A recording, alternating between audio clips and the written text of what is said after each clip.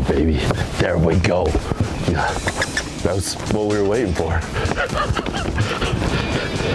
It's the Guaranteed Rate Bassmaster Elite at Chickamauga Lake, being brought to you live by Toyota. That, please. More of what we just saw there from John Cox. Day number 2, Chickamauga Lake, full field of 85 on this 8th stop of 9 regular season events in the Bassmaster Elite Series. The Guaranteed Rate Bassmaster Elite at Chickamauga Lake. That was a scene at takeoff this morning. Lots of fog, beautiful scenes right there. We bring in Mark Zona, and see, this tournament's a little different. Brandon Cobb, our leader, put it best when he said, charitably, it's a little slow going out there, but here let's go to the weigh-in. You know, Tommy, it was a very, very interesting day. You and I've called a lot of events the last 20 years, but yesterday, one of the stingiest days, especially stingiest days that we've seen on Bassmaster Live. But interestingly enough, some great frog bite. It would go quiet for hours, then all of a sudden you're like, ooh, you know what I mean, Tommy Sanders? Ooh. Yeah, it was good. It was good when it was good. There is no doubt about that. We fully expect to have some great mornings for you today. John Cox right there, whom we just saw to start the show with a perfect day. Really, if you get a limit here, you've had a perfect day. Brad Watley moves his way into the top 10. Here as we get set to go on day number 2, Stetson Blaylock, second place right there, caught his 5 fish and then got to hunt for more. And there's your leader, Brandon Cobb, 19 pounds and 6 ounces. Yes. Are you kidding me? Wow. I tell you what, for as slow going as Brandon Cobb said it was, an unbelievable result, which gives him an incredible lead over the rest of the field. Yet he, as has been the case the last 2 weeks, he is no way home free. Mark Zona, Tommy Sanders here in the Bassmaster Studios. Mark Zona in the Northern HQ up there, looking very chipper this morning. And we look forward to some great moments yet again today. Hey, a lot of our viewers, us included, Tommy, we were excited to see some really good frog catches yesterday. And when we got to talk to Brandon Cobb after the weigh-in yesterday, I said, please tell me you're throwing a frog. He said, that's pretty much all I'm doing, which is a treat for all of us. And what's interesting, he had 19 pounds and weighed in 1.5 pound fish. Not many bites, but definitely the right ones. The other thing to really watch today, the Hiawassee was a player for some of our leaders. Hopefully we'll have a little bit of service up there because some of our leaders doing something totally different up the Hiawassee River. All right, the Hiawassee, major tributary of the Tennessee River as it passes through Chickamauga Lake here, so we are ready to go. Such is also in the house, Mike Sucon, and I know you've been crunching the numbers. Crunching numbers, you know it. Clark Wendlett's AOI lead shrunk from 37 to 19 with David Mullins right on his tail, and then Austin Felix is third, and it'll change again today. There's guys who made big moves up the leaderboard and into classic contention, and a couple guys who fell out. All right, let's take a look at our Hummingbird lay of the lake. Take you out to Chickamauga Lake. Here it is, about 59 miles long. 810 miles of shoreline. Can get deep, about 70 feet plus, but not huge, but legendary. Mark Zona, a place that is known for putting out giant bags in the winter and spring. Legendary, and really some of the legendary grass beds from that power plant, that community hall power plant down to the dam. We're going to see a lot of that today. Can those grass beds sustain the pressure that they got yesterday, and they're obviously going to get today? Really, from that bridge right there, you see the Hiawassee that leads to the east, Tennessee River to the north, our takeoff in Dayton. And our takeoff in Dayton really is about halfway. If you want to run 30 miles upstream towards the Watts Bar Dam or down towards Nickajack Dam, and here's really, it was spread all over this system, but the bigger ones definitely came on the lower end of Chickamauga yesterday. And you get the feeling that these anglers are still feeling their way around. You know, they've got a great Rolodex in their brain of how this place behaves in the winter, in the springtime, but still kind of figuring out what are the places that play, eliminating places that don't play. It's a process that goes on today, but you better get your process straightened out today. Only 40 will go on to fish on Saturday.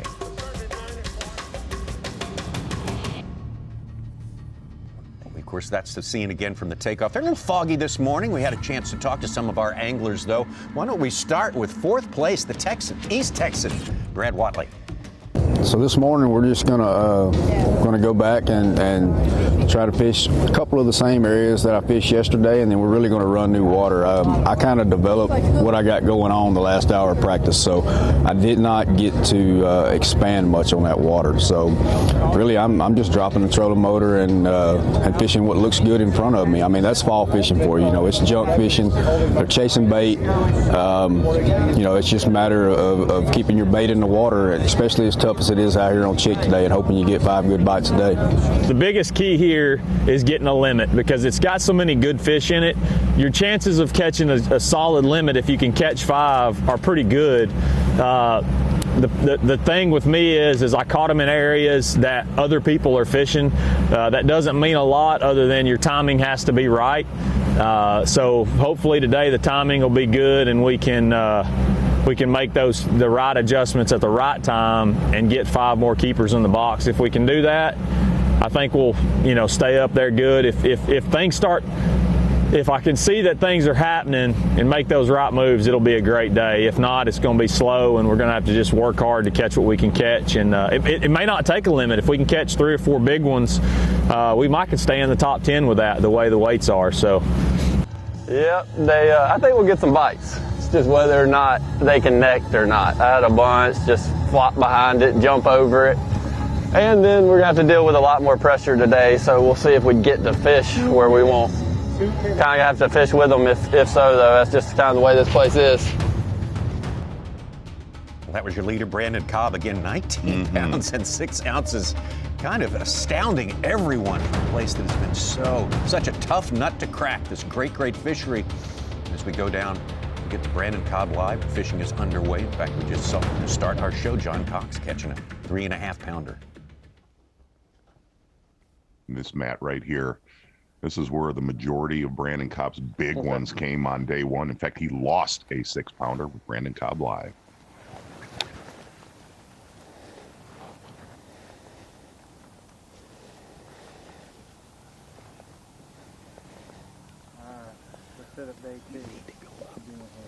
All right, we're just throwing a frog on mats this morning. Really, that's what I'm gonna do all day. I think it's definitely better once the sun gets up, but I still feel like this is the best way it's so tough just to catch one even early too. So just starting off doing it, and I wouldn't even call it a bite. I had a nudge. It was a big one, just kind of came up and pushed it, didn't get it. But it's just slow going. You just try to grind them out. I think most of my fish though yesterday was after we had a little sun and stuff, and I think we've got to wait till our timing's right.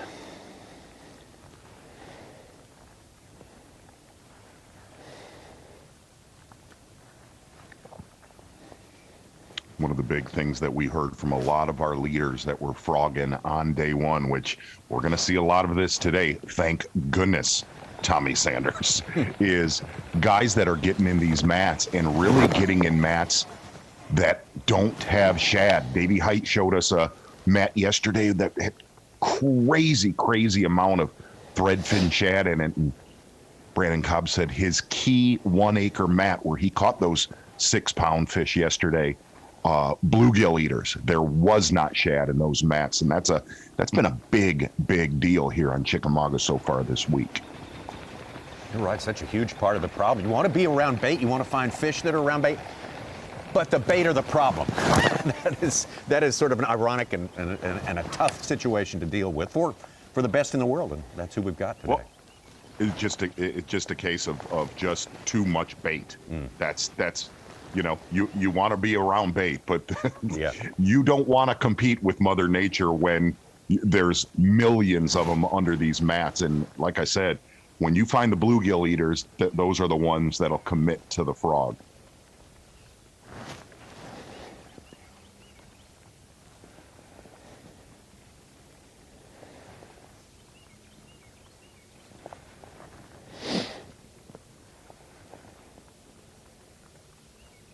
Timing, every angler will tell you it's so much about timing. The Yes. difference between success and failure here. That's true of any tournament. It's just magnified here. Yes. timing was a big deal for a lot of our anglers that caught them in the mats. I mean, timing was key for us on Bassmaster Live yesterday. Hey, one angler that has started offshore, Stetson Blaylock, fishing just outside of Harrison Bay area, and he feels he saw the winning school on this deep spot practice. Stetson Blaylock live.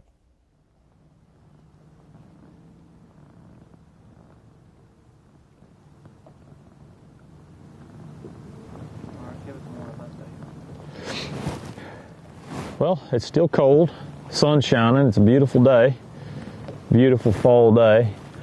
The bass are not biting. We've been here for plenty long enough to get a bite. Haven't had a bite yet. I'm not totally surprised just because the school that was here yesterday I caught a couple here, but it wasn't like it was good yesterday, so I feel like it's timing more than anything. Just got to hit it at the right time and you catch you one or two. So far it has been slow. But I know there was enough of them here that it's hard to just run off and leave it right off the bat. They ain't all big ones, but they all good keepers so far, what I've seen from here. Keepers apparently are like gold this week.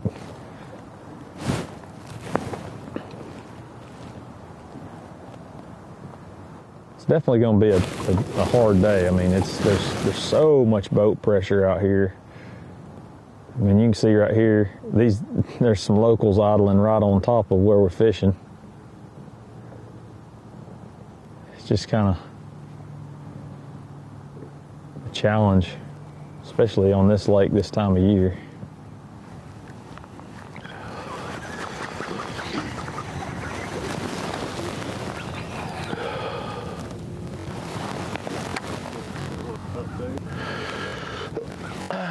Well, so far we got one bite. It was a pretty good one. It was like a 3.5. We caught it flipping the Maxent creature hog.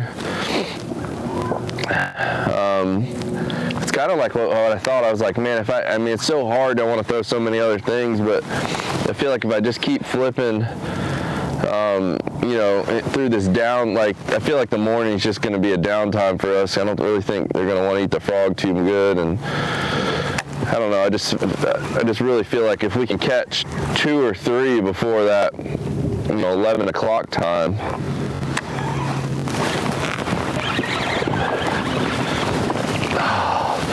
It might be number 2 there.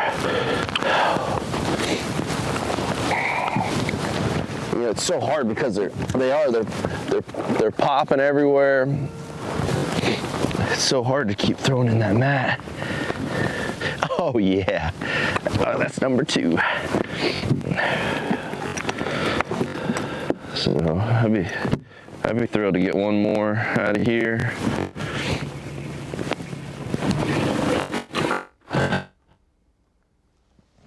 Maybe we'll get some more. I don't know.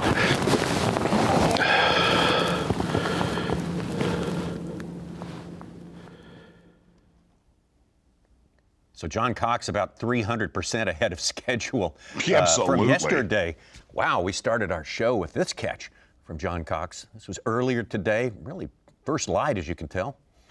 You know, Tommy, and to make that adjustment, obviously a lot colder this morning, punching mats. There we go. And really, that's a huge what we were waiting for. look at that look right there, Tommy Sanders. For making that adjustment. What's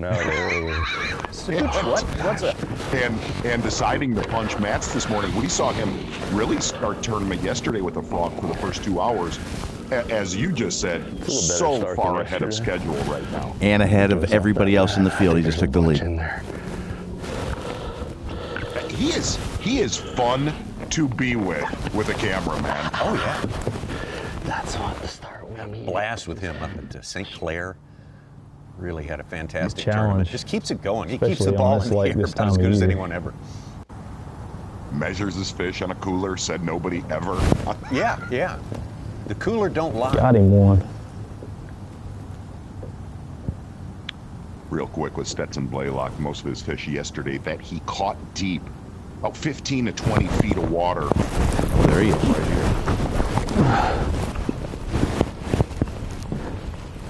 I don't know what I've got. That don't feel like a bass, but it could be a big old striper.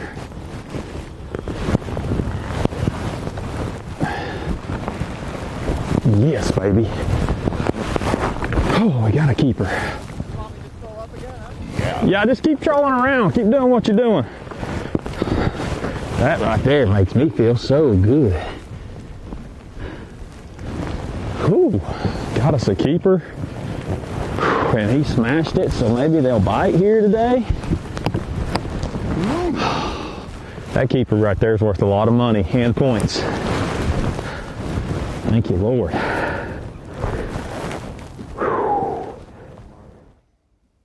Man, good solid keeper right there. Stetson said he caught about, I believe he caught 4 of his fish that he weighed in yesterday out deep, but had a few big frog bites yesterday that we're going to talk about later. Bait. I was just hitting the fish. There could be some stripers and other things down there, but it's a good sign when you can hit stuff. Even when they're not biting, it still gives you some confidence that there's fish there.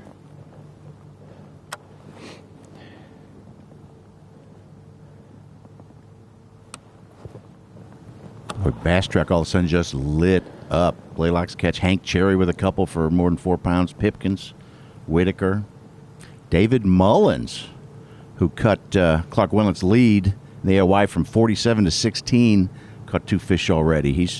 Don't be surprised to see him leading AOY if things go wrong for Clark and go right for him. I assume he's in Hiwassee River. No doubt about it. David Mullins, very solid game plan yesterday. Caught a lot of his keeper fish up in the Hiwassee and then came back down to Chickamauga late in the day. Getting out to Caleb Summerall, who really fired the quickest shots on day number 1.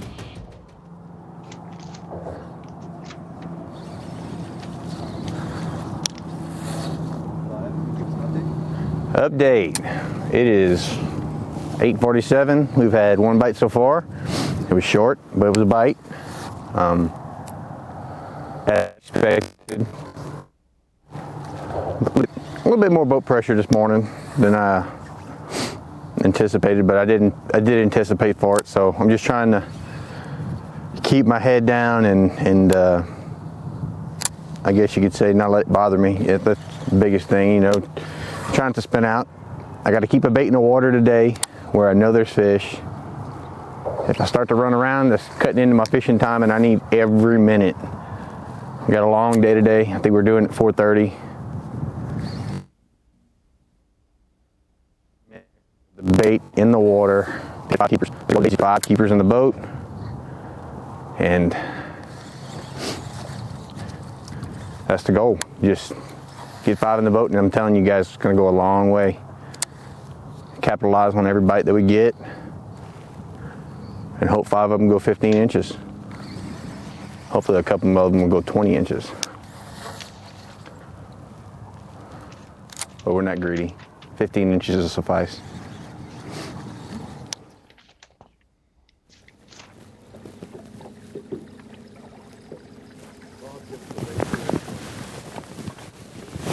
Update? Yeah. Well, I started right where I started yesterday, and right on the spot. So that was really fun. I think he caught one pretty good one already. So he didn't fish there yesterday. He said he was saving it. So not his fault. He didn't know I was there yesterday, and he had an earlier boat number today. So that's kind of how it goes, unfortunately. So I just let him have it, and I'll probably go back later today and see if I can maybe catch something in that area. But we got to get past that and just kind of keep rolling with the day and don't let that derail us. We've got a couple short fish so far. No keepers in the boat yet. A little chillier this morning. Clear skies last night. So it might take some time for things to get going. Who knows? Yesterday, my best kind of time frame was that, blast off to 9:30, 10 o'clock, and then I would say, that 2 o'clock to check in. It's Bob Downey out there. Bob, good tournament. The tournament before last at Lake Gunnersville, just downstream here. Top 6 finish there. I understand is why you can't throw like that drop shot. A lot of guys who did well at Gunnersville are doing really well here. 6 or 8 keepers. Yes. I got a list. You know they're there. You throw that thing out there, just let it sit there, you'd think they'd come get it, but I ain't been able to do it.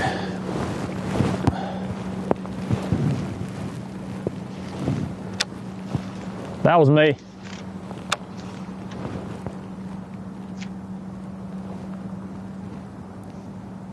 Stetson Blaylock fishing very close to Chad Pipkins. So just a couple key hard spots, 15 to 20 feet of water.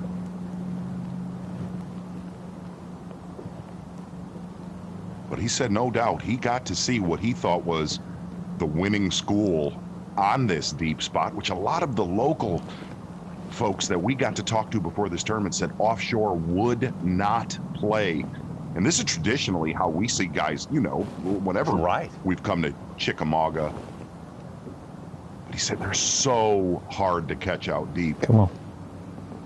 We had our own sampling that we were in the boat with all day yesterday, plus a lot of bonus coverage. We saw nobody doing this except Stetson. No, it ain't right. It's terrible. And we did. We rough talked the deep bite. We didn't want to do that today, Tommy. No. We just wanted to see frog catches all day, like our friends that are watching Bassmaster live. Yep. The interesting dynamic with Stetson Blaylock is he went frogging yesterday and has one key mat. Now get ready for this.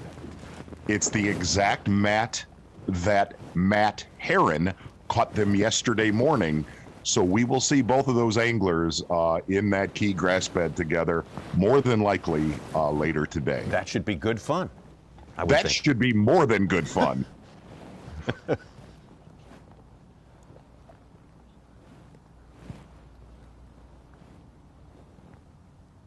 There's your 1 and 3. We've got to feel pretty lucky to have these guys going live right now. Stetson Blaylock, of course, finished second place to Brandon Cobb yesterday, the exact order of finish at our tournament, at the end of the tournament on Lake Hartwell last year.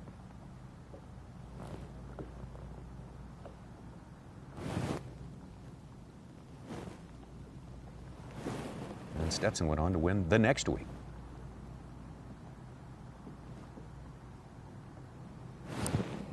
And hopefully today you've seen John Cox punching this grass early, and it has worked.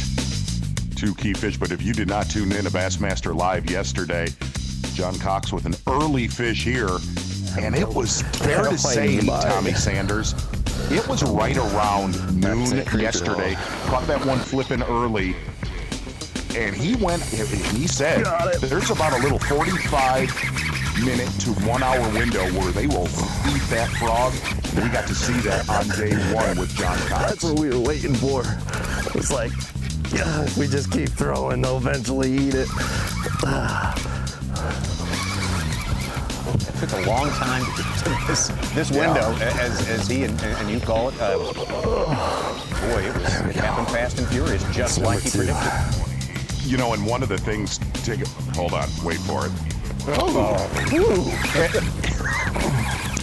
One of the things that we really noticed yesterday with John Cox and some of our leaders is getting in one of these grass beds where you hear them pop in and you see movement, and literally just locking down and soaking that grass bed for everything. It's a lot of the guys that seemed to want to cover water yesterday with a frog, it really did not play. It was getting in one of these grass beds and just hammering down on it. That's what we saw John Cox do for about 2 hours on day number 1. I think that's number 4, though. Dang, I kind of knocked him. I believe this was his biggest fish of the day. That's John number Cox 5 really right didn't there. I'm even glad I sure it cut was a that keeper. frog off Alex Davis's rod before I got here. Oh, gosh. Thanks, bud. I'll buy you a new one whenever they... That was a great day with John Cox yesterday. Great day. That not totally representative of the way every minute played out yesterday, but boy, put together a compile like that, very nice. It was a weird day. It was almost as weird as that music that we were just listening What's to. this? Man.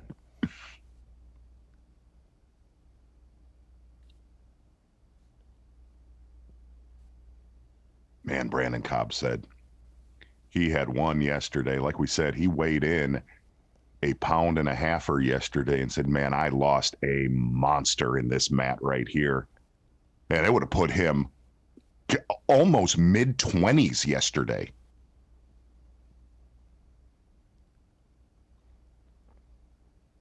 Interesting how he works that frog, too, watching Brandon Cobb. What do you mean? Oh, just if you know, that's the one thing I was really watching yesterday was the cadence of, you know, you watched Buddy Gross yesterday, you watched John Cox, and it's every one of them has a different cadence. Just more of a pull, stop. Mm-hmm. I think I could have had even more than that. I lost a keeper smallmouth yesterday. First smallmouth I've ever hooked in Chick. Not here. I didn't lose him here. I went through a buzzbait and lost a keeper smallmouth. It was just one of those weird days, though, where everything worked. Like, it wasn't, not necessarily like I really felt like I was on them, just everything worked.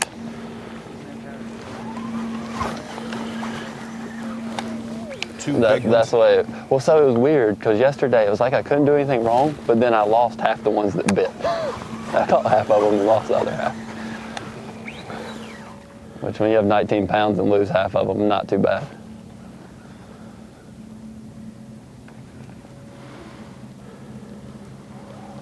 Two big ones in his bag yesterday. The big ones, we never stopped hitting on that. I mean, the importance of one That's right. in a day here. 2 is just off the charts.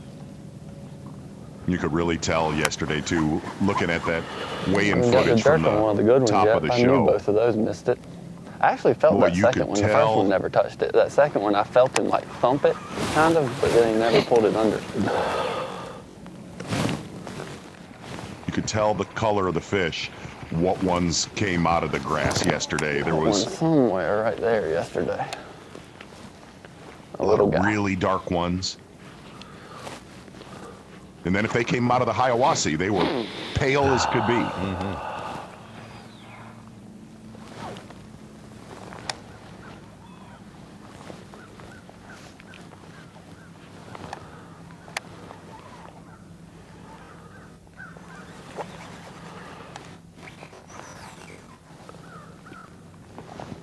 And the dark ones, you assume, have been under that mat, living shallow, eating for a long time. Yeah. Oh, just look at if you look at the photo gallery and look at Brandon Cobb's fish, I mean, it was real dark, black. I mean, just awesome looking fish.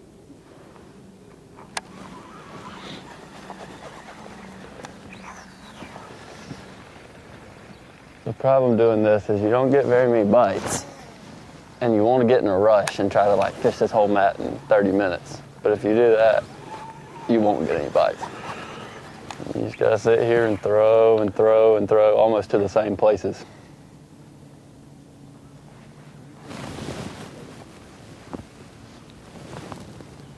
I honestly, I think they're just so lethargic and not biting right now that the longer they see it, I know a lot of times you want to fish it fast, but top of this grass, I just don't think they have a chance to get it. I think they just see it too long and it moves a little bit and they're like, oh, I might eat it. It moves again, like, oh, maybe. And then it moves again, they can still see it and they come up and get it. John Cox told us, sitting in his boat before he even went out this morning, say, you know what? I'm gonna sit that frog down for a little while. I'm gonna try to flip up a few of these fish this morning. I think it turned out to be a great plan as John Cox has taken over the lead. Solid keeper right here for Stetson Blaylock early this morning. John Cox, really small adjustments paying off in a big way here on day number 2. Made all the right moves yesterday, had all the patience it took to get the job done. You'd have to bet against John Cox not being right around the top there when it's all said and done, but we are not even close to that yet. Today, the job, be in the top 40 at the end of today. That way you can fish on Sunday, maybe have a shot at Championship Monday. John Cox, Brandon Cobb, and Stetson Blaylock, and we've been with them. We'll be with all those 3 guys all day long here. So great prospects today. Happy Saturday right here on Bassmaster Live.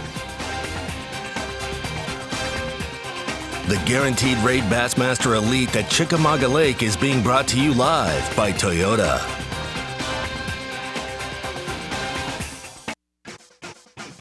The Guaranteed Rate Bassmaster Elite at Chickamauga Lake is brought to you by Power Pole, Skeeter Boats, Yamaha, and by Toyota. Hey, good morning to you. It's early on in our 6 hours of live fishing coverage from Chickamauga Lake here in the Guaranteed Rate Bassmaster Elite Day 2 action here. Already we've had some changes on the leaderboard. John Cox having taken over the lead. 2 good ones very early for him. And look at that, Hank Cherry, Jake Whitaker, also Chad Pipkins all have ascended from outside the top 10 into the top 10. That kind of movement will go on all day long, frequently, early and often, just like it always does, seemingly out here on the Bassmaster Elite Series. Gerald This is moving Swin. day. This is absolutely moving day.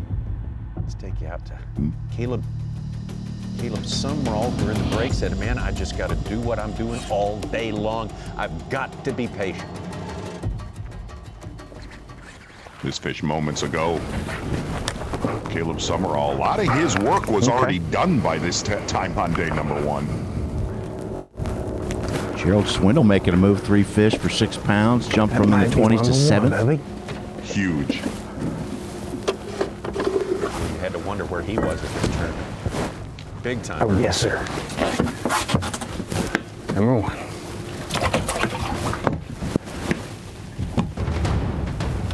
Jake Whitaker also with 3 fish, jumps up to 5th place. Oh, yeah. Having a great season. No doubt about that. Caleb Summerall fishing hard to kind of save his season here. Did himself a whole lot of good yesterday, starting from a good ways back in points, but he just keeps improving every day and gets into every day of fishing. He can see a possibility of getting there into that classic cut.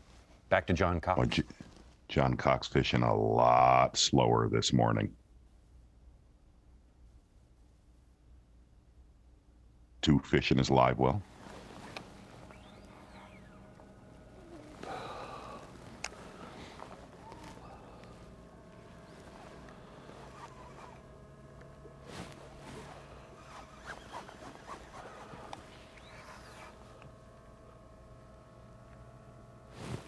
You can see that grass is starting to break up with the colder temps.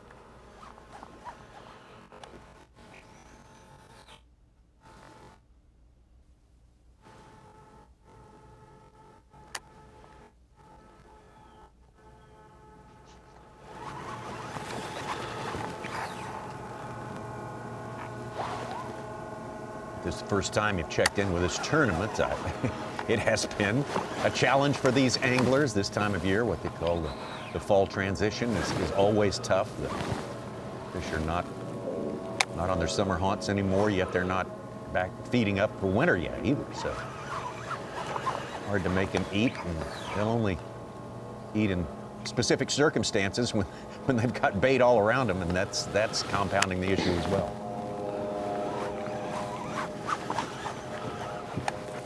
Got our own Dave Mercer, as always, ready to go out there. Is it colder today, Dave, than it was yesterday morning? Everyone seems to indicate, and they all look like they're a little more bundled up. Oh yeah, it's much colder. And to be clear, because I'm tired of answering it, just because I'm from Canada doesn't mean I like this crap. It is cold, right around in the low 30s today. And right away you start to think, how is this going to affect the fish? And I mean, nobody wants to hear my opinion. I asked some of our locals. I asked Buddy Gross. He said, well, I think it's going to make it better, but that's the way I'm going to think because I'm fishing today. And then I strolled into his store right here, Michael Neal's store, right by our takeoff, and asked Michael, and he said, man, it's not going to make it any better. They're just going to be colder doing it. So we'll find out what it is and how it's going to affect things, but definitely a colder morning this morning. There was obviously a little concern whenever it gets cold this time of year down here that we're going to deal with fog. Luckily, we had a little bit of breeze, and everybody got off on time. And, man, you want to talk about a pressure cooker. We talk about it all the time at the end of the season and how much more pressure everybody has because they've all got something to qualify for. But you look at this situation that a lot of these anglers are in right now after day one, and I'm going to tell you, it's been a while since I've seen a group kind of this ratcheted up. It's an important day for everybody fishing today. I mean, it's always an important day in the Elite Series, but a little more important this time around. Generally, obviously, because the season is winding down. But to put these guys in this situation, you know, really on a tightrope on this body of water, because as you saw yesterday, I mean, your tournament leader, I mean, he can't relax. Guys, he had 2 6-pounders. I mean, you got 12 pounds in 2 of them. It's not like you can put that pattern together. But if anybody can do it, obviously, we've seen Cobb to be one of those guys that can figure out a big bite. David, I'm gonna rip the curtain back right now for all of our viewers. You have a tendency to hang around the Canadian contingency after all of the weigh-ins, after each day of a Bassmaster Elite Series tournament. We saw Corey Johnston, how critical one day is, and absolutely tumbled down the Angler of the Year race after the weigh-in yesterday. What was his demeanor? Because he genuinely seemed angry yesterday. Well, I mean, I'm a smart man. I don't always hang out with them, but I definitely don't hang out with them when they don't catch them. And Corey was angry yesterday. I think about and you would be. I mean, that's understandable that anybody in his situation would be angry just to bring one fish. And he said it on the stage. It wasn't the fact that he's just bringing one fish. He said he had the opportunity to have a good day. And, I mean, that just makes it that much tougher on a guy. But I guess, I mean, if there's a silver lining, the fact that Clark Wendlandt didn't catch him real good yesterday, I mean, both 1 and 2 brought in one fish. So, I mean, I guess you take a little solace in that. But knowing Corey the way I do, he's not going to think like that. He's going to think, man, the door opened. I had my opportunity and I didn't shove my foot in there. So I did not go to hang out with them last night because, I mean, I figured they'd be grumpy and nobody wants to hang out with grumpy people.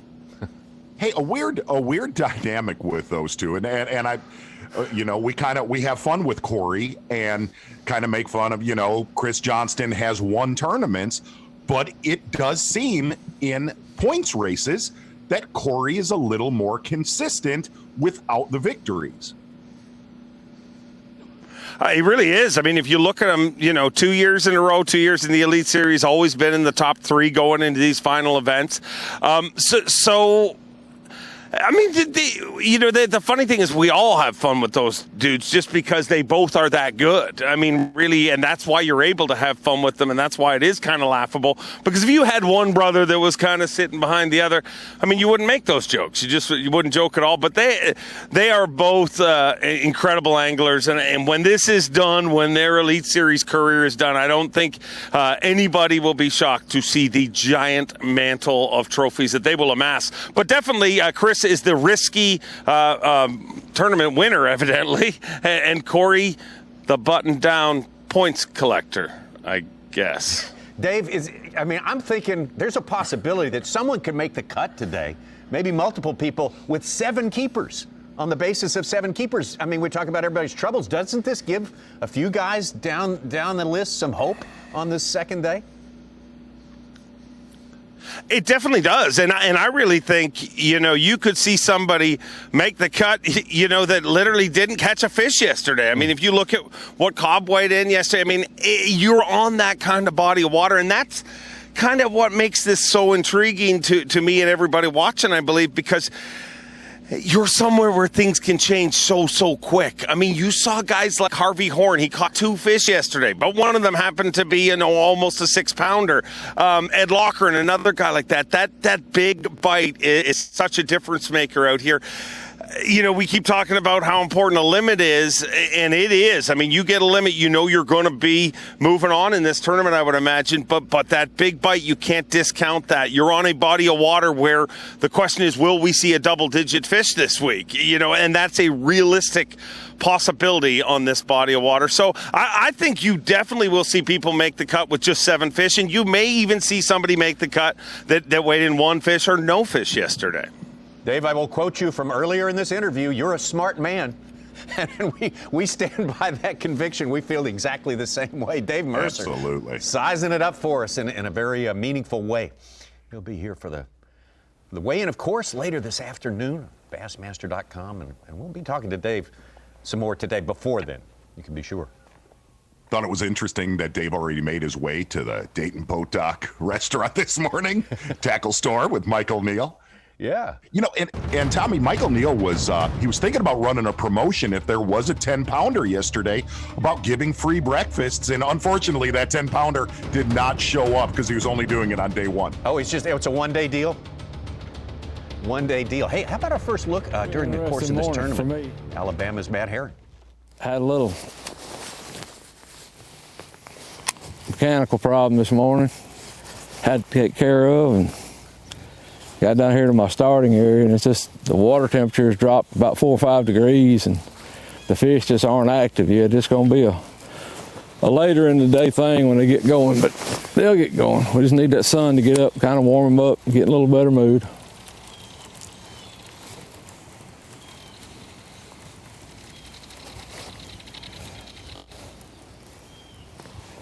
We have a new leader. Jake Whitaker has filled his limit, about 9 3/4 pounds. Pound ahead of John Cox.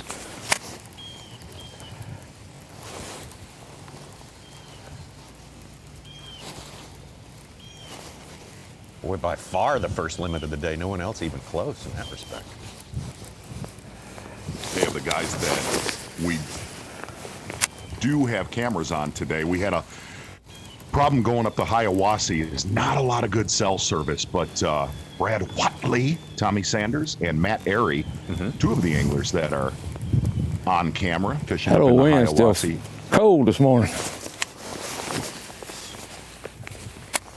Second 4-pounder just came across the board. Chris Zaldane is up to 17th place with that one big fish. How about Kyle Monty caught our first 4-pounder this morning. He was 82nd, the last guy with the fish, the smallest one-fish man yesterday. He jumped about 25 spots with a 4-pounder. Could, David said, could make the cut with 5 fish. Yeah. 5 fish. Why not? Impossible. Hey, there's Brad Watley, first time today. I'm getting some short strikes, just like yesterday. I just won't commit to the bait. I've even got a trailer hook on. I just had one right there. It hit it 2 or 3 times. I've tried color changes. I've tried swim jigs. I've tried everything. It's the only thing I can even get them to touch. So, slow, but I expect it to be slow. Not real worried about it. It's meant to be for us to catch them. We'll catch them. I mean, it is slow, Tommy Sanders. Oh, it's slow going. It is. Boy, Watley But helped. it's weird. Go ahead, Sue. Watley helped himself in his classic chase yesterday. He was right on the bubble at 41st. Finishing that high, he's up to 35th. There's some other guys. Hank Cherry jumped inside. Lowen is a little bit closer. And Pipkins from 51st to 40th, right on the bubble. A lot of movement going on, and these guys need it, and they need to stay where they are today. Pipkins, who had a great tournament at Lake Fork, our next destination, last year. Boy, did he. Oh, yeah. New personal best. Yeah, exactly. Screaming. Oh! Majority of what Brad Watley. Uh-oh. Here we go. Majority of what Brad Watley put on the scales yesterday on a 3/8 ounce bladed jig. And he said, boy, I'm going to tell you, when it got right yesterday, He said, I think I'm fishing for a bass that does not see a lot of lures in the Hiawassee. A lot of his real big ones, massive, massive, shallow. And when I say shallow flats, I'm talking like 6 inches to a foot and a half deep. Said he was scraping the bottom all day long in the areas that he caught them.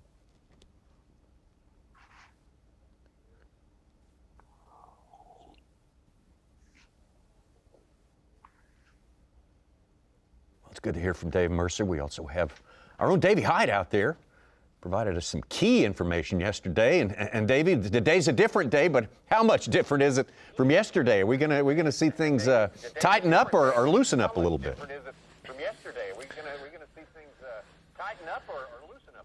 Well, Tommy, one thing that definitely very different about today, I had a lot of frost on my boat cover this morning. So obviously you can tell the way guys are bundled up is cooler this morning than it was yesterday morning. And I think that'll make things a little slower as we're seeing. But I heard a lot of the guys that didn't bring many fish to the scales, I guess I should say, that had some missed opportunities, especially in the afternoon yesterday. That little cold front and that rain that we had yesterday morning right at takeoff, I think, set things back a little bit. Obviously not for Brandon Cobb so much, but for a lot of the other anglers. And I had the feel that they weren't getting a lot of bites, but it was actually good news to hear the sad stories about Corey Johnson. I talked to him this morning, talked to Clark last night, and the guys that had just one fish that they brought to the scales and needed to bring more than that, obviously with the Angler of the Year on the line, and had some missed opportunities to have a better day. And I really think, and maybe I shouldn't say this because it has been slow here for the last 3 or 4 weeks. Talking to Michael Neal there at Takeoff this morning also, it's just been slow. A lot of pressure, and it is that time of the year. But I really feel like this afternoon, because the sun's out a lot earlier today and things start warming up a little bit, the water temperature is about 3 or 4 degrees cooler than it was yesterday morning at this time. I really think that sun should help those fish in those mats get a little more active. We saw some of the shad in the mats yesterday when I did a segment with you guys, and those fish will still be there, but hopefully as that water temperature warms up a little bit, those fish will get a little more active. In practice, especially the last day of practice, some of those anglers that had a real tough time getting bites day 1 and day 2 of official practice had some bites on the 3rd day as it warmed up, and I think we might see that this afternoon. It's such a big day. I said this at Santee on day 2. What a big day to catch 1 or 2 quality fish, what it can mean for your chances at AOY or your chances of the Classic, or making a check. All those things so important, and today we will see 1 or 2 quality fish, and maybe not even the 6-pounder class that Brandon Cobb brought to the scales, but some 3.5 pound fish today that could change your entire season. Davey, if you can, real quick, a lot of our leaders said these key mats, guys, well, like Brandon Cobb, that the fish that they're fishing for are bluegill eaters. If you can refresh our viewers, one of the problems in these mats is the mats that have all these shad. Explain to the viewer why that's an issue this week. Well, and I heard Tommy mention this morning. It's so true that you hear anglers, Zona, you've said it 1,000 times. I know I have. You want to be around bait. You want to be around bait. Other than the spawn, the biggest key, certainly one of the biggest keys, is to be around bait fish, because that's where those bass are going to be. That's what's on their mind. But there's also a thing when there's just so much bait, and especially when that bait is those small thread and shad like we saw a lot of yesterday. So I heard Buddy Gross yesterday morning, and it's the first time I heard it until Brandon Cobb really talked about it. I heard any of these anglers saying, man, where I was catching those fish, and Buddy said this because we saw him catch his 2 keepers early, and then he went forever without even hooking up with another keeper. He said, I should have never left that area. Those fish were feeding on bluegill, and there weren't as many bluegill, but there were certainly some.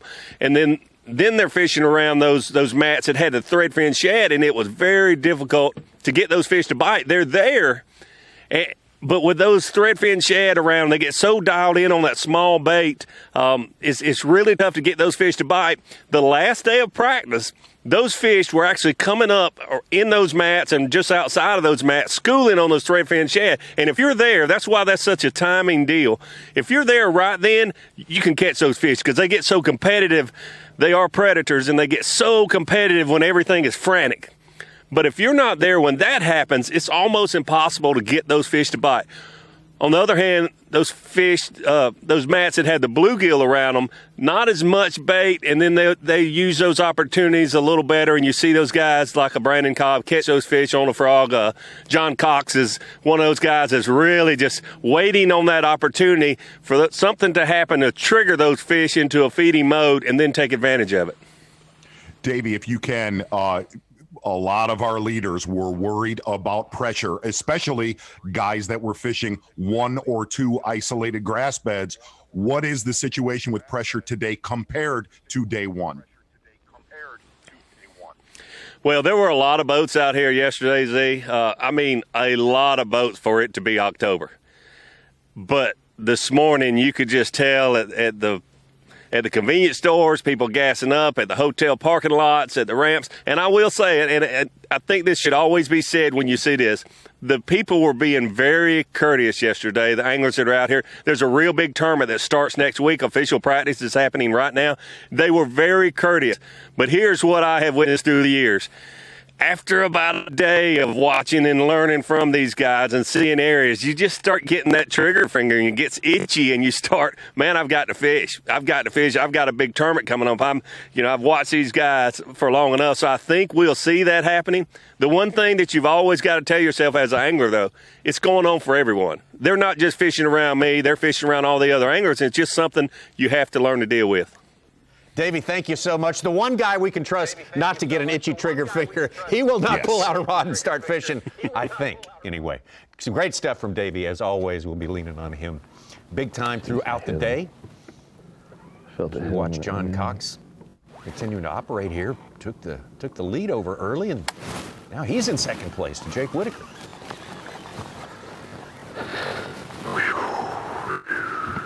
We read a blog this morning from Craig Lemmy. Talked to Matt Airy, who's in our top 10, said he picked his spot this week specifically because he knew all these boats. It's a hard to find, out-of-the-way kind of place. So I don't know if that'll end up being, very smart move of the day or not. Well, the fact that we haven't seen Matt Airy yet testifies that part of his mission was accomplished.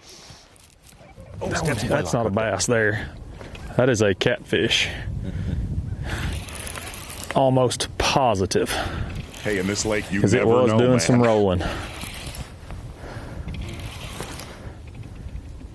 Look at the size of that thing. Good grief. I come off the daggum break and it just bonk. Will the Dayton boat dock hook that up for you if you bring that in?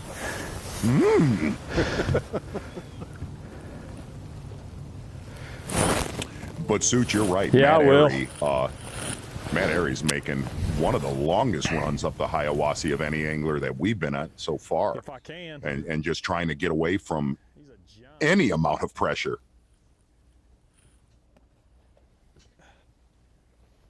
Seems to be his modus operandi.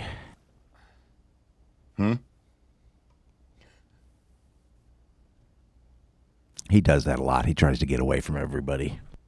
Look at Steve Kennedy right around the corner from John Cox. Oh, there he is, yeah. Spent some time with Steve. Good tournament at Santee Cooper. Yeah.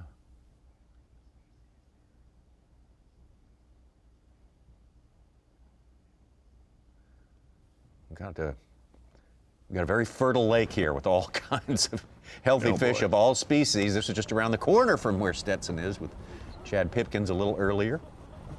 A lot of life in that area, just not the right life right now. I believe that's our friend Neil Paul in the back of the boat. Uh-huh. Super Marshal. Yeah, send us a little. Oh, yeah.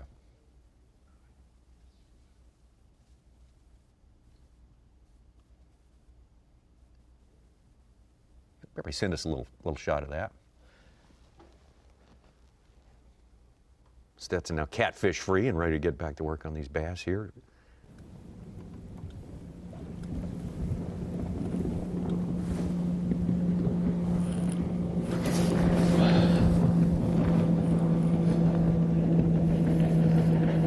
Harvey Horn with a nice 3 fish, about 5.5 pounds, 10th place. Jumps into 10th place.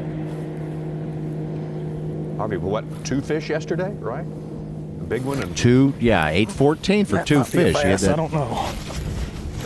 Feels like catfish. Now he's coming up. It's a bass. Get in here. Yes. Yes. Good keeper for Stetson Blaylock. Thank you, Really Lord. ahead of schedule, just like John Cox. Gosh, it feels so good. That's got to be close to a 3-pounder. It's 2.9 out of the lead.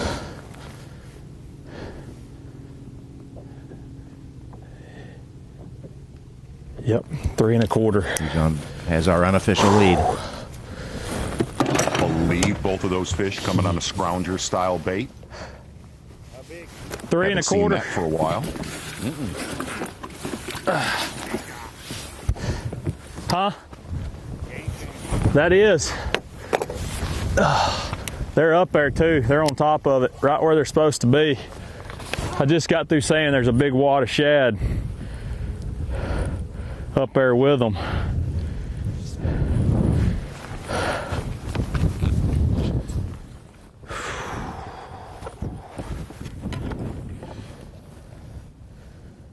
He said Matt Airy's out of range, but he also caught a 3 1/4 just now. Yes. And Tommy just got a text from our friend Michael Neal at the Dayton Boat Dock, and he said, hey, you can call me out anytime when I told you offshore would not play in this tournament. Well, I hope you told him you already had. Done. Stetson Blake. Boy, when you can get 2 fish for over 5-pound total in the first 2 hours of fishing, you are doing very, very well. You're on Chickamauga Lake with Jake Whitaker doing the best of everyone on this morning. John Cox. Well, actually, it's going to be Stetson Blaylock moving in there as soon as that registers on Bass Second Track. fish. So the movement is on. Still looking for Matt Airy. Maybe we can get some bonus coverage of Hank Cherry and Jake Whitaker for you as we move on through the morning. Man, oh man, it's getting a little active here. Things are starting to heat up on Chickamauga Lake. We'll take a break and be right back. The Guaranteed Rate Bassmaster Elite at Chickamauga Lake is being brought to you live by Toyota. You're watching the Guaranteed Rate Bassmaster Elite at Chickamauga Lake, being brought to you live by Toyota. Day 2 on Chickamauga Lake. It's moving day. 4 days of fishing in this 8th of 9 regular season stops for the Bassmaster Elite Series. We have Stetson Blaylock of Arkansas on top of our leaderboard right here. Jake Whitaker, the former Carhartt College national champion, making a strong case the last couple of years that he is one of the top tier guys out here. Jake Whitaker yet again having a terrific tournament. John Cox was first up this morning. We opened the show with his good fish catch to start the day. He's ahead of schedule as well. There's our TH Marine current conditions. Yeah, it's a cooler morning today, sunny. It's been sunny all morning long, just a little bit of fog lying low early on. No wind to speak of, and just colder. Just a little bit colder than it was yesterday. Going to be interesting to see if young Stetson Blaylock leans on this offshore spot. And this offshore spot, not as popular as of a community hole as we've seen in the past, but right. Talking to our local info friends, community hole nonetheless. But I think it's going to be interesting to see how long Stetson stays on this, because again, a lot of his big ones that he put on the scale yesterday, he caught 4 offshore, and then the rest of what he caught came frogging later in the day. We'll be curious to see how long he pushes this today, where a guy like Chad Pipkins really stayed on this area the entire day 1 of competition. Well, speaking of Chad Pipkins, let's go with a B&W trailer hitches bit of bonus coverage here on the line with Chad Pipkins. And Chad, we've seen you some boat-to-boat action with some off-species there, but obviously a better morning or a good day yesterday and a good morning today. What's been the key for you? Oh, it's a timing thing. They're all just, there are some groups of fish on some of these flats. They're just tricky to catch with this weather. And like I snagged one in the tail yesterday. I had a couple that I could feel my crankbait hit them. They're not set up at all. So it's just important thing to keep bouncing around. And like yesterday, I hit a place and caught 2 real quick. you know, and then bounced around and hit a place for like the 5th time and caught 2 quick. So it's just showing up at the right place at the right time, and you know, that's what we're going to do. I'm going to try to look around a little bit. I feel like it's going to be dead the next, you know, till 1 o'clock. So if I can catch a fish or 2 in the next 2 or 3 hours, I think that'd be huge. And then hopefully do some damage from 1 to 4. So that's the plan. Chad, if you can kind of walk us through you're sharing this area with Stetson Blaylock. What is the depth and the bottom contour like there? Yeah, it's kind of like a little finger that sticks out between 2 creek, or between like 2 main places where they probably push bait back and like in the fall where they head back. It's a nice flat. It's got water on both sides. The top sitting in like maybe 16 or so. The problem now is they're just not set up. Like I caught one yesterday on a big crankbait, like suspended on the edge and like 18 feet on nothing. And the one I caught today, same thing, off the edge, probably 10 feet down in 20 foot of water. If they ever would just go up there for 30 minutes like they were in practice, like there's a bunch of them. They're just roaming around. So we just need them to get set up, and they're pulling water. I don't know, you know, what the deal is. It's probably just a combination of pressure from us and the high pressure that's kind of spreading them out, making it tough. So as you can tell from the weights. So, you made a comment that anything before 1 o'clock is a bonus. What happens at 1 o'clock?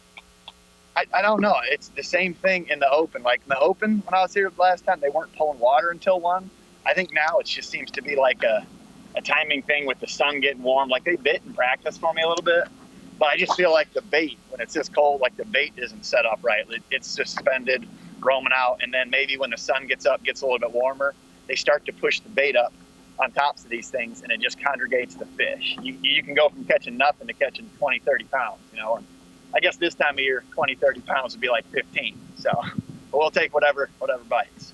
Well, congrats on a great tournament so far here in Chickamauga Lake. Chad Pipkins, of course, we let Chad fish on right now and know that he's looking forward to our final stop of the regular season, Lake Fork, where he was a big-time player in that tournament. No doubt about it. It's amazing.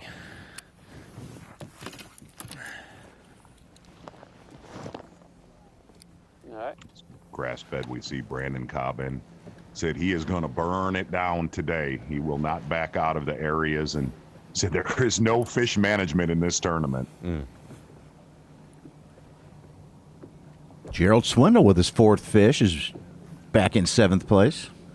Started the day 28th, I believe.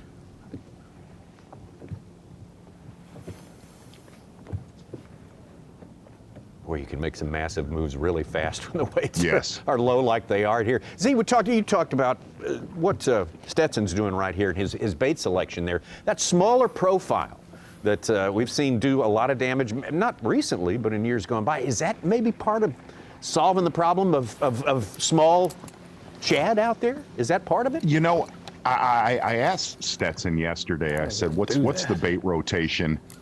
And he said, well, really, I've been cranking a little bit of drop shotting. And he said a scrounger. And that scrounger style bait is, Tommy, it's just more subtle.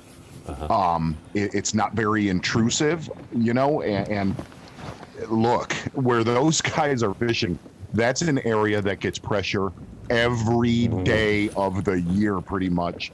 And it's just a more subtle presentation. Todd Otten making a move, 3 for 8 pounds. He's up to 5th place. Todd Otten having a good season, had a great classic to get things kicked off. Absolutely. Back at Browns Creek and Gunnersville. Here we go. A little look at a frog right there. All right, now. See, non-frog stuff tends to hurt some of our fans. I felt like that was going to work. Yeah, us included. Us included. We're fans. All right. Well, we're still here. I swapped to the frog for a minute. I'm going to make a few more flips, and we're going to go. I was kind of hoping this place would kind of reload.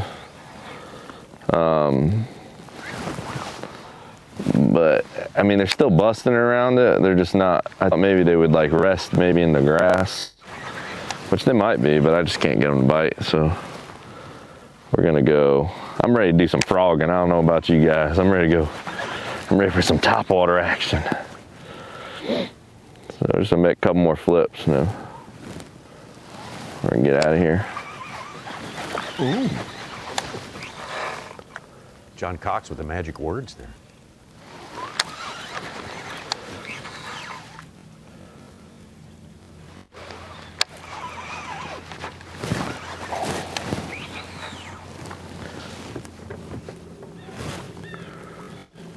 If you were with us on day number 1 of this event yesterday, boy, after our midday break is when the frog really started to play.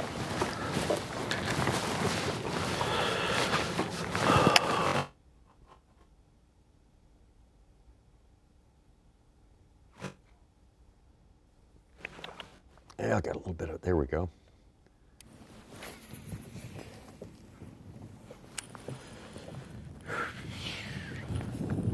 I don't understand how these places are so good, but yet you can only catch 1 or 2. And then they just,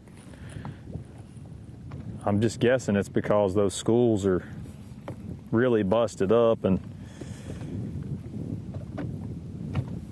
the more you fish for them, the more they know that you're up there fishing for them, and they just shut down because they're there. I mean, I can see them. No, it's not like there's 100 of them, but there's 6 or 8 fish up there that look like the right kind.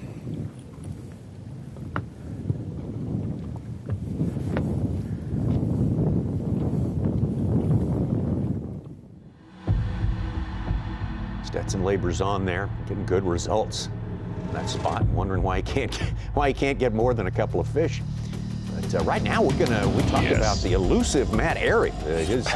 His aim today, get away from everybody. Oh, he's gotten away from everybody, and he's gotten away from our signal as well. But I think we do have some visuals of Matt to share with you.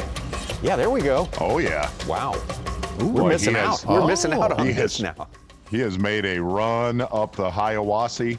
Did a lot of his damage yesterday. He's run so far up there. He has found clean water. That's how far he's gone up the Hiawassee. Good one right there for Matt Airy, making the longest run up there of any angler that we've covered so far. Well, that's a 3-pound plus right there. Absolutely. That's him right in the middle of our top 10. Good tournament for Matt. Slow grinder for Caleb Summerall so far today. And really, one thing I asked him, he said he caught most of his fish in one key grass bed right there. And I said, what's the key? And he said, it's the most obvious grass bed on the lake.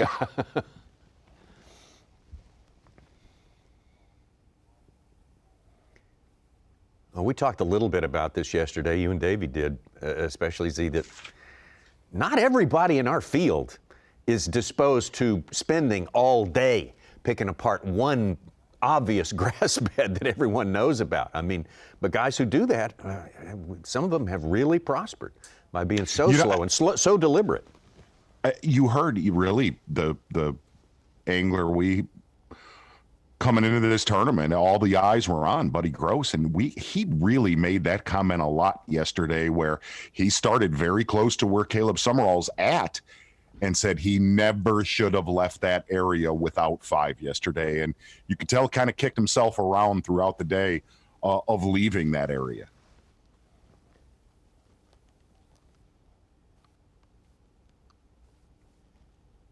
Buddy has one fish, small one in the boat so far today. Do believe Buddy Gross ended up catching one after we went off live yesterday. Mm-hmm. Mm-hmm.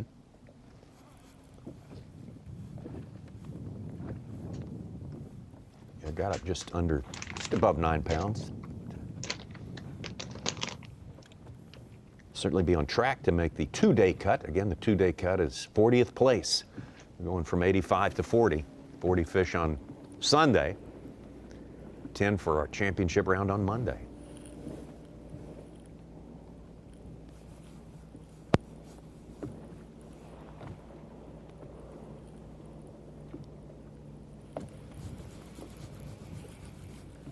Change angles just a little bit.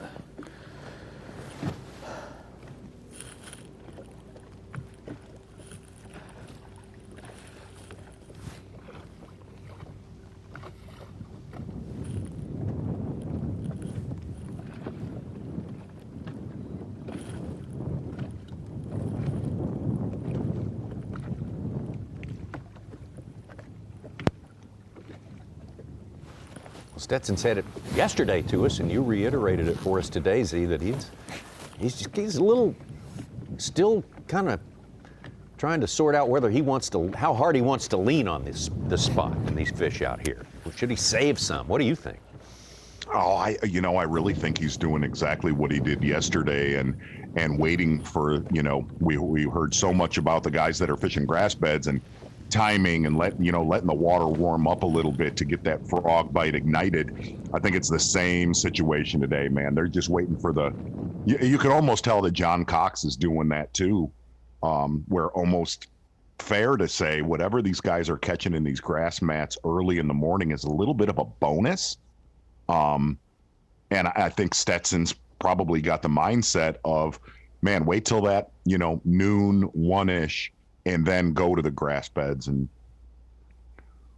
try to catch a couple good ones, because that's exactly how his day went yesterday. Well, for anyone who's watching, Z, and they want to put together a good selection of baits, if they want to come here and fish these grass beds, I mean, what kind of baits are we talking about there? It's just 101. It is really just like we saw at Gunnersville, frogging, punching. But the biggest issue, taking a look at our AFCO Taste the Bait here on Chickamauga, looking at that beautiful hydrilla, and it's starting the time of year. It's starting to make caves, a lot of lanes in it. It's not thick, and that's the biggest key. One of the problems with Gunnersville, it was not like that, Tommy Sanders. It was choked out hydrilla, and that frog doesn't excel quite as much as it does this time of year. And really the biggest challenge this time around is that right there. Very, very, very small shad. And these fish are so keyed in on that little bait.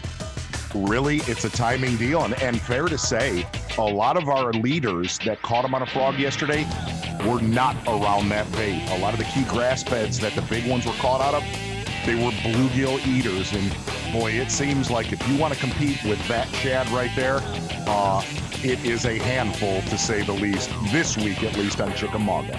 That is your AFCO Taste the Bait. Well done. I mean, that cafeteria that's under that grass is just unbelievable.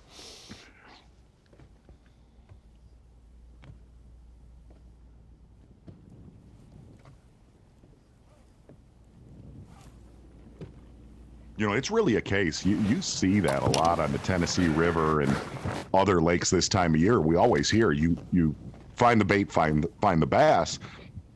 But boy, when you get around too much bait in the fall, it is a hard proposition. I know a lot of our viewers know exactly what I'm talking about.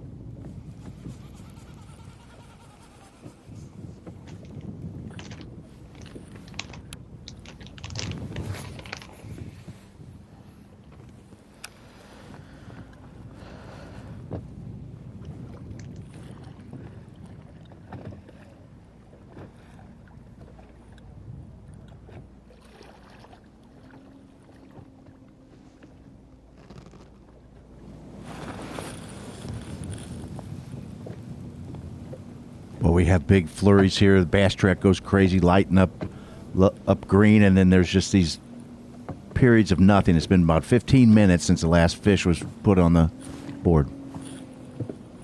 I think since we've had sun, with the exception of a tiny bit of fog, since the very first minute of fishing today, that it's going to warm up a little.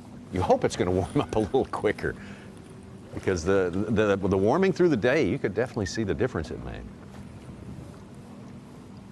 I just think these first, doesn't matter where you're at, I just think these first cold nights, the fish are not acclimated to those nights, to where, to how they're going to be 2 weeks from now. They're going to be used to it. They'll have been through, these cold nights. Boy, those first 2, 3, or 4, man, it's obvious. They shut the system down.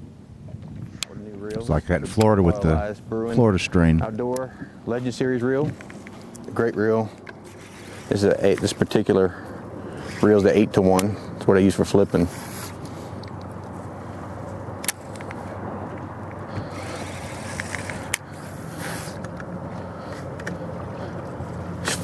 Flipping this old D-bomb around.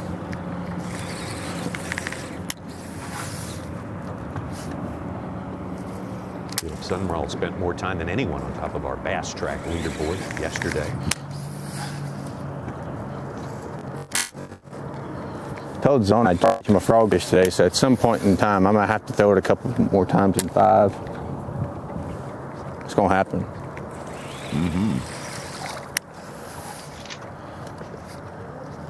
Big old nasty head, come slurp down that frog.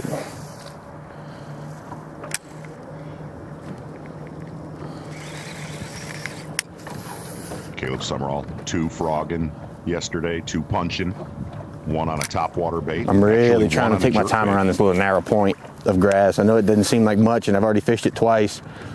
But when you talk about hydrilla, I mean, there's so much that I'm not fishing. Every time I make a pass, these fish move in and out of it, reposition, get right. When the sun gets to a different position, bait moves in and out.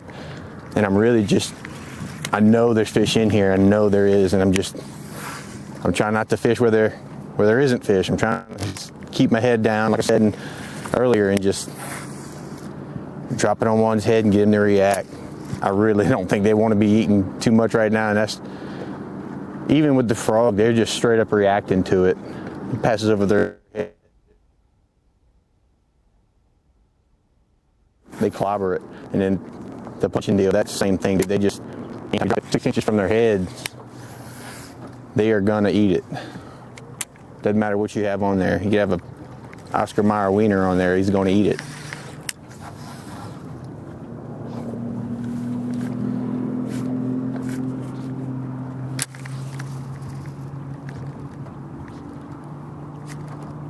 Checking in with us this tournament for the first time. This is, of course, Chickamauga Lake, and one thing you can say for sure, no matter how they're biting right now, every one of these anglers knows that all day long they're just a pitch away from basically 25 pounds of keeper largemouth. They're in there. They live there. They're just...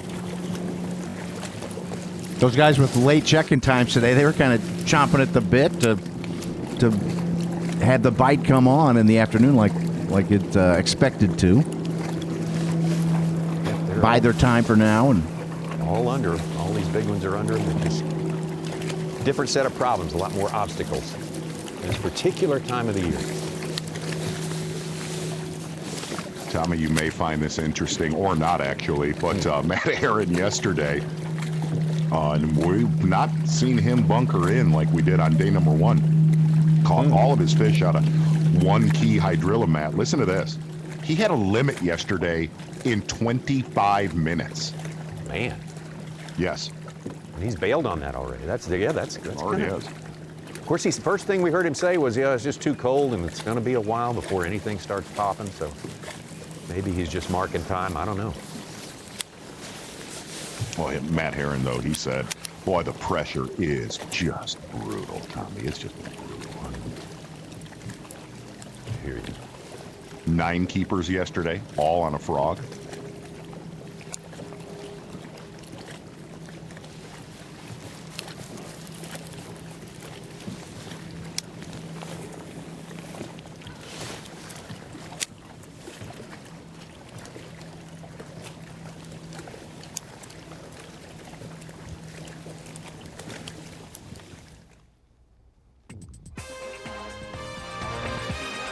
All kinds of targets out here. We saw Randy Pearson catch a limit off of boat docks yesterday. Little bitty cuts around those boat docks. Deeper part of that as well.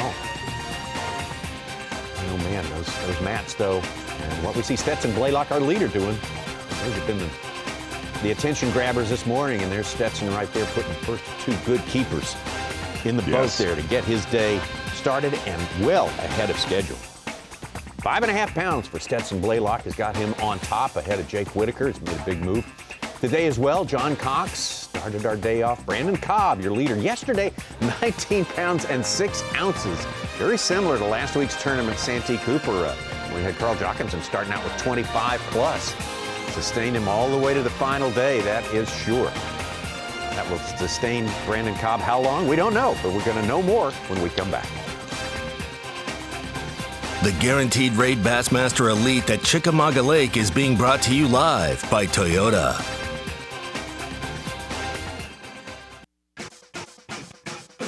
The Guaranteed Rate Bassmaster Elite at Chickamauga Lake is brought to you by Humminbird, Mercury, Minn Kota, and by Talon. Sensational little flyover shot there, and right here, one of the greatest bass fishing lakes in the world and one of the most bass fishing states in the world, Tennessee. Great to be in Tennessee with the Bassmaster Elite Series. Arkansan Stetson Blaylock, though, the man on top, and an angler from another great bass fishing state, Jake Whitaker from North Carolina. Right behind him right there. Good competition at the top of the leaderboard. We've seen a couple of good fast starts early this morning. A lot of guys kind of biding their time until the water warms up a little bit. We have a little more sunshine on the backs of these bass, and maybe they'll get up where you can catch them. You notice David Mullins filled his limit. He's up to 6th place. And unofficially, he has the Angler of the Year lead. Wow. He started today in 32nd, and he's 6th place right now. So, but not official till no, not official now, because we've got Clark Wendlandt has his chance to, and he's got a lot more headroom. But Mullins had, jumped yesterday within 16 points of him. He was 37 back, 47 back. Mr. Steady, that's David Mullins. Put him in Tennessee. He's going to be a handful.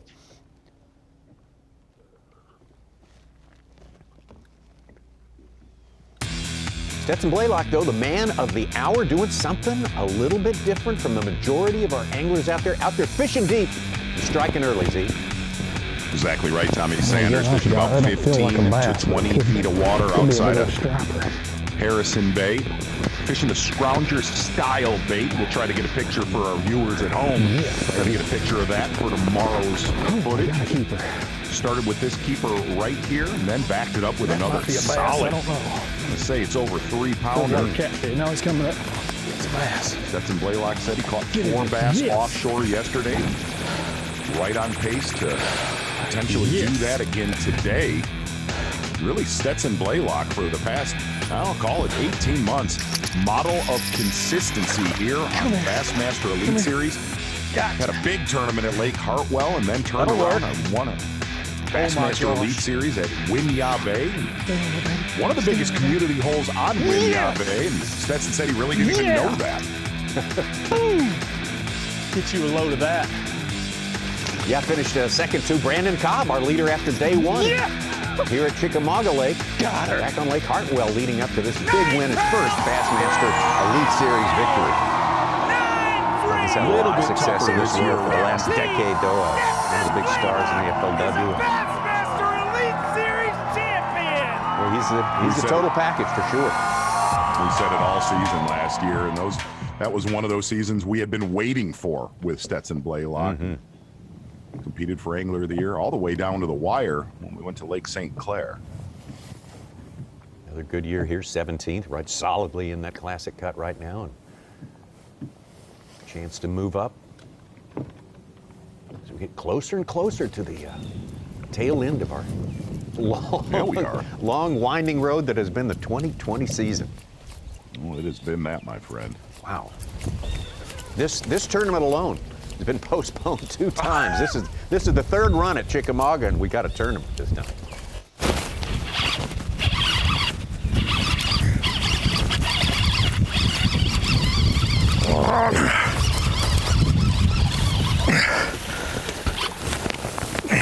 I don't think he's 15. He might be.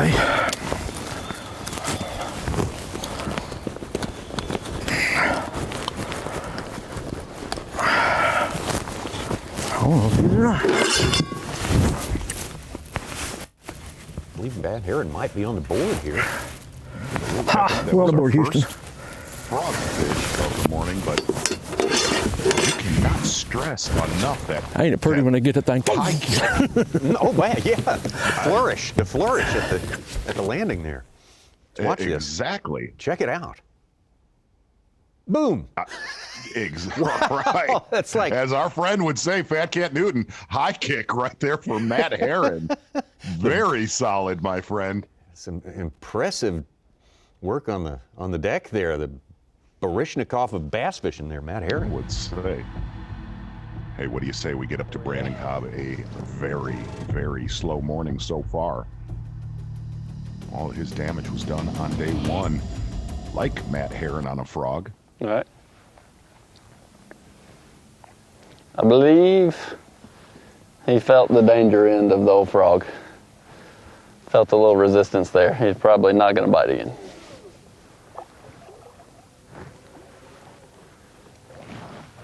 That was the most goofy looking hook set ever. I hope you weren't on me. He really caught me off guard. It was the old Brian Thrift hook set where your line wraps around your head. Except he would have caught a 6-pounder.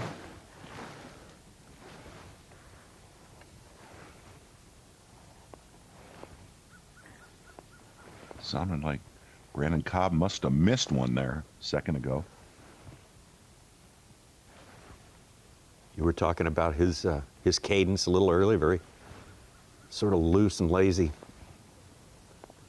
Start and stop. That's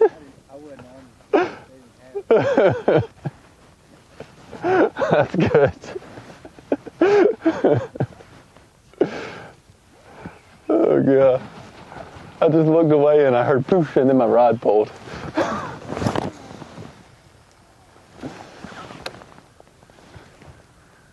Former Clemson University bass angler. I hope it wasn't a keeper, but it didn't sound like it. Sounded like a little bitty guy. One thing Brandon Cobb said, area where he crushed him yesterday, he said, I Like do 4 not bites. have a lot Bass. of company.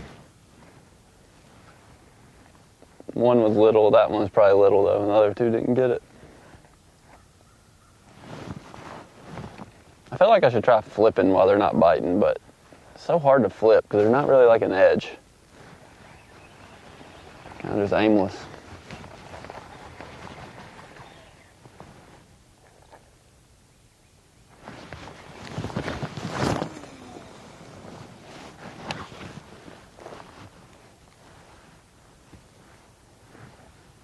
Brandon Cobb, a quick ascent to the top tier of bass fishing here with his performance in 2019. Starting out on Lake Hartwell, his home lake. That's where Clemson is, right on Lake Hartwell. We're just running and gunning and making all the right decisions.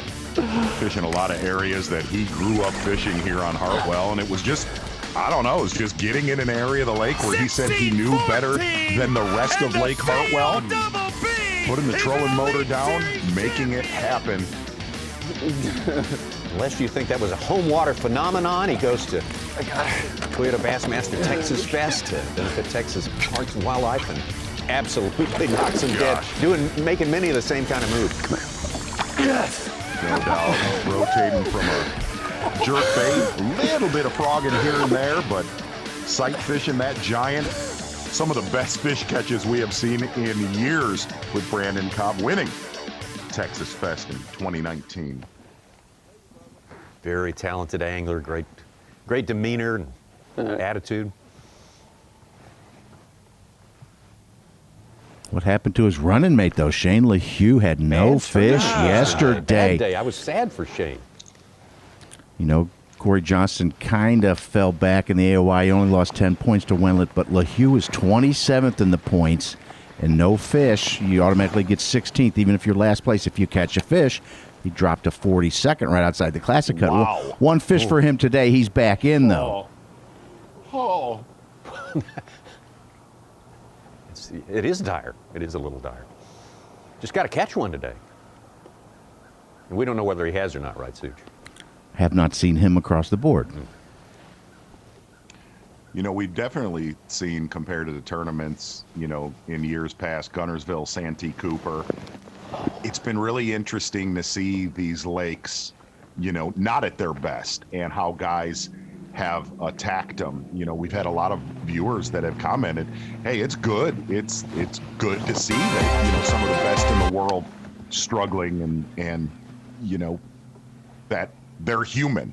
Yeah. But I think one of the things that has been fun to call in these events, man, they go down to the wire. Granted, Polinick blew their doors out. Had like just enough bites to think they're gonna start eating. It's been if I hadn't had a bite, I would probably leave. Unpredictable by the last day. Well, Z, I think what these tournaments do, you see inside their head, you hear them trying to make decisions and what goes into it. I kind of, it really exposes a little bit of what goes on these tough days.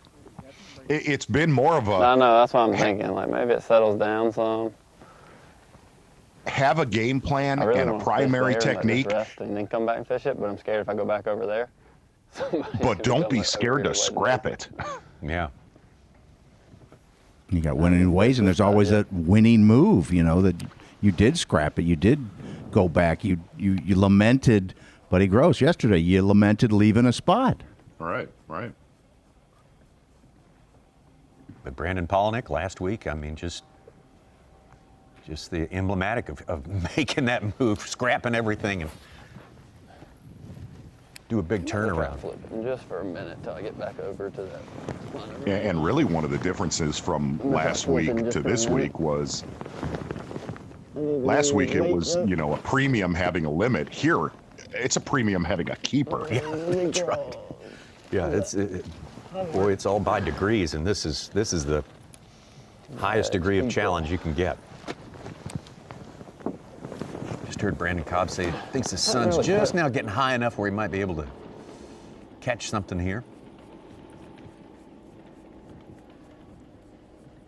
Don't have individual fish on him, but Derek Hudnall, who had a slow second day, said first day, 2 fish, is up to 3 fish for 9 pounds. Making his move into the top 25. Oh. Steve Kennedy's also making a move. He's got 4 for 7 and change from the 60s to 30th. Always great to have Kennedy in the mix. He'll do something different for you.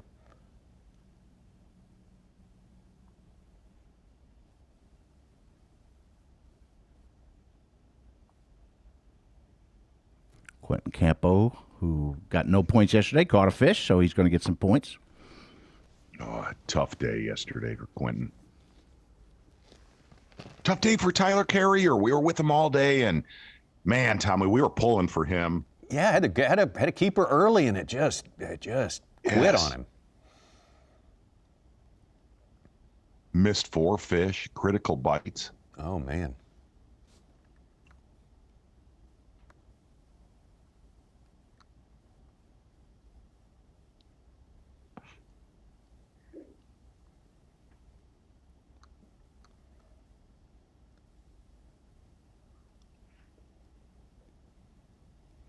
Yeah, Hank Cherry got inside our top 40 in the AOY. If he stays there, he'll double qualify and move the classic cut line down to 42nd. That's where 42. Shane LaHue is right now. Right. Okay. Bernie Schultz is 4 points back. Carl Jacobson's right there, 10 points back of LaHue. He's got the baseball cards in his bicycle foot. I think I heard him riding. He's got like the cards or whatever his bicycle's for. Yeah.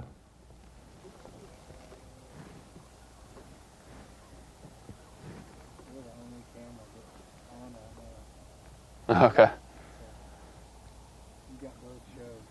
Nice. They broke? Did the other cameras break?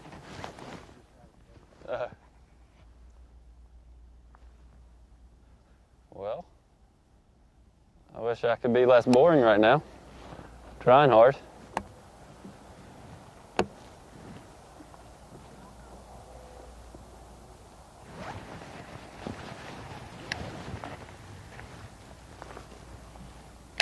About the only way you can be less boring when you're not catching them is to get mad, and Brandon Cobb just doesn't get mad. He does not. There is no anxiety in this guy's makeup. He is even keel. Same as Brian Snowden, but in a different way. Mm-hmm. Brandon Cobb's just happy. Yeah. He knows how fortunate he is to be here and operate at such a high level. Now, you win 2 Elite Series tournaments, you generally would make one happy. If you're not happy, you better get checked out.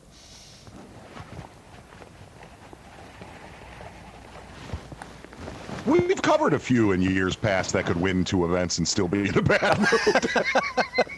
Exactly what I was thinking. Oh boy, I went there. I did. You did.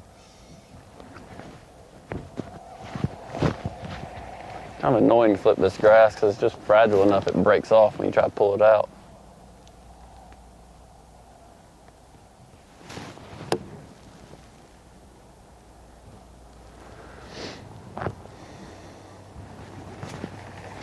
We might have to run around. I didn't really want to. I was hoping I could just grind it out here and catch one every couple hours, but might be come back in later day situation.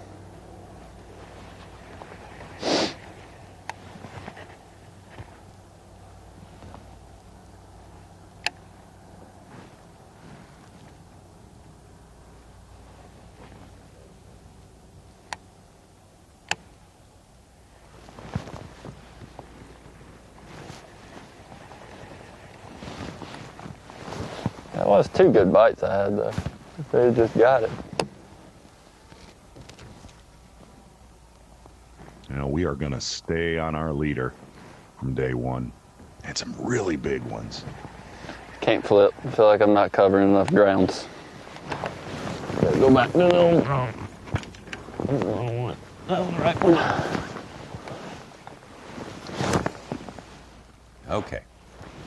We're Frogging having some sketch cell service, but Caleb Summerall just caught his second fish. All right. We'll try to get it to the truck and feed it to our fans.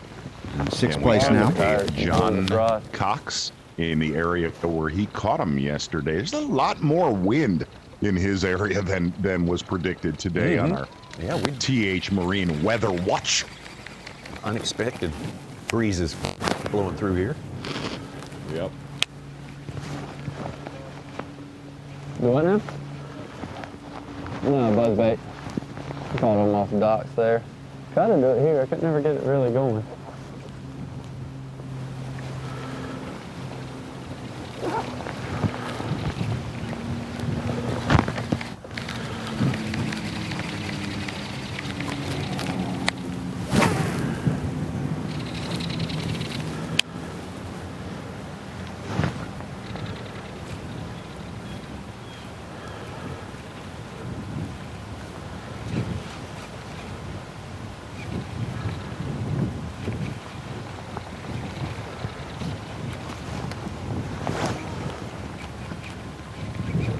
John Cox made a statement yesterday. Some of those frogfish he thought was literally in inches of water in this area.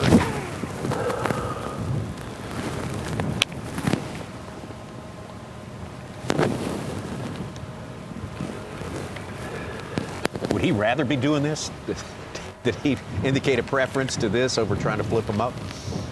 Oh, I think so. And really, I think Brandon Cobb just voiced exactly you're just able to cover so much more ground, especially as shallow as some of these mats are.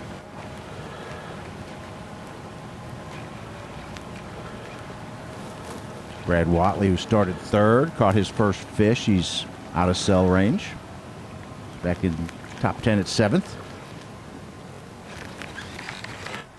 Had one of our Hiawassee anglers bailing out on the main lake stuff here. Opting out, I should say.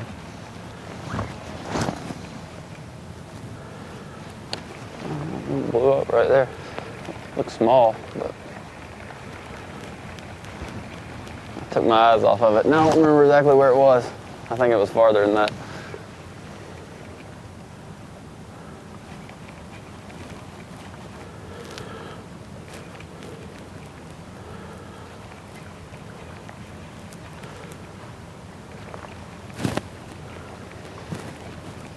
And Brandon Palaniuk just caught his first fish.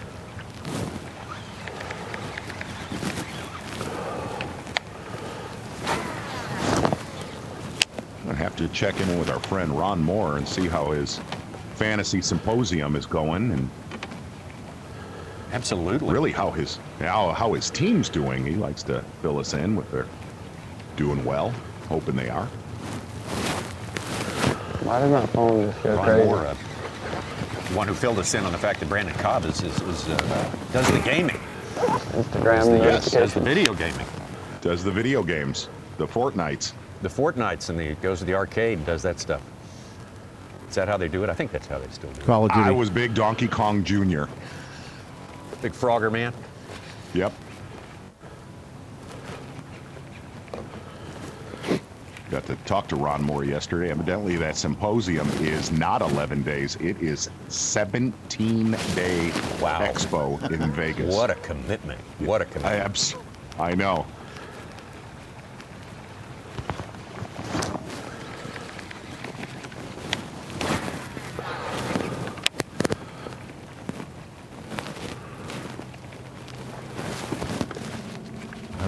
We'll barely make it back in time for Lake Fork. Yeah, should be here just in time. Yeah.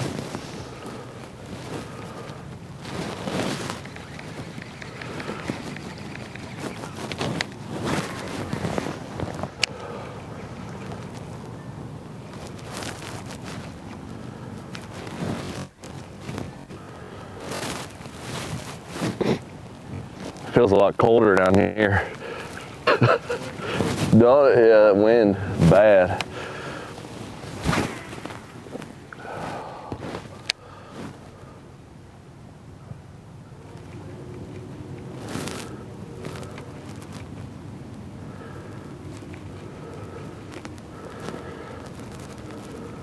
Oh, we should like one time, just one.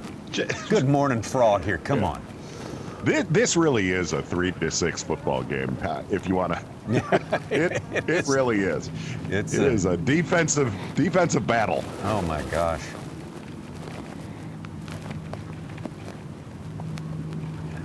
John Cox said cooler. TH Marine Weather Watch would bear that out. Still in the 40s. On up. Around 10:30 in the morning local time. 3 miles an hour, it says. You feel it when it's a little colder like that. Bite to it.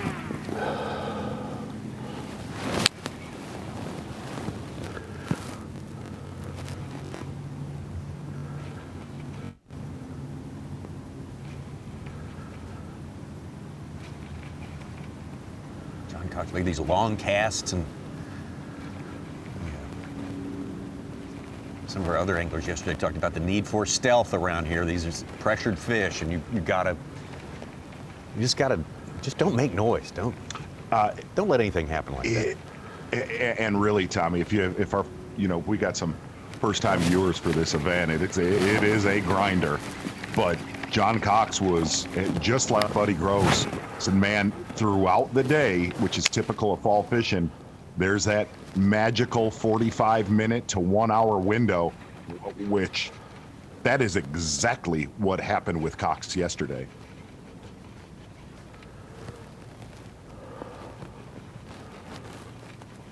You can't let that opportunity sit. Don't blow it when you get that chance here, because it's stingy otherwise.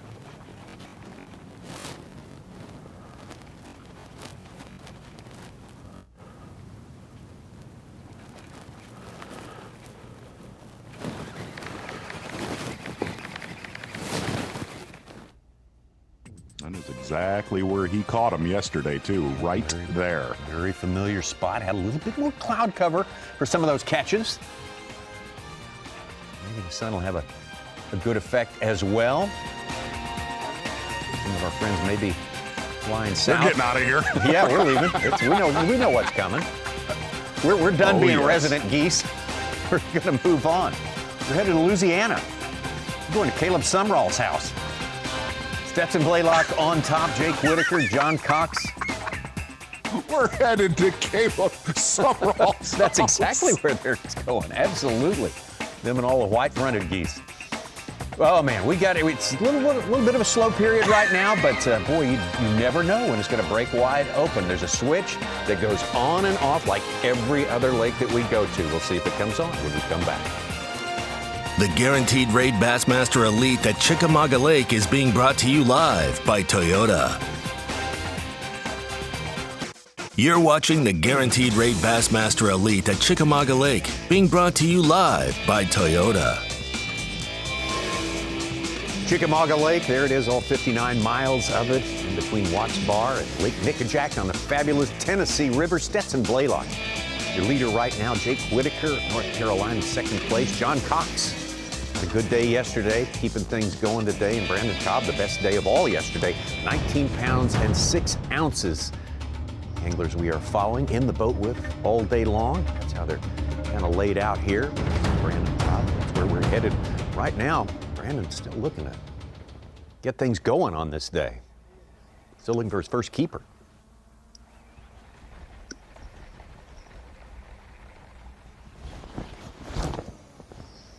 No way there's still a bass there as many times that's got thrown at.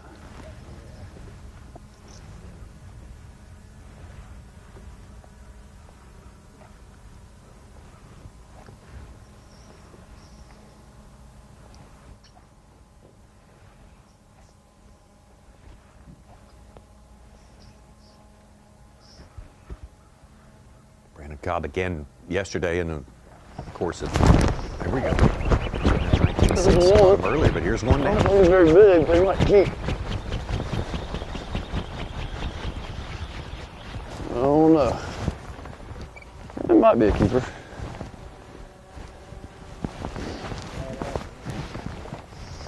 It can be really close. Every one is going to be important today, though.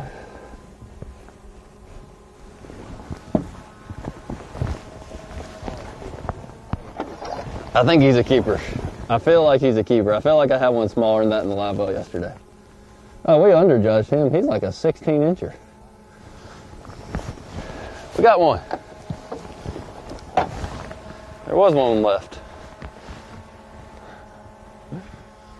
A little bitty guy, but number one. You go one more look at this one. Been a good long wait on this day, too, for a keeper, for Brandon Cobb, who seemingly caught him effortlessly yesterday, which really wasn't true. He had very few bites yesterday, but made the best of it. About like a cookie cutter of the small one I had yesterday. The smallest one I weighed in. Looks just like it. Maybe he'll be the smallest one I weigh in today. I have to pick up a little bit, though. I don't know. I guess that was my 5th bite so far. Just hadn't caught them all.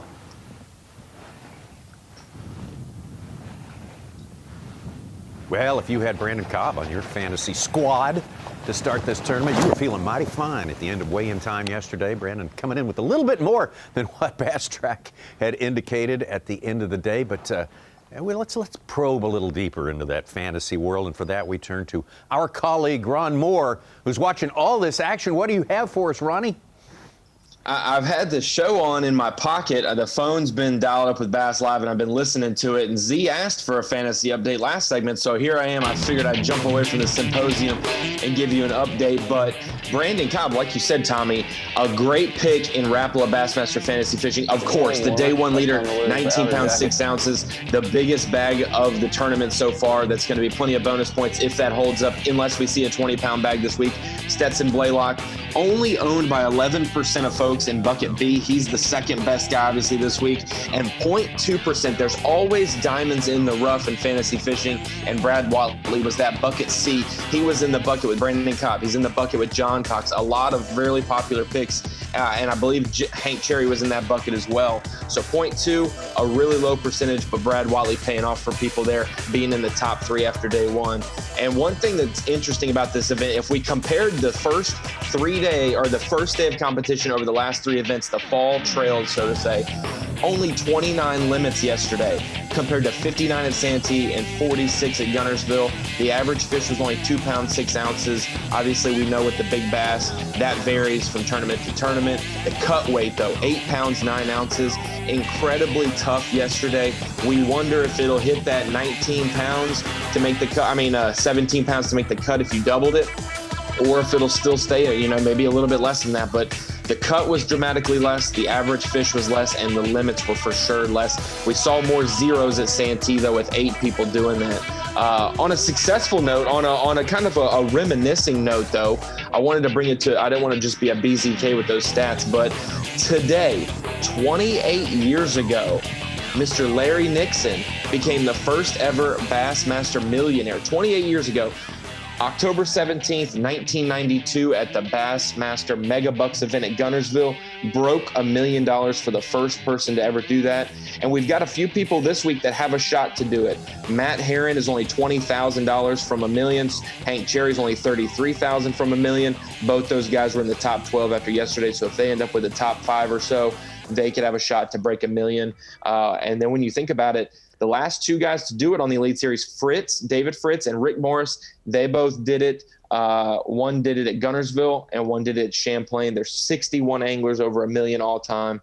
Pretty interesting facts there from a non-BZK related thing, but a positive note, Tom. Absolutely. We appreciate that. We know you got that breakout meeting is about to reconvene there any second now. You got to get back into the meeting room there. Ronnie, thank you so much. And anytime you're going to name check a man who will be man, the general, the king of them all, has been and always will be Larry Nixon out there. And his magic moment here those years ago, becoming a millionaire here at the Chick. It's good stuff. Brandon Cobb now on the board today. Not a big one, but a keeper. Critical fish. Yeah. Good stuff from Ron Moore. I know it's a big night out at the symposium in Vegas. And Tommy, we're going to try to get some footage. It's costume night, and Ronnie, I guess, is going as a warlock. Oh, right. Yeah. What we've heard. Very good. Crazy. The cosplay. Crazy. Kind of a hobgoblin. It's Halloween season. Yeah. Right. Warlock or Morlock. You got a couple of ways to go there. Yeah. But, I mean, he's going to bring back some really, really good inside info for our fantasy fishing. Oh, yeah. He's up in his game. That's right. Big time. Right. Huge commitment.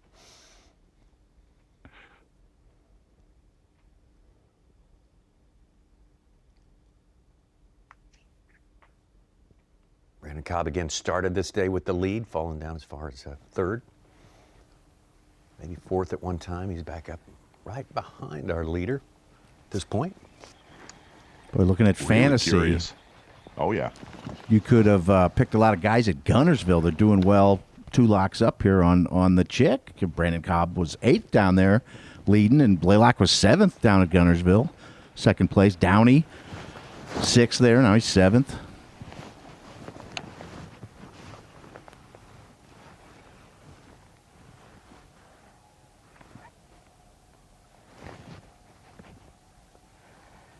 Well, if there was any doubt as to which is the most challenging tournament of our 2020 season, I think Ronnie, with those stats there, kind of set us straight. We know we've got a tough one on our hands here. Yes, we do. Our anglers have their work cut out for them, no doubt about it. I'm curious to see if you hung with us yesterday on Bassmaster Live, if that frog bite fires like it did yesterday after our midday break is going to be interesting to watch, and it should. I didn't turn this live up, didn't it? You would think so. I mean, maybe we're hoping for that. It's not like they took tons of fish out of play yesterday. There should be a few left. I needed to. I will say, though, across at least the top 20, the weights were better than I thought they were going to be when we checked out a Bassmaster Live yesterday. You kind of, but there was a lot of 10 to 12 and a half pound bags caught yesterday that I did not see coming. Mm-hmm. Oh yeah, the final catches of the day were pretty good for selected anglers out there, and right. To be fair, we had a bigger first day big bag of the tournament than we did at Guntersville. So.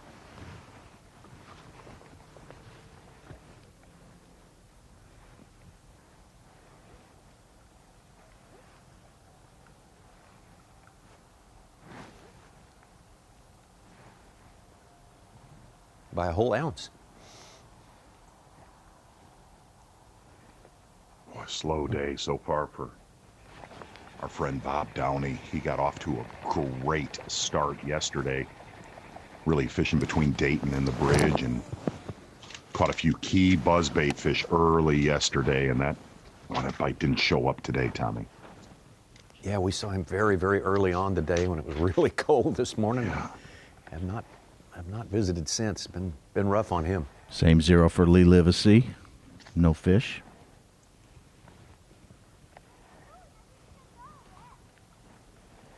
A little bit of rough service, but getting word from Bob Downey right now. All right. We got one. Let's go. Reaction Innovations. Smalley Beaver. Oh, yeah.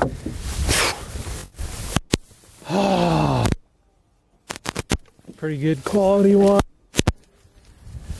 That might be a 3-pounder.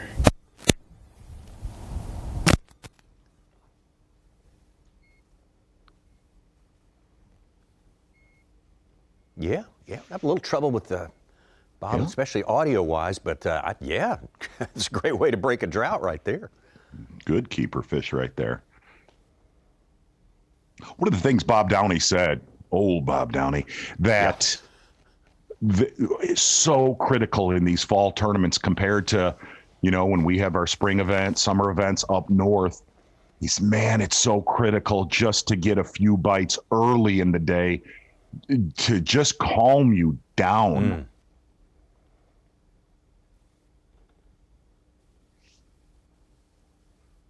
So Bob Downey on the board now. That's good.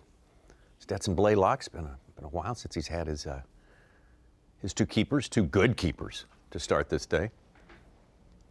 Good enough to keep him up there on the top spot. He's pushing the offshore bite today, Tommy. He's not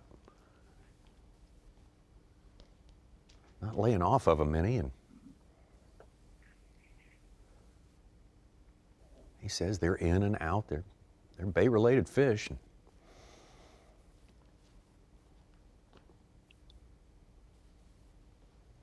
Timing, just like timing this frog bite, it's got to be foremost in your mind.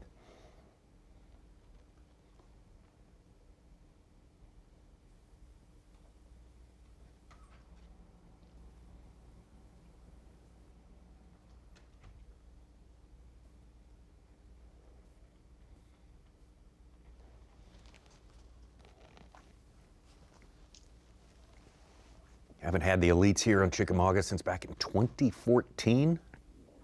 Big Bass Fest, of course. Oh, yeah. Bass Fest,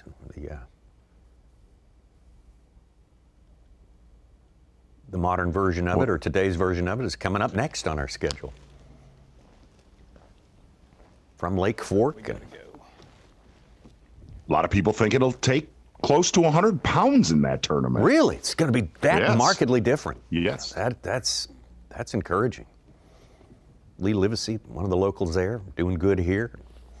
Brad Watley lives in East Texas, sort of between Texarkana and Longview, but not that far from Lake Fork. Certainly in his home rotation. Stetson Blaylock is guided down there in the past. And that man in the bottom left kind of just blew it away last year. Oh, yeah. Century mark. 125,000 win, a truck with the big fish, with the big bass. Got a Toyota Tundra. Man, that is pretty. Wow.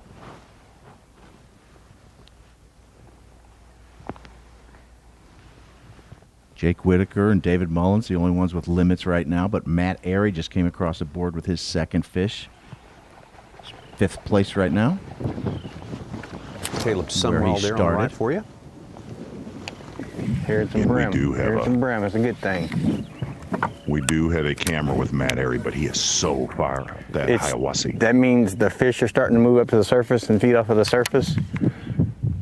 And then in turn, the bass will do the same. They'll get up just under the mats, and that's when they'll get active on the frog. Because that's what they think they're eating. They're eating brim that are sucking on the bottom of these mats, eating algae, small insects. And then that's why I think the flipping bite dies out, because the bass they move up in the water column. And then every once in a while you'll see one just randomly bust in the mats. And typically if you see them bust, they won't bite. You can't get them to eat your frog. And it's been like that when you get a bite on your frog too. They won't come back and get it. They feel exposed or whatever the reason, they just won't come back. So you gotta try to find them ones that are set up to eat and get them to react to that frog here in a second. It's so hard for me to put this flipping stick down.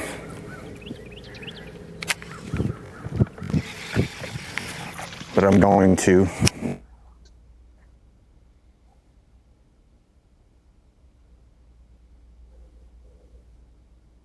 Got to talk to Caleb Summerall about his season. Very up and down, Tommy Sanders. Oh yeah. He's like he said, man. I'm trying to save my year. Yes, getting it done. Said one of the biggest mistakes he made up north is just not being able to get himself to settle down. And I know a lot of our viewers that fish a lot of tournaments. He said, I just when I went up north, I spent way too much time behind my steering wheel. Well, obviously, he ran out of gas in one of the tournaments. Well, yeah. But bad luck. I think Bad luck has plagued him a little bit my this main year. goal was just make it to tomorrow, Yes. make that cut. And I think I'm one fish shy of that. I think the cut line yesterday was 8.8 or something like that. I mean, heck, I need another keeper.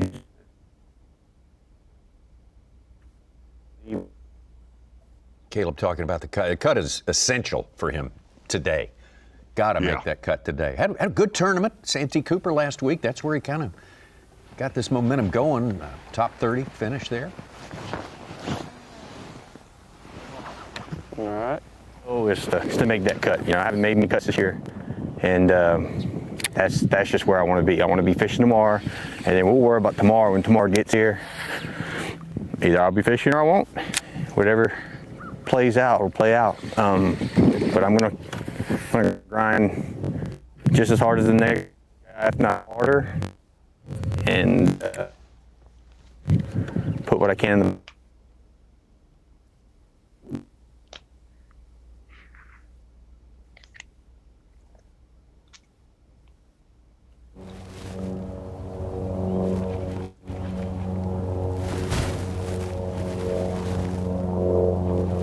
Seen Jake Whitaker unofficially in our top 10, and man, can't give it out now, but if we have a camera with Jake Whitaker, he is one of the only people in this tournament that has figured out a bait to resemble the real small shad that these bass are feeding on. Here we go. Cox, frog bite. Ooh. Yeah, this is what we've waited for it. We want it. We want it. I was just thinking maybe they went a little shallower.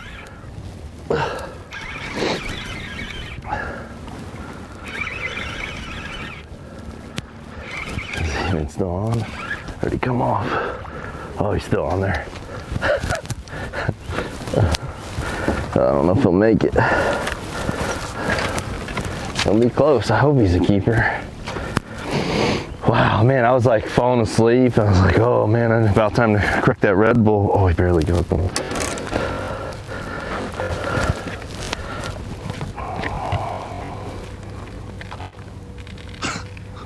Oh yeah, 16-incher. It is so accurate. Yeah, move over bologna sandwich. That's exciting. I'm gonna measure a fish so here. hard.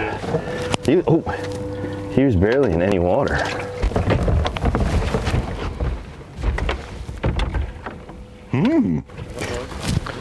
Yeah, maybe they'll start biting.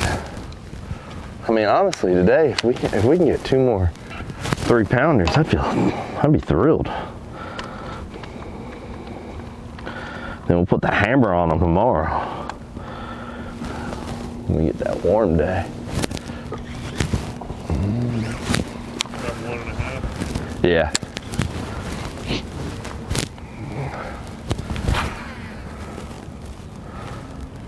That's 1.5. He's going to be just ounces behind Stetson Blaylock. Is he? I figured Second he'd be place. right, just about neck and neck, huh? Absolutely. Yeah.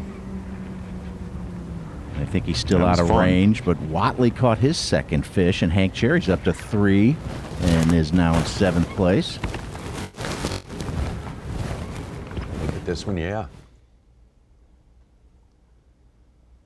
He was out there. Well, you heard John Cox say that fish was really, really shallow.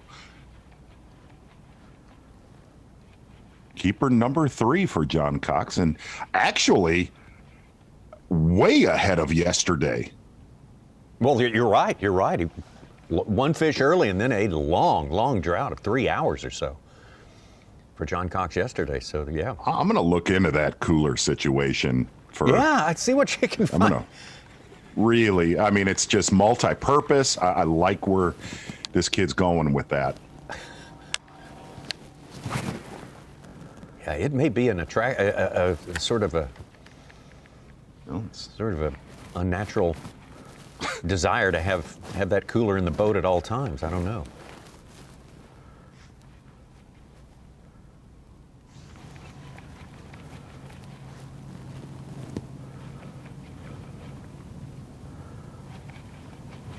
So they want to know. They want to know about your trash can lid. Why you use that versus a stick? What do you mean? What trash can lid? Oh, the cooler?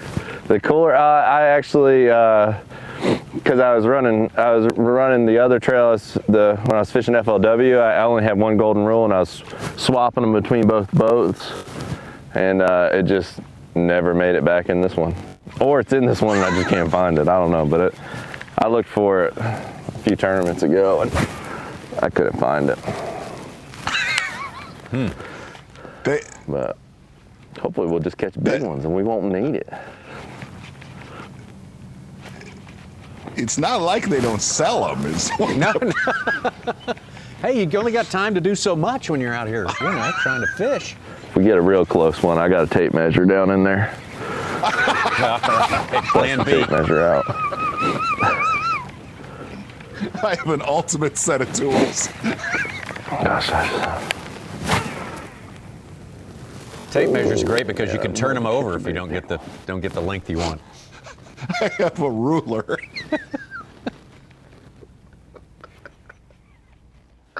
He's awesome.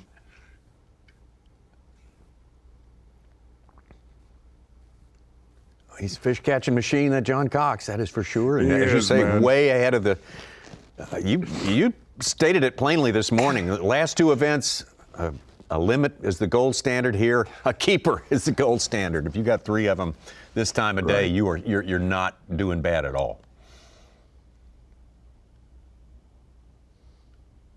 It's interesting that dying grass, you don't really know if he's still on until you swing it in the boat. You bring in so much grass. And he's getting the hairband together. They look like old rockers coming in with all that hair. Yeah, you're right, Such. He's listed as 4 ounces behind Stetson Blaylock right now. So very, very tight. Top of that leaderboard, Brandon Cobb. We just saw him at long last get a keeper in the boat. So maybe things will start opening up for him. And like Z said, very, very anxious to see what Jake Whitaker has got going on out there. I don't know if we'll be able to get any bonus coverage of him today. Perhaps we'll have him in the rotation tomorrow. Yeah, he and Mullins, the only ones with a limit so far. A couple with 4 fish, Swindle and Horn. They're right outside our top 10 cut. Hudnall 3 for 9, way down 26th. Steve Kennedy, I had 4 fish and jumped up from the 60s to 30th. Is Mullins still up the Hiawassee? Do you know, Such? You can go look at the map again here and.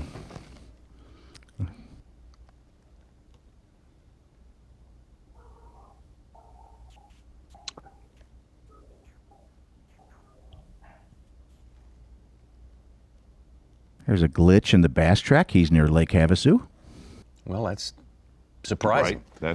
That is a long way away, no doubt about it. Well, his weight-wise, he is exactly where he was this time yesterday. 5 small fish for 8 pounds or so. Boy, Z, I kind of ran down his AOI finishes since he started on the elites. And like in 2015, he was 90th, and he had a couple seasons where he was 53rd, then 67th and 18, 20th last year, and he could leave this event with the lead. You've seen these guys. It takes a few years, some of them, to get the traction of where they can figure out the northern fisheries and whatnot and compete. What's your take on that, Z?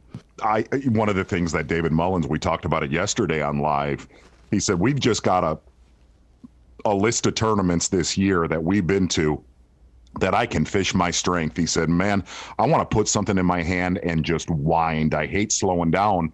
And we've had a lot of those tournaments. And he said, that's why it's set up. And the other thing is, he said he has stopped putting pressure on himself like he used to, which is, well, easier said than done on the Elite Series. Mm-hmm.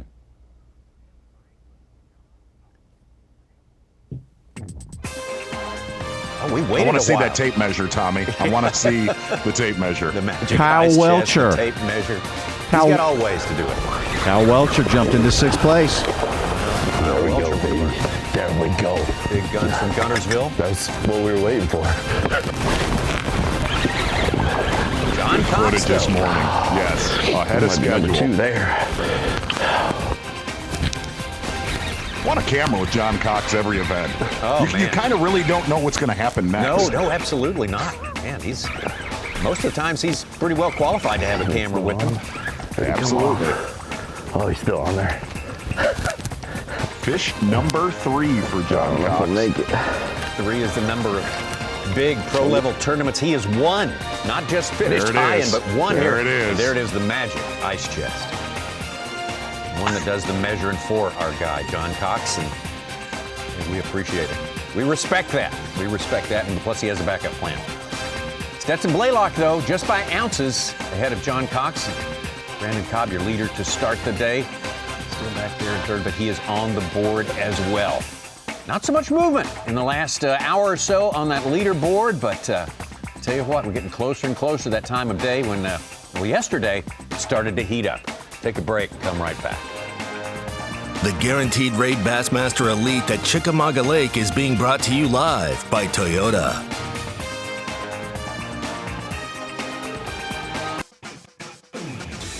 The Guaranteed Rate Bassmaster Elite at Chickamauga Lake is brought to you by Abu Garcia, Berkeley, Nitro Boats, and by Ranger Boats. Got about 20 minutes more of live bass fishing to bring you as part of our Bassmaster Live presentation. Day 2, the Guaranteed Rate 2020 Bassmaster Elite at legendary Chickamauga Lake.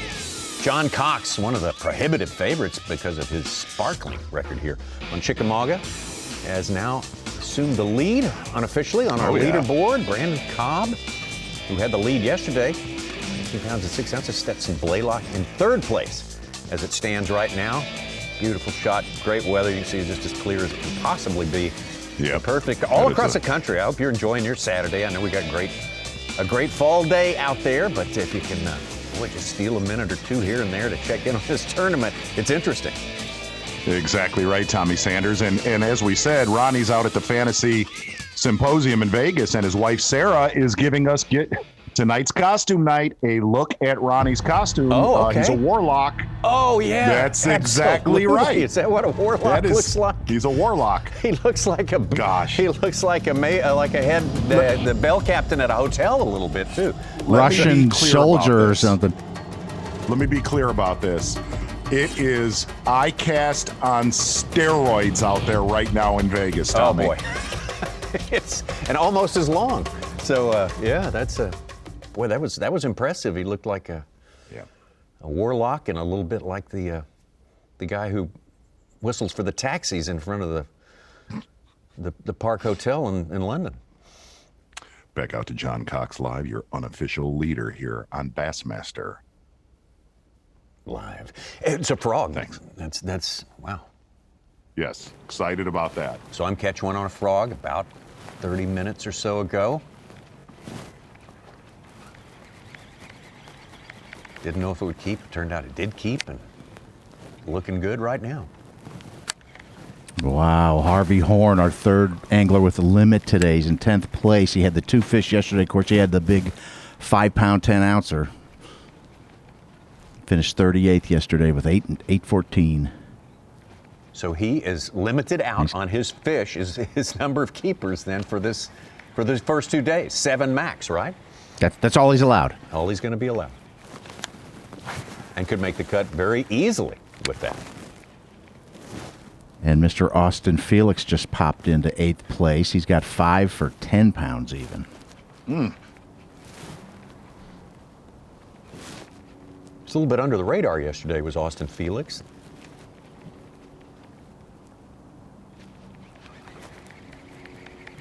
He had 9.5, 33rd place. And he came up in the point standings, right? Didn't Austin? Well, the AOI got tighter. Yeah. Others went down and he came up, yeah.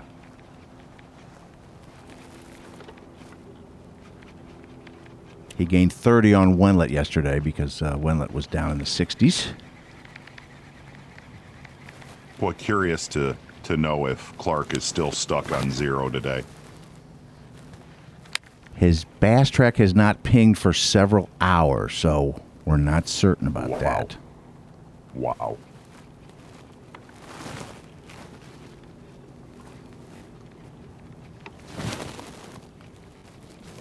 We have been really curious about what Jake Whitaker is up to today. He's certainly put himself in a great position on that leaderboard, and it turns out, as we head down to Jake's location, as you see on our map right there, that our own Davey Height is nearby and ready to offer up some info on what's going on with Jake. Hey, Davey.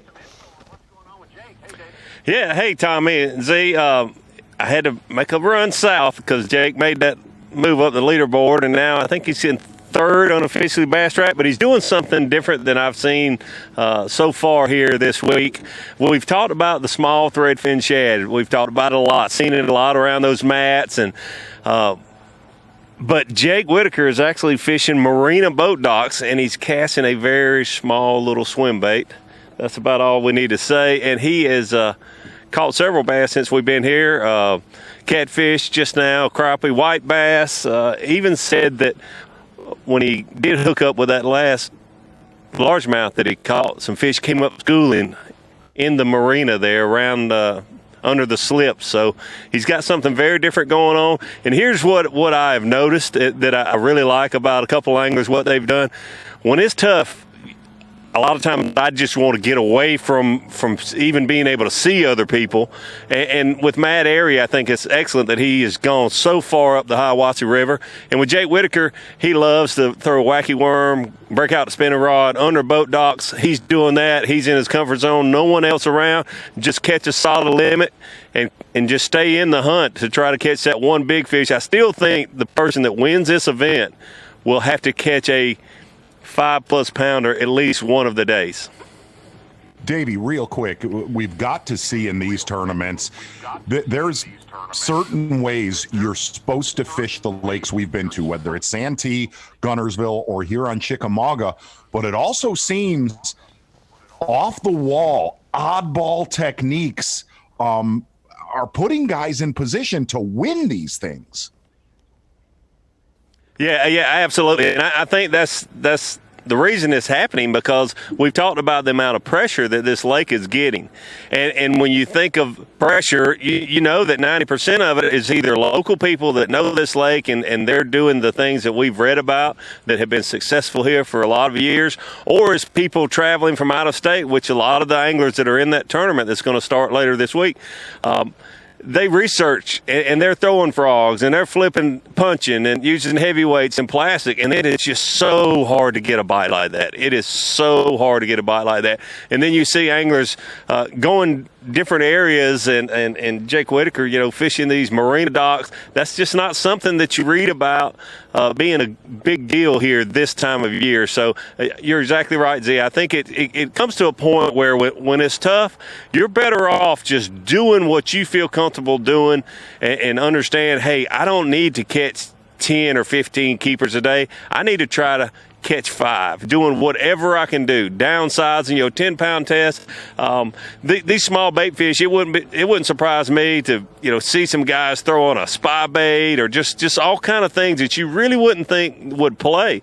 But the conditions, the time of year, the transition, and all the pressure has done that.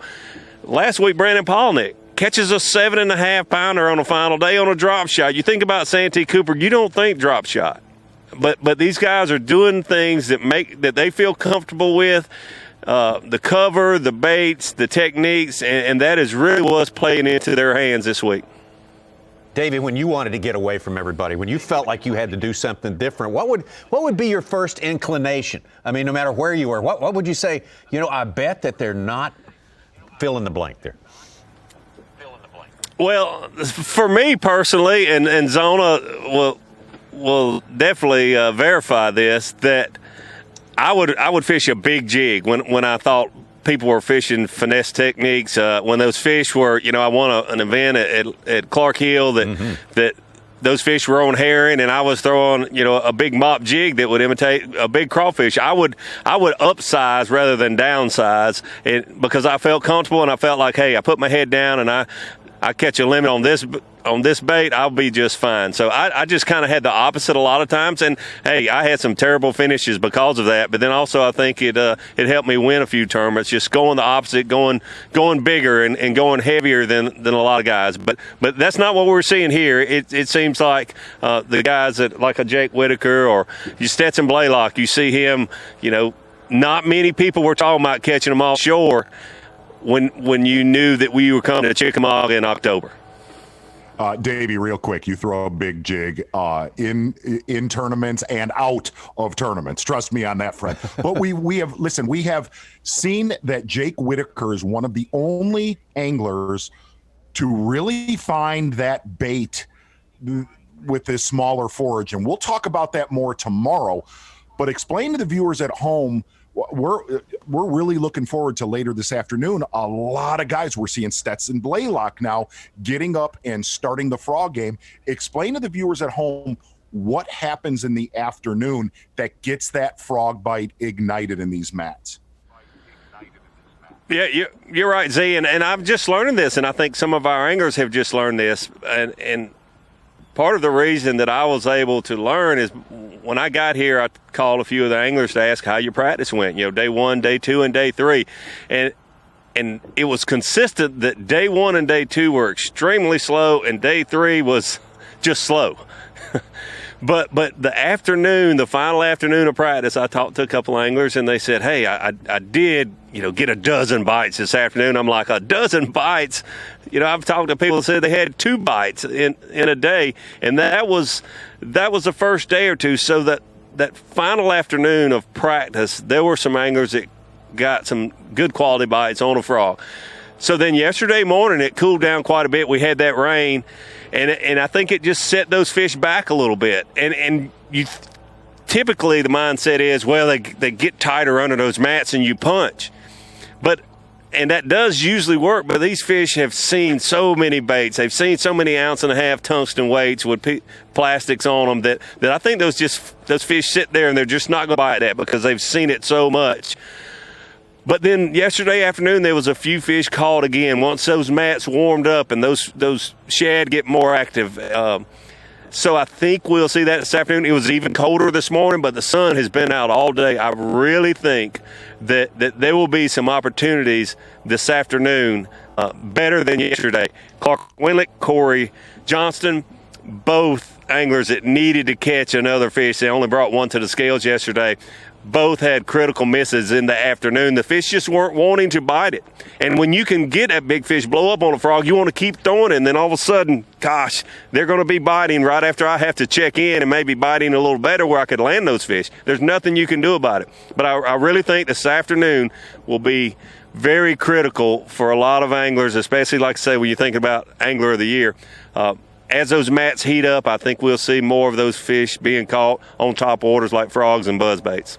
Davey, thank you for that. You know what we're doing here? We're just sitting here waiting for that bass track board to start going green, lighten up, and that gives us hope that it may be sooner rather than later. Usually, well, not usually, but the one experience we had was yesterday, as you've mentioned multiple times today, Z. It happened at our break, at our noontime, our midday break, which is coming up pretty soon here. I never thought I'd say this, but I need some Such BFAs soon. Yeah. Oh, yeah. Absolutely. And less of a BZK situation going on here. Exactly. Not many today, Z. Kyle Monty and Chris Zaldain tied for the biggest fish of the day at 4 pounds even. I mean, Gussie just caught a 3-pounder, and that's making the board. It's kind of our top 10. Steve Kennedy's 10th on our Phoenix Boats Big Bass top 10 list with a 2.5-pounder. That's kind of not cool. Kind of sad. Cool. No.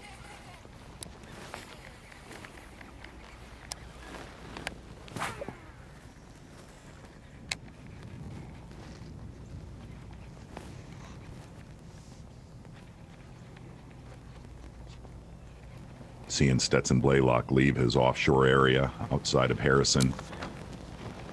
Really yesterday, that's how a lot of his better quality came later in the day.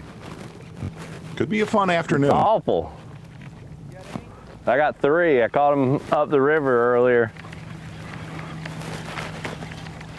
You got him? Huh? Yeah, it's awful.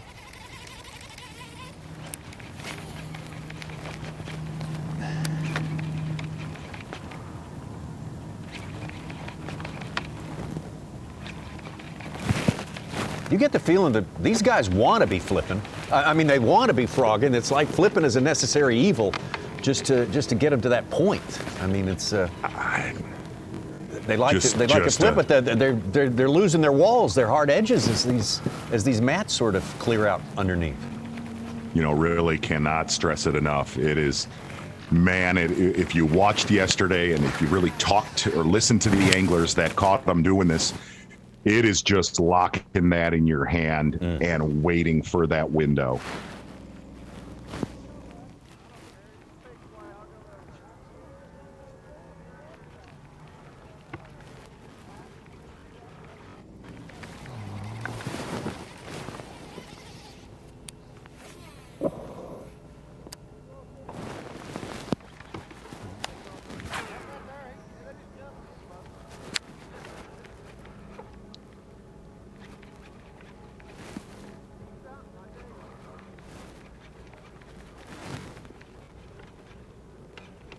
You know, the season-long dream is to get to the Classic. There'll be guys leaving this afternoon's weigh-in, realizing too much ground to make up at Fork, and that their Classic hopes are over. Oh, there's no doubt. There's several that. And maybe some big-name guys, too, Z. You are absolutely right, my Such friend.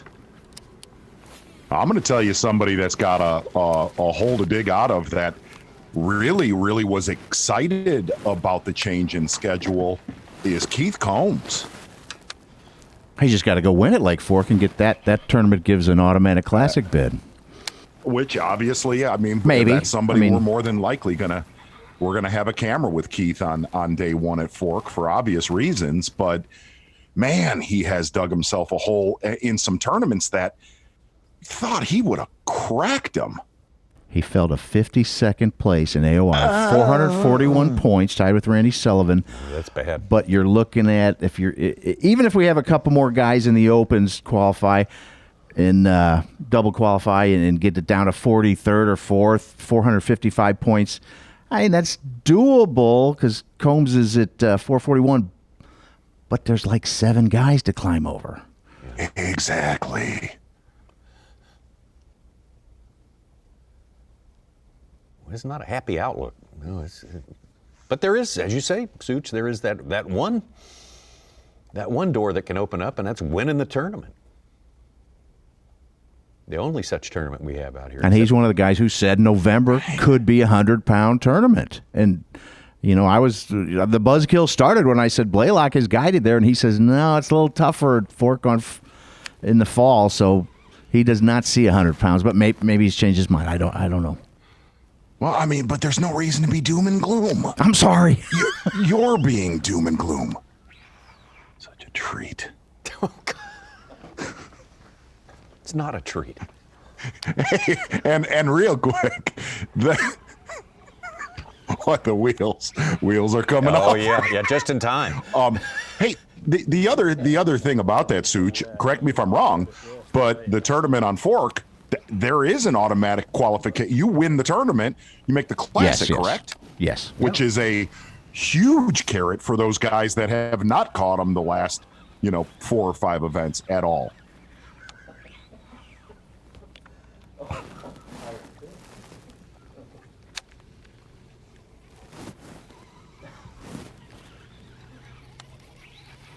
Sucks because I'd just like to fish it for a little bit. Z, I was asking the truck, the producer, what our replay of the day was going to be, and he says, "Well, I'm waiting on it. I'm waiting for something to be worthy." Listen, guys. I don't throw power pole replays of the day. I don't throw it for free, and I'll be honest with you. I'm up for holding until we have a legitimate. That's the only way you maintain the value of the power pole replay of the day.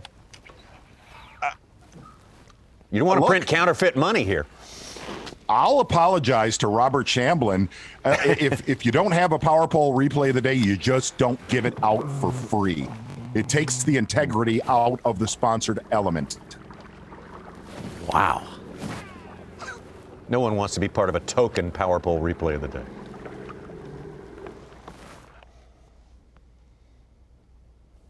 And they're going to play that music any second now. There's no doubt. No doubt about it. I looked up that exclamation of the guy who went yes in all the shows is Frank Nelson from way back. Yes, that's what the little laugh reminded me of. Frank, what's his name? Frank Nelson. Frank Nelson.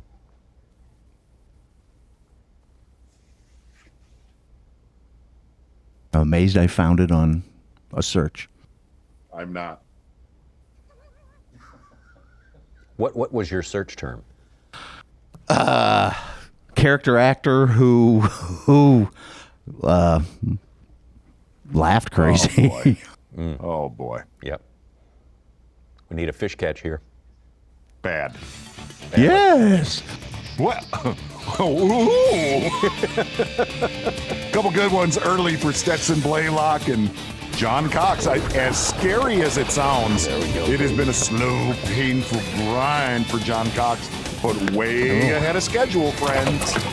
Way more than yesterday. Had at this point, lit up much later for John Cox. We've seen some other guys moving in and out of that top 10. Not as much movement as yesterday. Things not popping quite as fast and furious, but we fully expect things to heat up this afternoon, literally and figuratively, fishing-wise and weather-wise. So please stay with us. We take our customary 1-hour break. That goes on till 12:30 p.m. Eastern Time. We'll be back with 3 more hours for you of Bassmaster Live, and we look forward to seeing you then.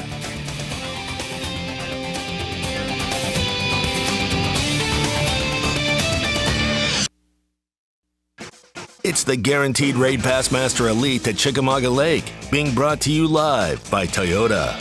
Let's roll right into it. The afternoon session, day 2. Chickamauga Lake 2020, the Guaranteed Rate 2020 Bassmaster Elite. Day 2, that's the operative phrase here. You got to make a move this afternoon if you are outside 40th position. That's the way our 42-day cut 40th position looks right now with Oklahoma's Dale Hightower sitting atop the bubble. And for a pre-tournament favorite, Buddy Gross there, first one out of the cut right now. And actually, wow, that's a little bit distressing right there, and it shows you how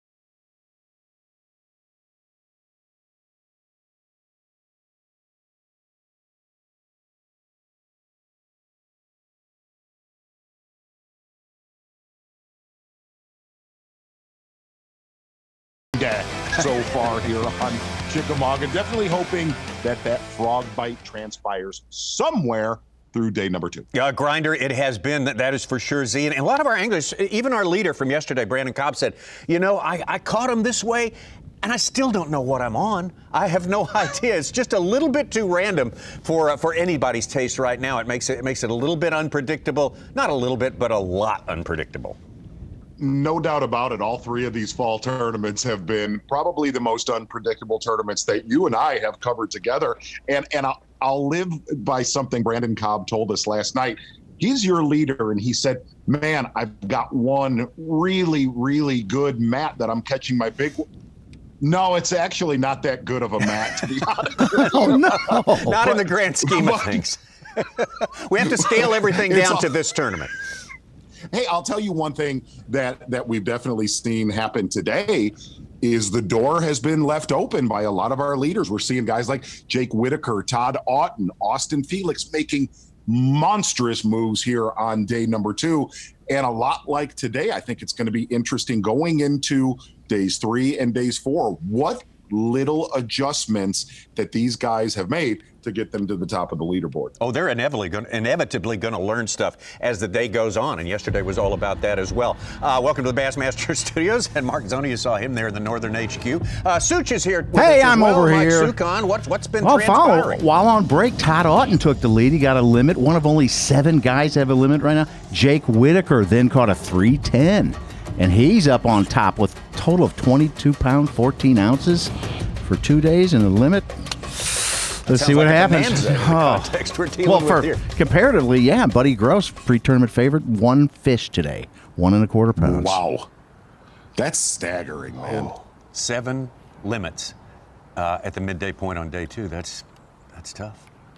Stetson Blaylock, one of the guys with a good fast start today, put 2 in the boat for 5.5 pounds, or maybe even a little more.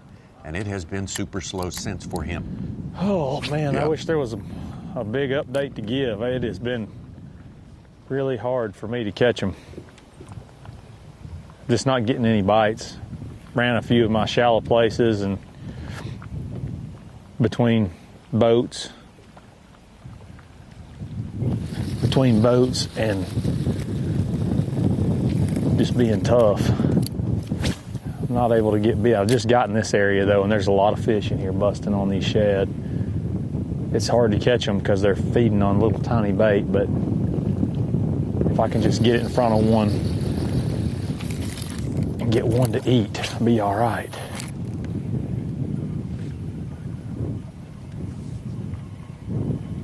I mean, the fish I need are right here. And they're feeding. I mean, they're busting these shad and running them like crazy, and the water's real clear. You can see them when they boil under the surface, but it's just hard to get them to eat.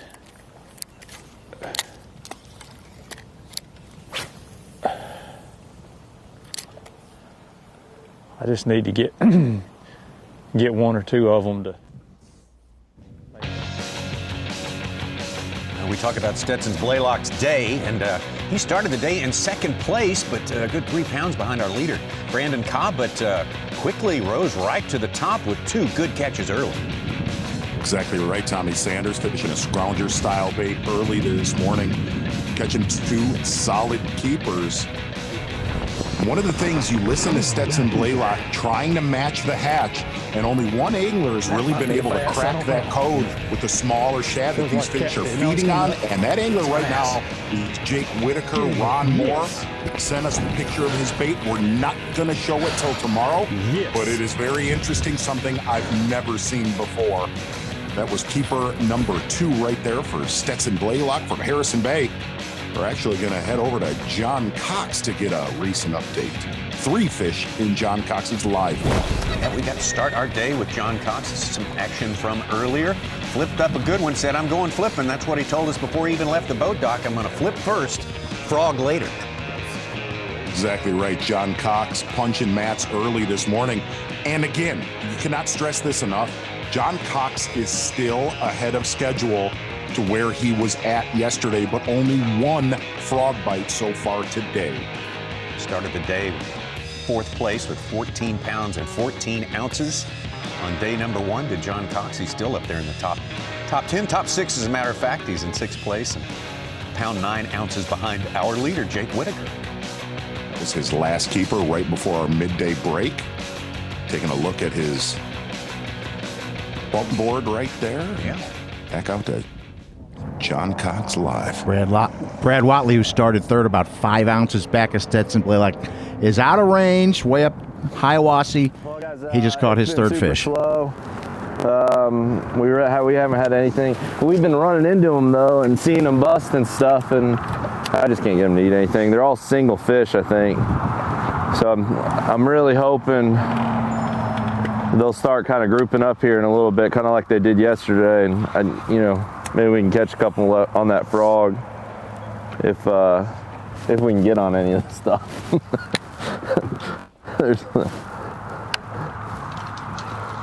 But right now, if I can get one more here, and then we're gonna just start running that other stuff and hope we run into them.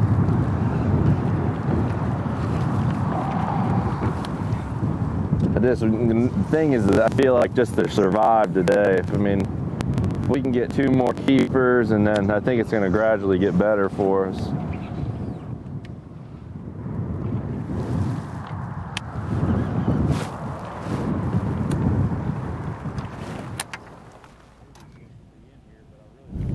Heard John Cox make the comment he feels the fishing should get better. We're only 2 days after the front here, and we actually, one of our consistent viewers and on our opens watch list, Greg Hackney, texted and said no doubt. Oh, hooked up right here.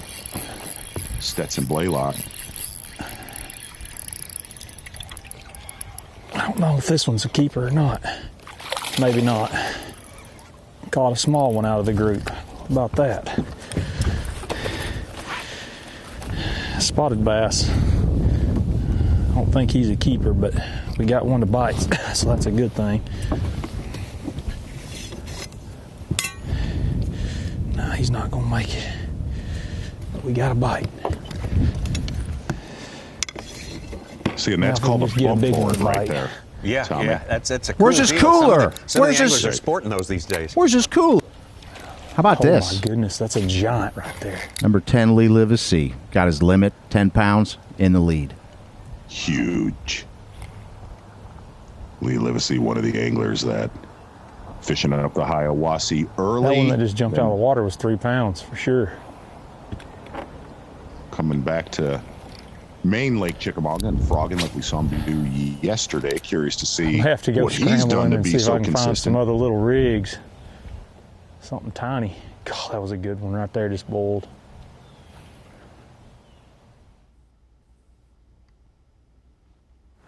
Uh-oh. Yes. Yes, He's sir. not very big. He's in some thick grass. He might be a scoreable bass. He's not very big, but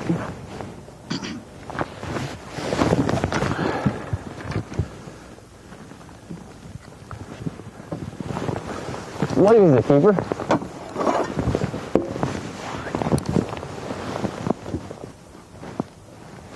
Stop.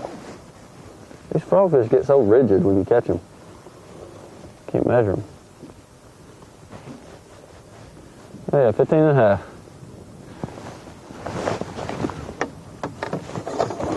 I got 2. There ain't much to speak of, but 2 is better than 1. Bite. Yeah, watch this. That would bite it when you're not looking. I need to just quit watching it. He did. Yeah, they bite it when you don't look. If you look, you don't get a bite. Let's see if there's another one there. That's very cool. That fish missed it and then came back and crushed it. Really, really good instincts, not setting the hook on that first bite. That was Yeah, cool. absolutely. Let the fish take it away from you. That's Brandon Cobb's. That's The only little number ones 2 like though. explode on it like that. The big ones kind of glurp it. I think I just made up a word. That's where I set the hook. Well, we caught number 2. but it wasn't a backlash, by the way. That was where my braid dug in. I don't ever backlash.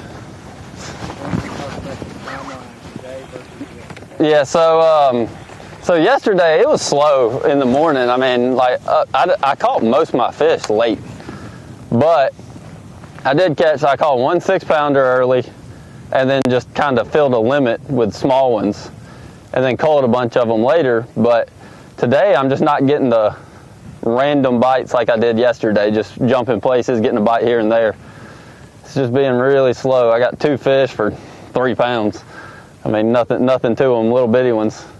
Had a couple bites, but I mean, yesterday I had 8 or 10 blow-ups that didn't, even if they didn't get it in the morning, I had a few bites, and today they're just not as active. I've been seeing a lot of fish blow up in the mats, and I don't know that I've seen a fish blow up in a mat today, other than the 2 that ate my frog. So definitely does not seem as active to me today, at least in the areas I've been.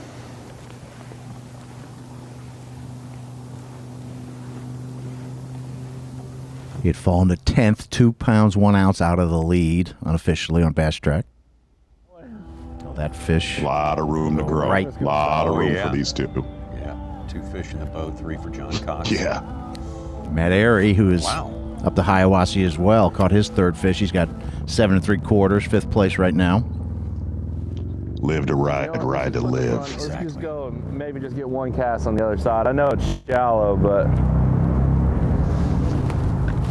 I don't understand why the fish aren't shallower than they are.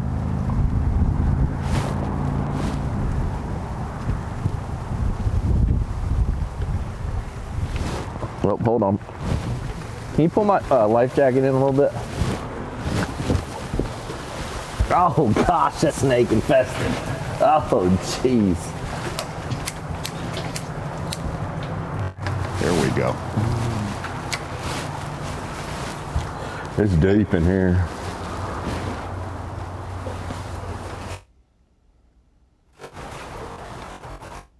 We're inevitably going to lose the signal at some point. Yes. From all that concrete, so we'll wait for John to emerge on the other side if he can get her stripped down enough to get through there. That looks like a frog spot right there, don't it? Oh jeez. I hope we can get up back, get in there and get one on. There's got to be more in this pipe. It's 4 feet deep.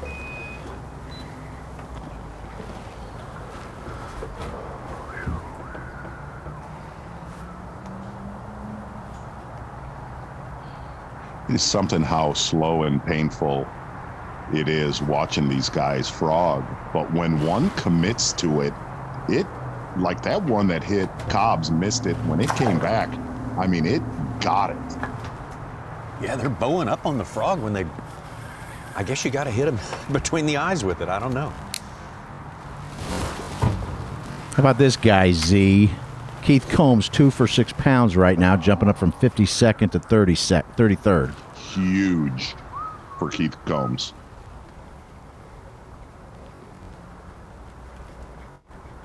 Well, this looks so good. We should be able to get 4 and 5 in here.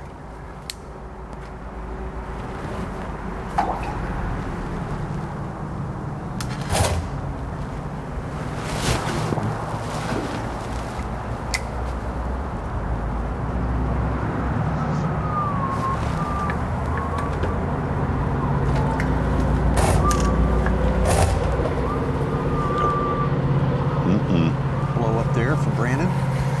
Seems like it's kind of starting. Let's just get 1 more.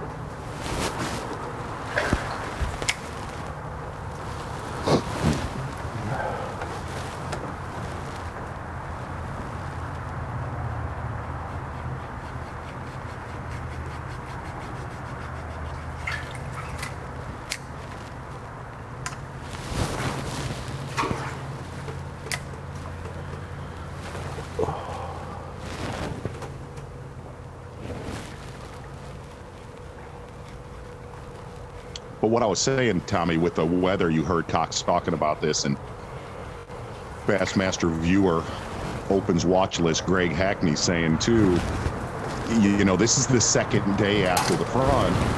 Really, fishing should should get better tomorrow, and especially into Monday, where these fish have been acclimated to this front. Frog rod in half. And going to get a little bit warmer for us on Monday, looking at our unofficial TH Marine Weather Watch. Yeah, that's one of many things that are hard to explain about this tournament. You want the temperatures overall to get cooler so that the transition moves along faster. Yet, when you get a front like that, it kind of shut things down yesterday. So you want that to pass out and get warmer. What exactly is John doing for us right now? I can't see. I can't see what he's doing. We need an infrared camera.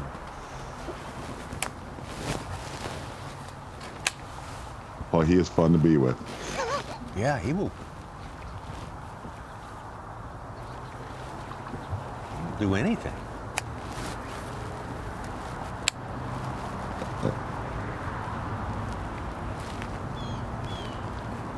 Okay, biggest limit of the day. Derek Hudnall. 5 fish, don't have his individual fish, 16 pounds. What in the world? He's come from 66th place to 12th right now. Try to run him down. Boy, he was one of the guys in the Doc Talk feature ahead of the event saying thumbs down. He made a... Oh, he was on the cover of the website. It's great photo. making a really mad face about what was happening here. Tongue out, eyes crossed, thumb down. Just a bad practice. And he's catching 16 pounds. That little nook that John Cox is tucked into there. Boy, it's shallow. Under the little It's bridge kind of like across the highway. Right, it's kind of like a possum, just kind of roots around, you know? So, yeah, it didn't work out. There's not really that much water on the other side. It must be that tough because I was just really surprised we didn't get any kind of bite in here. I mean, it's 4 feet of water in this thing. It's like, 2-3 feet on each side. It seems like and the water's dropping. You just think there'd be some in here. Problem is, they probably are in here. They're just not eating anything. Or at least anything we have.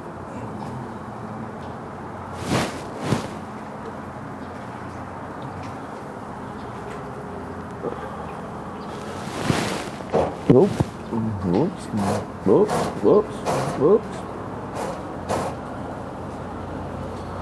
Well, get out here and get back to work.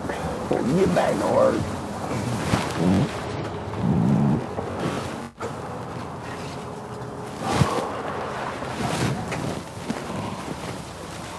And this is the kind of stuff that happens on tough days. So if they're not back there, they ought to be right here. Yeah. Did it for you. Just for you. I can't believe we didn't get a bite back there.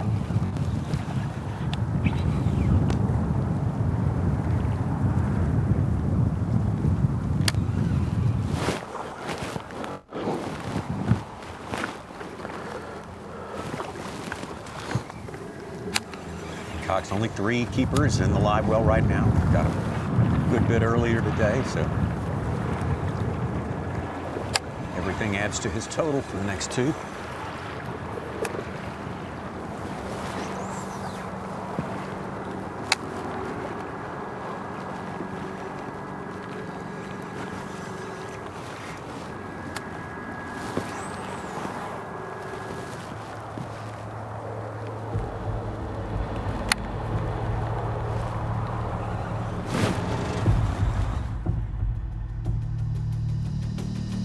Been in the boat with Matt Airy all day long today. He's so far up the Hiwassee that we just can't get a signal. I mean, he is back. He is in the country, folks. He is deep in the country and fishing those parts of that river.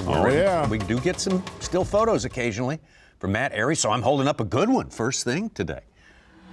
He has been getting the work done there.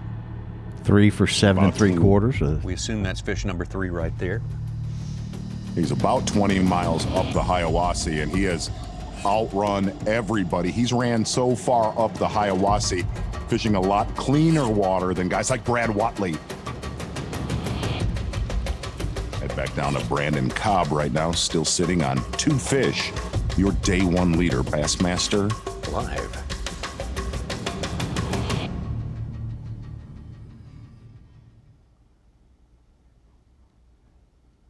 Bass in there somewhere having 2 bites in one little pile.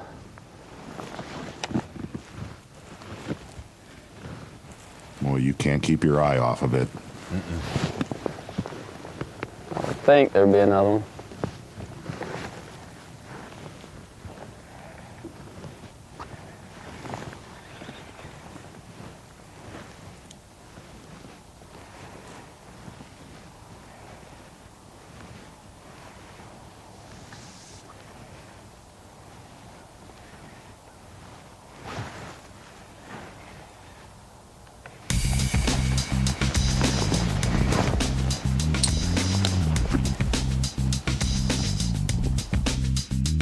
Taking a look at Brandon Cobb's day so far. Not the giants that he caught on day number one. A couple 6-pounders, lost a 6-pounder frogging. I like that a lot.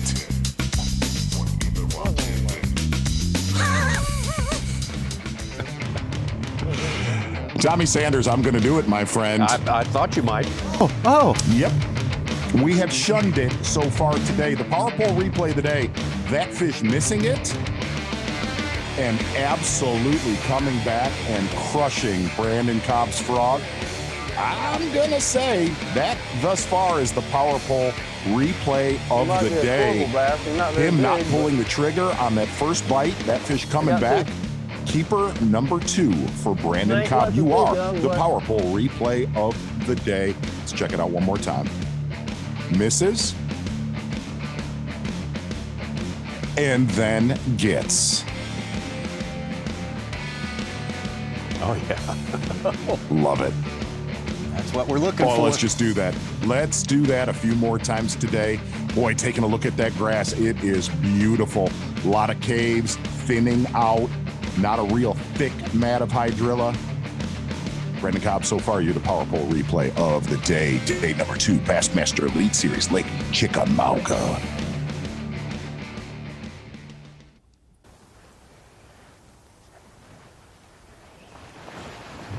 Something right there moved. Right there.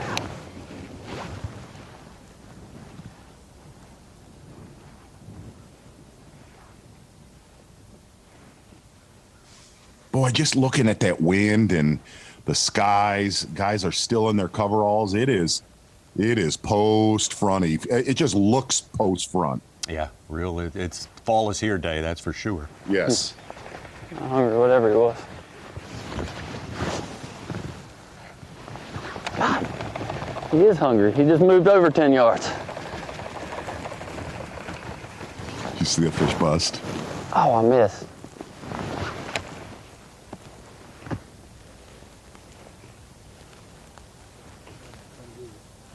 That fish busted right when he made that cast. Got there to the right about foot. It's going to do for a big one. He caught 6 yesterday. Total of 6 keepers yesterday. 2 of them were 6-pounders. Yeah, TH Marine showing that it's, plenty cool out there. Still in the 50s. Nope. Way past noon. That's a fall day. Come on.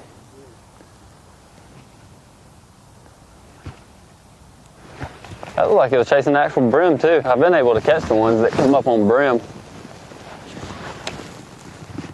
Brandon said he's been looking for brim, any kind of signs of life. Buddy Gross kind of started us out on that track yesterday. Said that's what you look for. You're always looking for activity anyway. Something happening in that man. 2 bites, saw 2 push some bait around.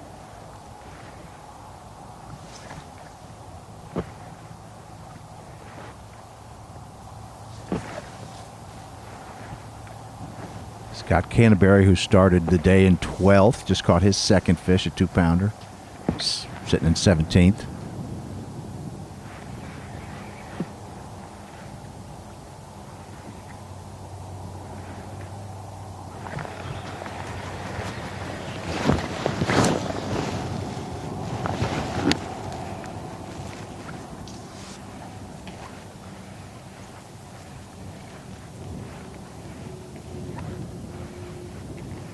Neither of our top couple guys, Clark Wentlet and Corey Johnston, came in here 1-2 in AOI, have reported anything today. That's nothing from them. Unreal. That's concerning.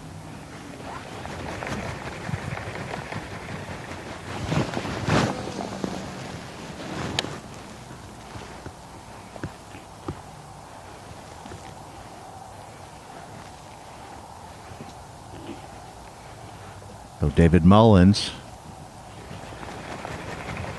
who's got 5 for 8 pounds, could finish today as the AOI leader. Could possibly. Slow and steady sometimes. Going to be real interested to know how Derek Hudnall has a limit that's 5 pounds heavier than anyone else's.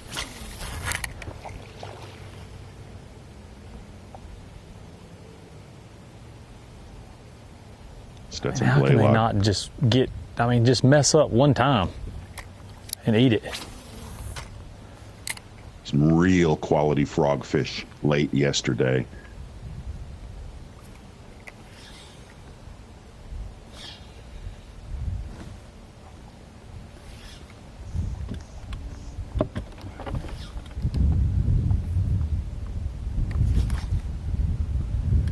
Stetson telling us a little while ago they're not going to run your bait down.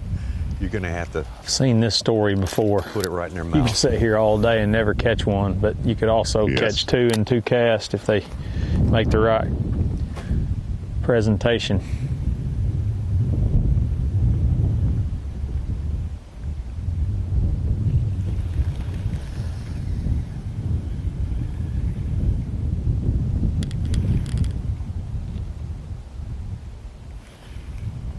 I'm reeling it right through where those fish are boiling. Holy crap, that's a big one.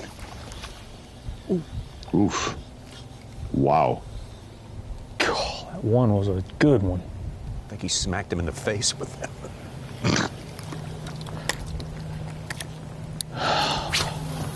Those fish are so conditioned to what they're eating.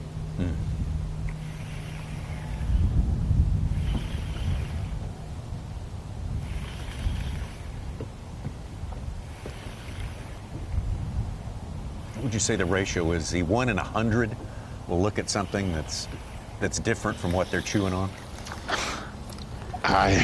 Today I'll go 1,000. Yeah.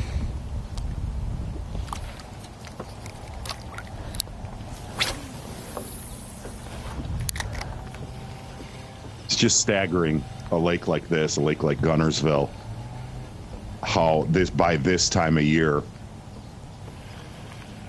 these fish are so intelligent. They've been pounded all spring, summer long.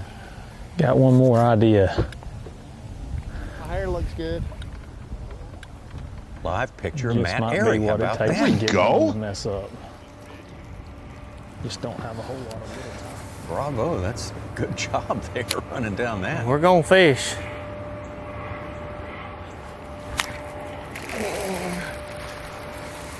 I think he moved around the bend and he's closer to the town of Calhoun. Spot, but not the right size.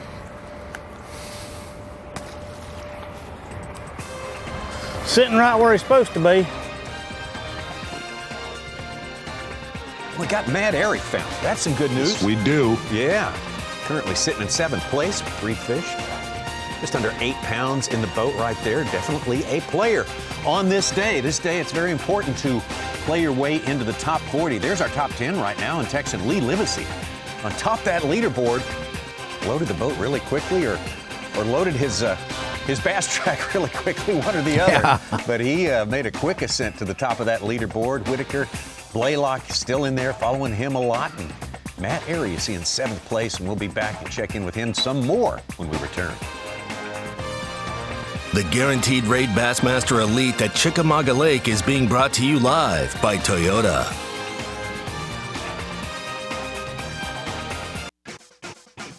The Guaranteed Rate Bassmaster Elite at Chickamauga Lake is brought to you by Power Pole, Skeeter Boats, Yamaha, and by Toyota. 40th place, you gotta put your head down and just redouble your efforts to fish harder, get some results if you possibly can. Do anything to make that cut, afford yourself one more day of fishing. There's only 8 days possible of fishing left, or 7 as it stands now, left in this season. Gotta make the cut tomorrow. Steve Kennedy now the man just ahead of the cut. John Cruz right behind him. A couple of big names, a couple of past winners on the Bassmaster Elite Series, sort of bookending that cut line as it stands right now. Jamie Hartman, Luke Palmer, who's had a hot hand lately on the Bassmaster Elite Series. Buddy Gross, the favorite, coming in here, still descending that leaderboard a little bit as it stands right now. But Best day. Huh? Best bag of the day. Derek Hudnall, 16 pounds, 5 fish, jumping up from 66th place, trying to get in our top 10, and this is what he thought after practice. Well, yeah, he might want to take that one back a little bit, but yeah, I'm anxious to know. I said, how does he get a limit that's 5 pounds heavier than anyone else at that time? Anyway, another young pistolero coming up into the top 10, right, Such? Yes, Mr. Kyle Welcher. He's got yeah. a limit of 12 pounds, and he had a decent day yesterday. He was 25th with about 10 and a half. Very watchable angler. Spent He's a in lot of time with him at Gunnersville. fourth place. Now Matt Airy, whom we've been trying to hook up with all day long, and finally he's gotten into a spot where we can get a signal.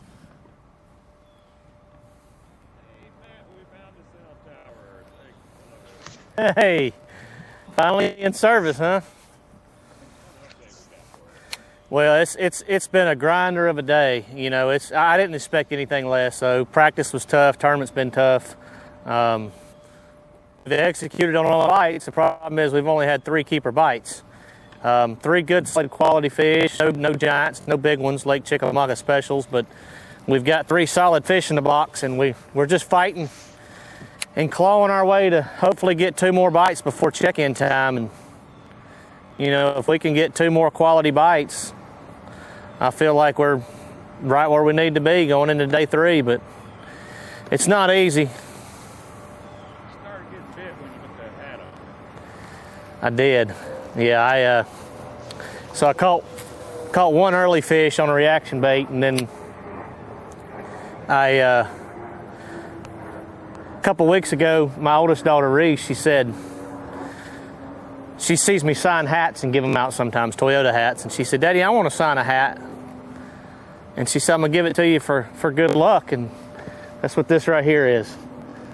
This is my Reese hat. Reese is my oldest. She's 8. She signed it, put a heart on it, and we switched over to it earlier and caught a good fish. I say good one, 2 3/4 pounder. That's a pretty good one right now. But we're going to keep plugging away and hopefully get 2 more bites before the end of the day. We've still got a few hours, so we got plenty of time.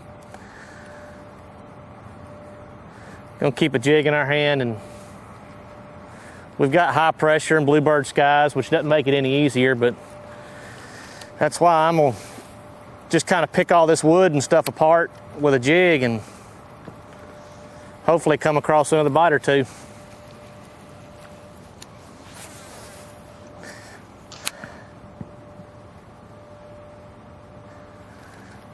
We're getting into a little area here now that ought to have a bite or 2 in it. A lot of mixed wood. Wood's been the key this week for me so far. It's all about wood. It's got to be something coming off the bank that's touching the bottom. That seems to be the key. I have not caught them good on rock yet. They should be going to rock. Usually in the wintertime, the rock's the deal. It's getting colder, and I'm looking for that bite to pick up any day now, but I'm fishing some mixed rock here, you can see, and just to keep them honest, but I have not caught a fish or a keeper. I've caught a couple of spotted bass and a couple little bitty largemouth off of some rock, but every keeper I've caught's been off of wood.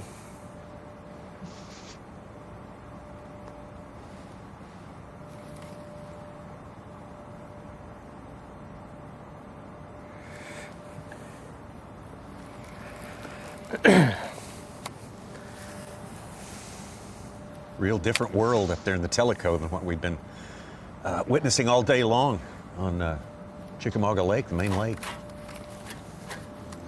Different sorts of targets and a different look to the water. I think the most different look of the Hiawassee is there's just nobody I'm else sorry, up the there Hiawassee. with Matt. Yeah. There's nobody else up there with Matt Airy, but you know, guys have been consistent up there. Lee Livesey, Brad Watley, Frank Talley, and you know, getting away from a lot of those anglers. If they were on rock, that right there would be a perfect spot to hold one. Breaking the currents, isolated.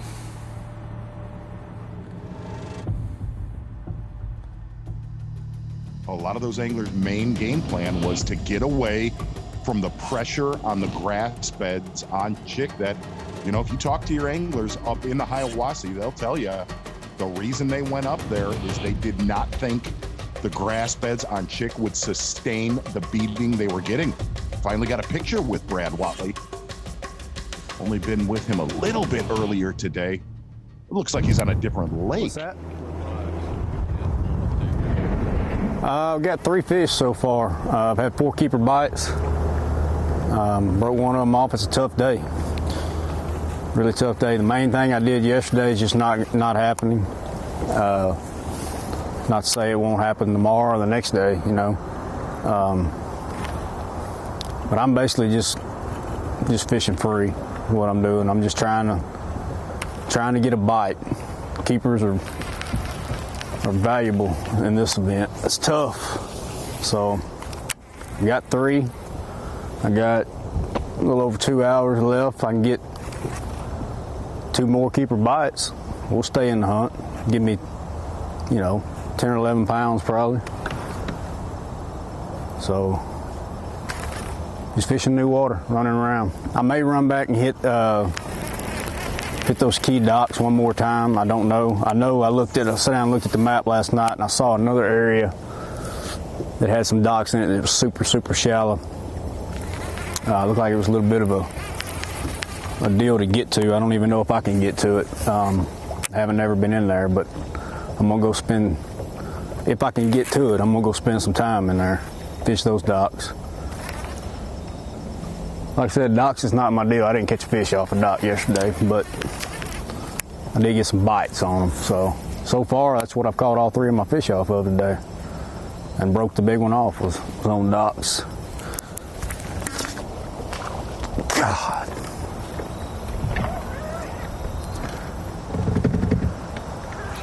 That looked like a keeper. It wasn't a big one. I don't know what happened there. Brad Watley made the cut, a very tough Santee Cooper last week. Helped him to his position now inside by about 4 or 5 spots, the classic cut. And doing himself plenty of good this time around. He's definitely a part of it. Man, it just looks like a different body. Looks like a way different body of water up there compared to a lot of our guys on the lower end of Chickamauga. How far did you estimate Airy to be up the river there? Oh, his starting spot where he was at earlier this morning, he said is about 21 miles up there. A lot of reaction baits, throwing a jerk bait early in the morning, which said he's transitioned here to a jig, which he got a few bites yesterday, but no grass up there. It's more of a dock, rock, wood. A lot of Brad Watley's fish yesterday. Very shallow, barren flats.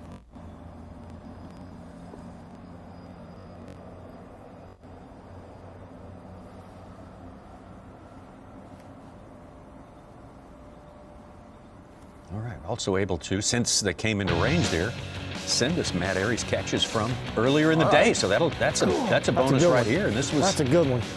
The first one. Gosh, stay hooked up. Look how clear He that ate it water good is, too. Tommy. Wow. No, don't do that. Oh yeah. Yeah.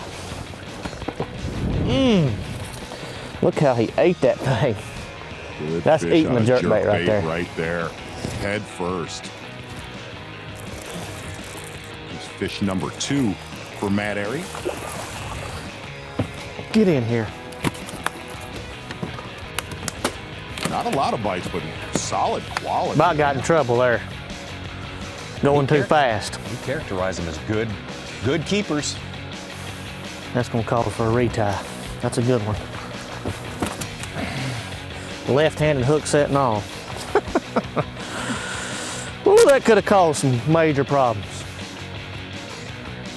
That area right in the middle of yet another great season, just like last year's first year in the Elite Series. He's 6th in points right now. Clear water. Yes. See Matt Airy Don't have to measure. lock a So jig in his hand. He is as good as they come with a jig. Well, still,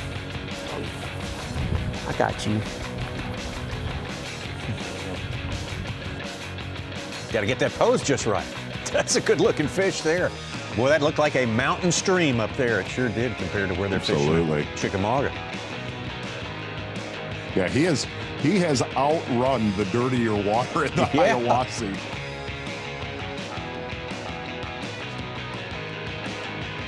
So he and Brad Wadley get some good stuff from these two guys who we've been out of touch with all day long. That's a huge bonus for us there. Spent the whole day with Stetson Blaylock and John Cox. Call me crazy.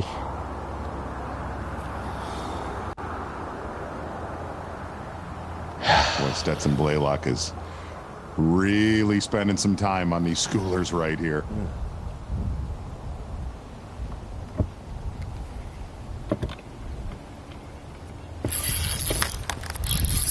That's a good one, I think. Maybe, maybe not. I don't know if he's a keeper or not. I don't know if he is. That might be a keeper. That might be a keeper. Man, I hope he is. He is chunk.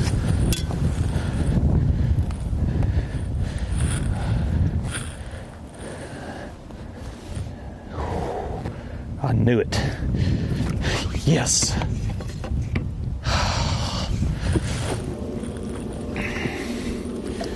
Critical bite, man. If I can just get a couple more to bite.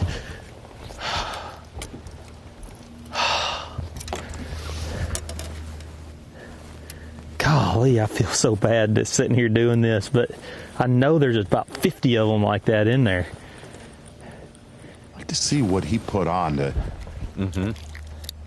He's made a couple bait adjustments, and I mean that is a little bait. Yeah.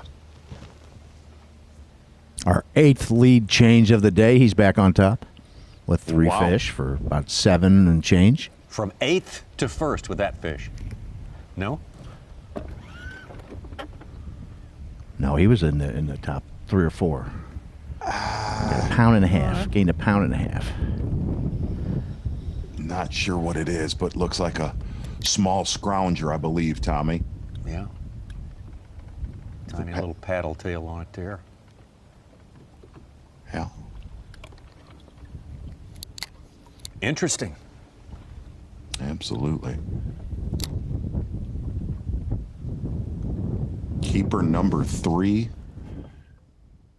Starting to see guys kind of dial in on smaller baits, on how to get these schooling fish to react. Seeing that with Stetson, seeing it with Jake Whitaker. I finally just caught my there's a blog on Jake Whitaker's bait from Craig These Lamb. fish are schooling out here on tiny little bitty tiny bait. Just throwing this little miniature scrounger out there, reeling it real slow. Trying to get them to fall for it.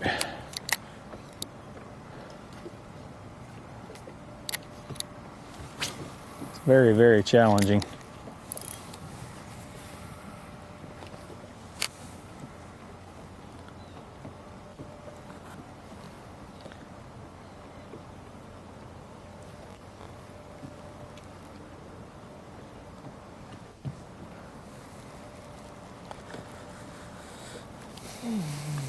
Stetson having to deal with close proximity boats for most of today. That's been on his mind. He's made mention of that several times. And it would be when you're trying to finesse them in, you know.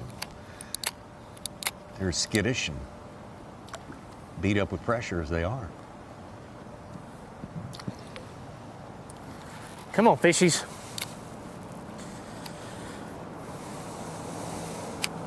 Such, I could have sworn I saw him in 8th place before he He jumped, and just right before I refreshed, he was in 8th place.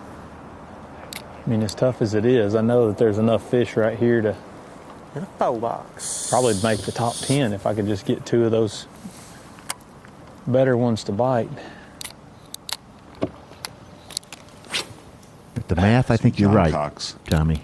Yep. I mean, less than 2 look at pounds Matt in the whole Aries. top 10. Less than 2 pounds separate. Aries, 8th right now, 1 pound 6 ounces back. Felix, John Cox in 10th, 114 back. He was our leader. Doesn't seem that long ago.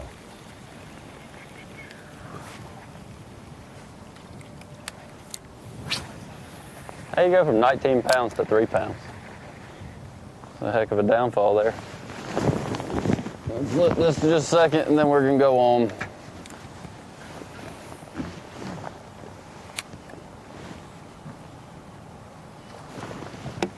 Boy, that frog bite has died today. Really? That was the quote of the day from Cobb there. Brian Schmidt, who had a big 5 pound, 13 ounce fish yesterday, is up to 17th place with a little over 8 pounds and today. It's went both ways. I've done it and got a couple bites and got the ones I needed, and I've also done it where you sit here all day and you throw and throw and throw and you never catch one. I've already gotten 2 bites in them. One was a keeper, one was a short. Holy cow. Whoa, right around my rod. Lee Livesey called. He's back on top by 5 ounces over Blaylock. And look who's back on a Tennessee River fishery. Scott Canterbury, 4 fish, 11th place. Of course, it happens when they come up.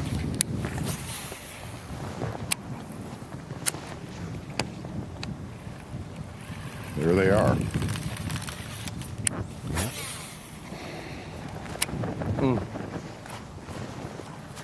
That's crap.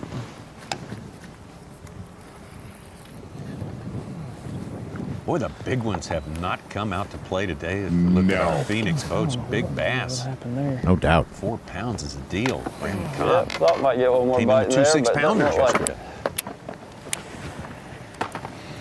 Flip my way out. We're gonna go. It is going to be scary how close this thing You know is. what? by I'm gonna month. try real quick. I'm gonna throw this in there. Yeah, Phoenix Even though they boat ain't big eating bass little was worms, Ed I like Lofgren, that. 6'9". Cobb had a 6'4". Schmidt had 5'13". Harvey Horn, 5'10". Nothing close to that today. 4 pounders. They're keeping themselves to themselves today.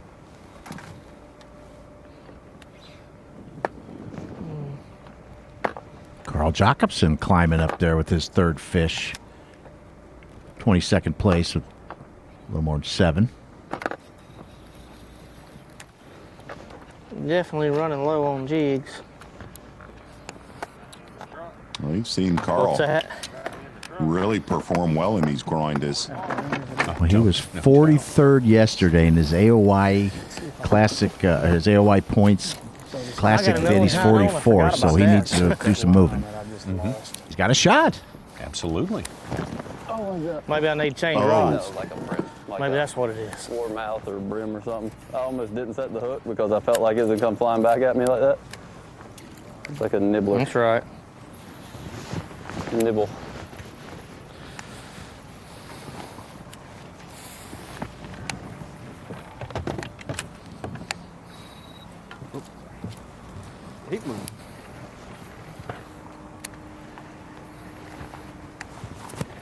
I tell you, looking at this 4-box, number one, you would not think your leaders from day one, none of them have a limit.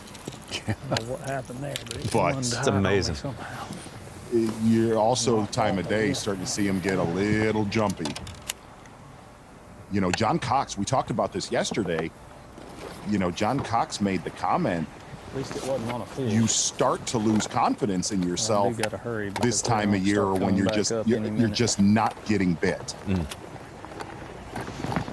You know, and John was chipper and happy this morning. It's a lot more serious tone now as this day is wearing on. Got to have a little positive feedback just to direct you through a day.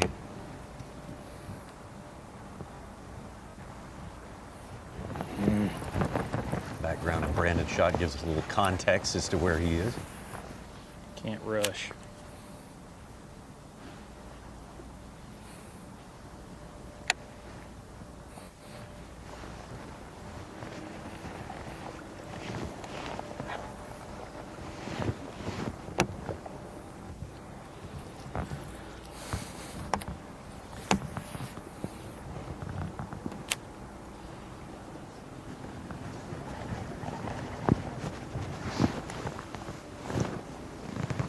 Five anglers with limits in our top 5 right now.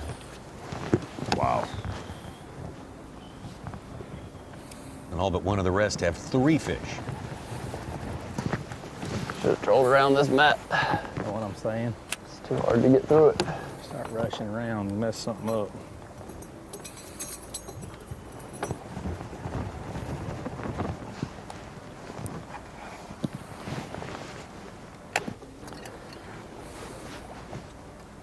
To the point now where some of our anglers have barely more than 2 hours to fish left in their day. Getting into the 4th quarter for them for sure.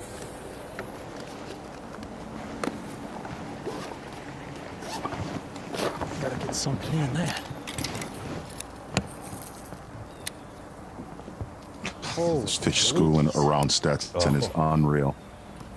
I mean, there is a pile in there. Oh my God. Why'd that have to happen right when they want to start jumping? Burns so much time doing that.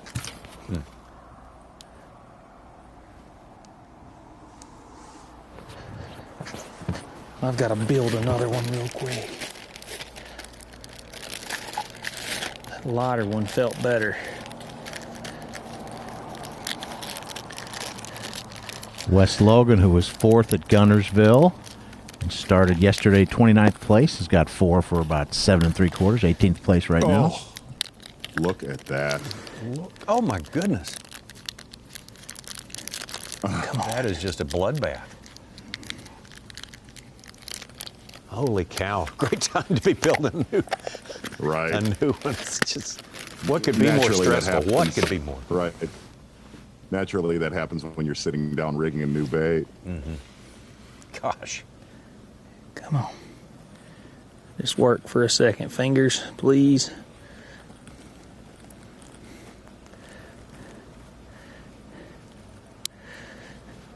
Come on there. Get on there. Come on.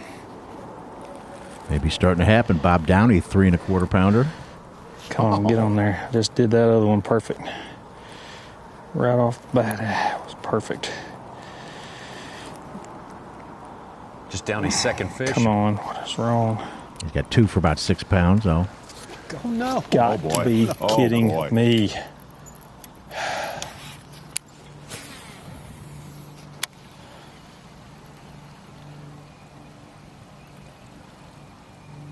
You wonder how many fish are looking at this bait right now. Holy crap. Can't get this thing to, can't get my fingers to work.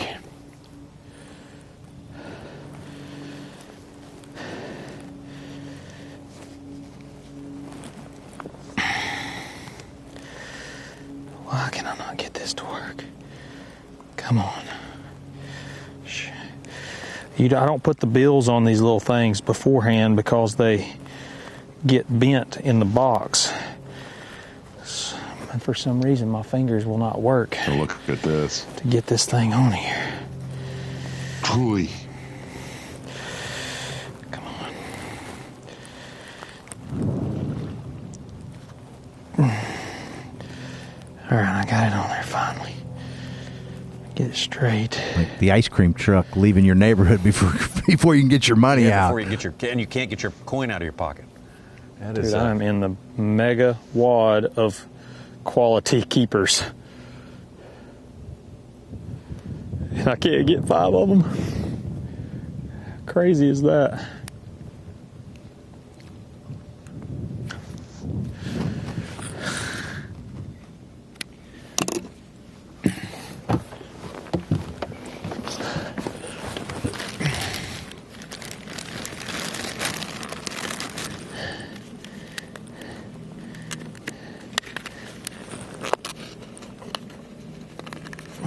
little suckers. It's time to do something here for me.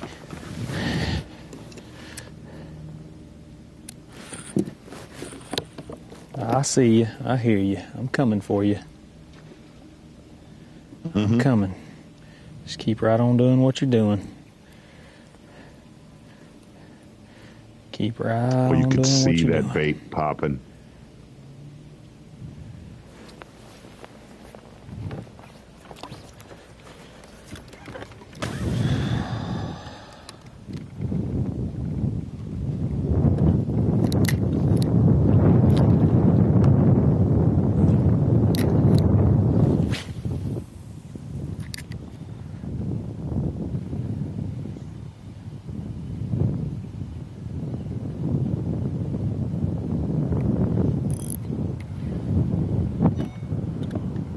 Oh, I got my poles down. I got to make a...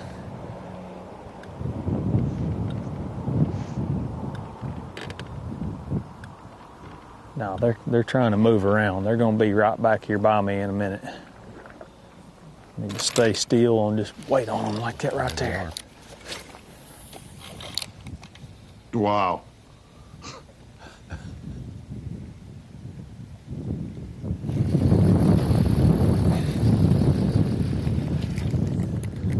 This is the wildest thing I've seen in a while in tournament days.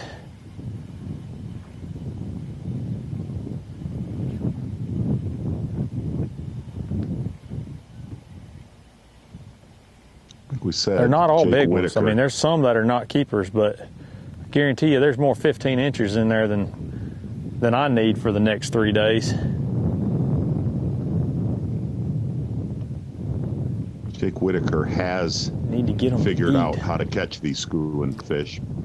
Hopefully we'll be with him tomorrow. Yep.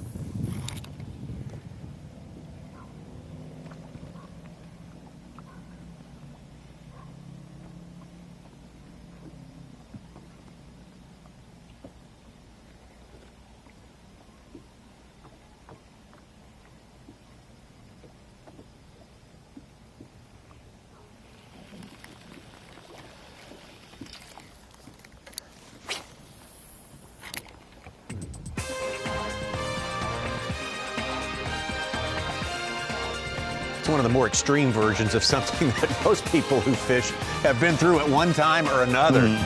Really good camera shots there too. That really added to the effect of Stetson Blaylock. Trying to It's get a stressful something few done. minutes with Stetson right there. That was the definition of stress right there. When they're right in front of you and you can't reach them, you can't get anything to them. Oh, good stuff. Would you look at those weights? I mean, wow. Every catch can take you to the top. Any catch can take you to the top. Wow, what's going on out there? It's not the battle of the giants, but man, oh man, it is a battle royal among these anglers who are trying to find a way to get these fish to bite. Day number 2, got to get it done, got to get in the top 40. We will continue when we return. The Guaranteed Rate Bassmaster Elite at Chickamauga Lake is being brought to you live by Toyota. You're watching the Guaranteed Rate Bassmaster Elite at Chickamauga Lake, being brought to you live by Toyota. Tight competition on day number 2. Competing to be in the top 10, which that list has been a carousel of a great degree in the last hour or so. The big-time competition also in the 40 spot, the qualifying spot to fish for tomorrow. And there's your cut line 40. Steve Kennedy, the man inside the cut line as it stands right now. Ed Loughran got the big fish in the tournament there. Patrick Walters. Keith Combs now inside that cut line. Would be huge for Keith Combs to make that cut right there. Yep. Help his season out in a big way. Back and forth. Back to Stetson Blaylock. He's got some fish here who are feeding hard. Bowling shad everywhere right there. Hard to get them to bite.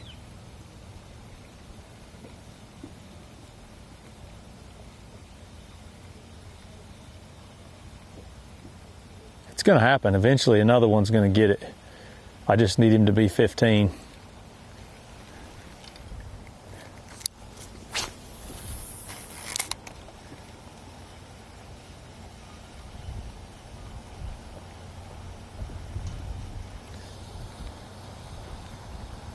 Man, what 2 15-inchers out of this school would do, though. Whew. And I mean, he's got 2 of them to connect.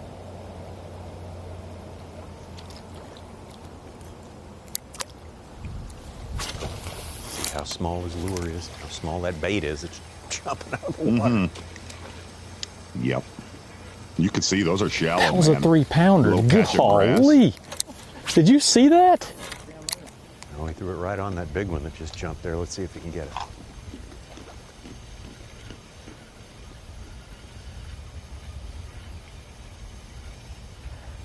And my minnow's not good enough.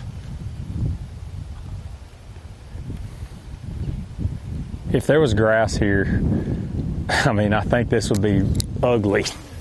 But there's no grass, so they just sit out here on the shad, blow them to high heavens, and won't be eat nothing else.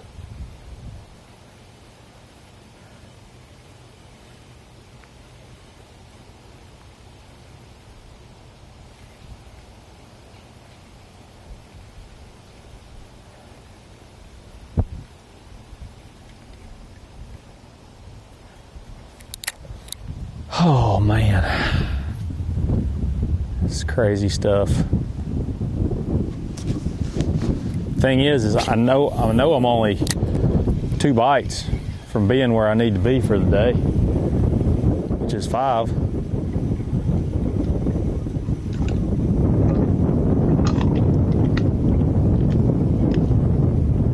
I don't know a better place to catch a limit than right here where they're eating shad. One just missed it right there. He actually bit it. Of course, I'm in the wrong direction. You serious? Golly. Some of those are big ones in there.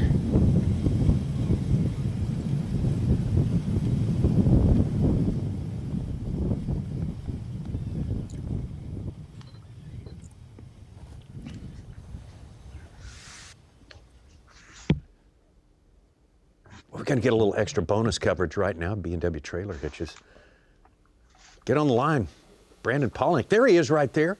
Brandon Palnick coming off a big win. Santee Cooper, 2nd win of the season. And Brandon, how's day number 2 progressing for you? Ooh, it's been a tough one, Tommy. Oh, yeah. I've got one fish in the boat right now, which I'm sure is the case for a lot of guys. Like, I think we were all hoping that cold front would maybe push some fish in the mats or get them active, and it was almost like too much of a shock factor, and it seems like it's just gotten even tougher. There's more pressure on the water today, so tough so far, but we've still got a little bit of time. Brandon, where does this tournament rank as far as top events that you have fished?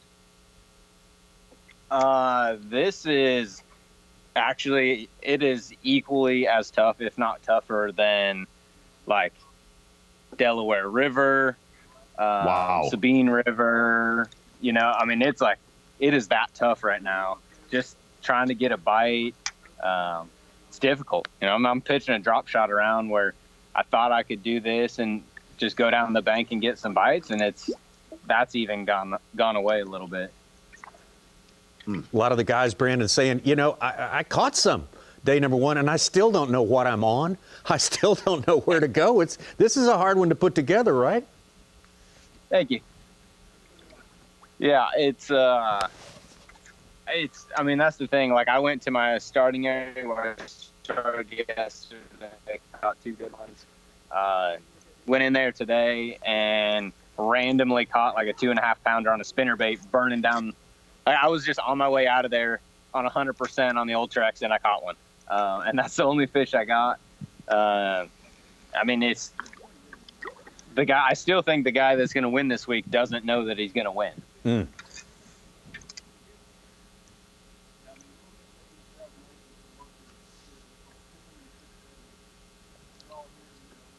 bad service, probably. Brandon, we got a little bit of shaky service here. I'm going to let you fish on here and get on. Thank you. I appreciate you guys. Hey, thank you. Congratulations, the big win. Surprise you guys with the win. Oh, yes. Take a look at 1 week ago. Brandon Palaniuk, Santee Cooper.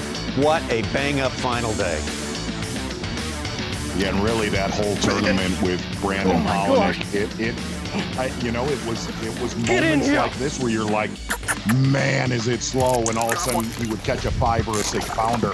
But that final day, really what happened the final day, deciding to start in a new area. I got him in all the grass. Literally blew their doors out the final day at Santee. And as Davey said, this is right here, one of the most memorable of the season on a drop shot. Santee Cooper won over 7 pounds for Brandon Palaniuk. A huge final day. The Prodigy is a Bassmaster. So hard to win one of these things during the course of a season, during the course of a career. And to pick up 2 wins in one season, that's awesome. There's one. Hey, how about a new leader? Easy, Hank Cherry. Easy. Oh my 10 3/4 pounds. He's got 23.10 total. He's in first place by 2 ounces over Lee Livesey. And 7 ounces over solid energy announcement right Stetson there. Blaylock. Yeah.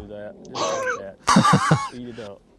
Such is blowing their doors off today if no one else is. I guess, man. My best line was, it is the guarantee rate Bassmaster Elite, but it's not a guaranteed catch rate. No, not the guaranteed limit, Bassmaster. Wait, what? Guaranteed catch rate of 1 an hour. You don't even have that. So much shad. It's so tough, I didn't even know what to ask Brandon anymore. I have a rare moment when you get stumped like that.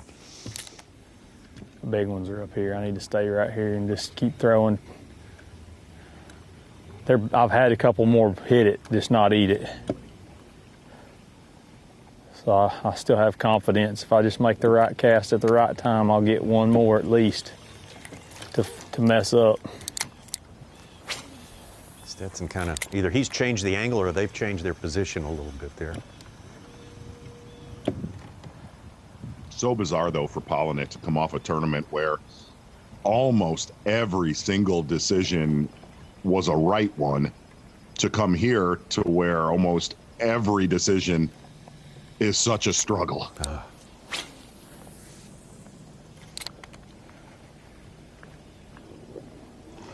But you pointed out earlier, Z, I mean, in the case of this week at Chickamauga, you don't have enough data to make a decision, really. You're just not getting enough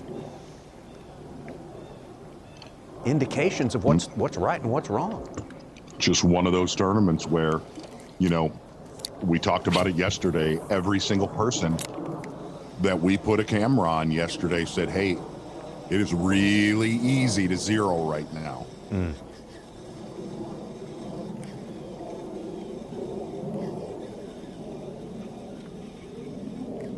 Again, Matt Airy, we've just been able to get in touch with him this afternoon, way up Hiwassee.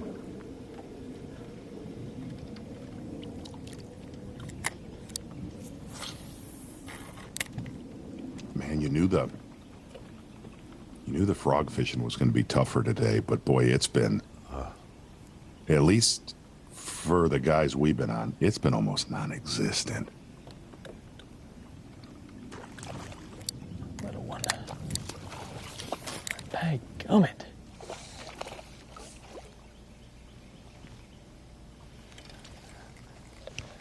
One little one. About jumped in the boat right there.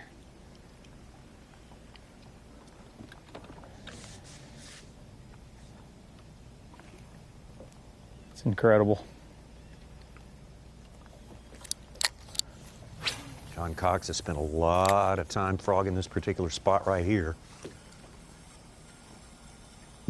Hours. Yeah. And it takes a lot of patience.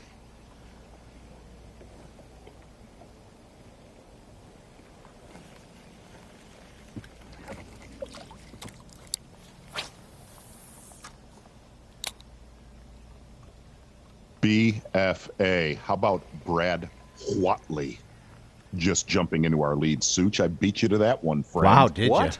2 pounder gives him 8 1/4. 24 pounds total.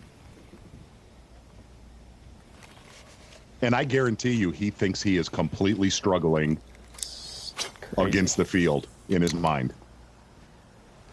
Well, after having, 15-12 yesterday, third place. He's got half of that right now, almost. Yeah, he would think he's struggling.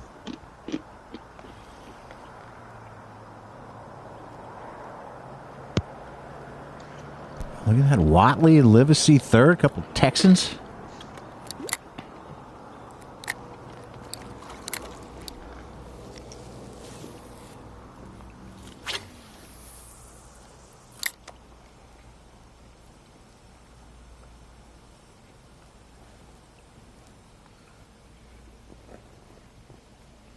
And again, we have a camera with Brad Watley. A lot of sketch cell service up the Hiawassee.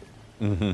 Hey, just stay back there outside those shad, and I'm going to come back in here in a second. And there's not a bass in it, which blows my mind.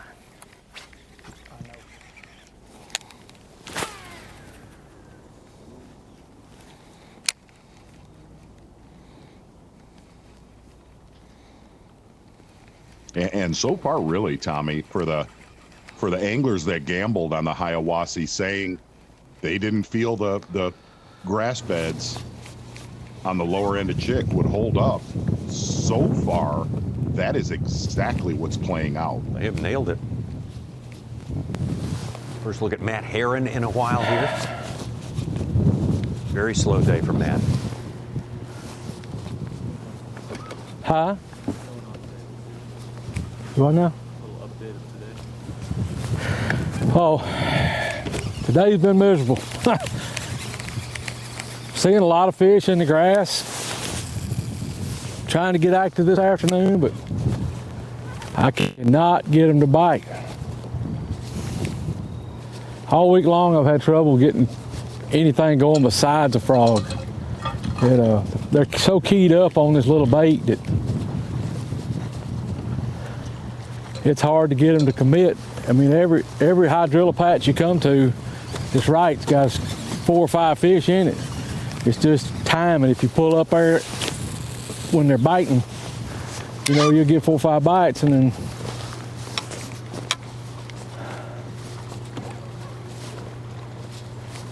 I just had a fish blow up over here. And this is the other problem. We got so much boat traffic that they're washing everything so bad. It's just hard to get it going today.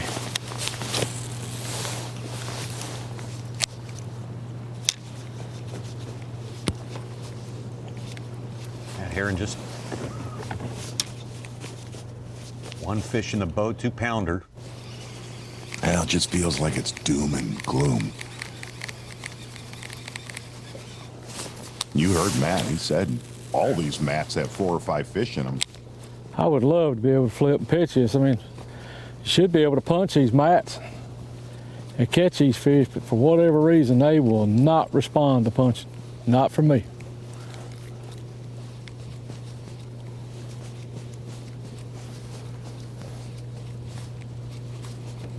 Kind of held off hitting those mats this morning because he thought it was a little too cold. Bided his time doing other things for a while, and even a little warm-up hasn't helped his situation. That's about the first bird I've heard whistle all day, I think.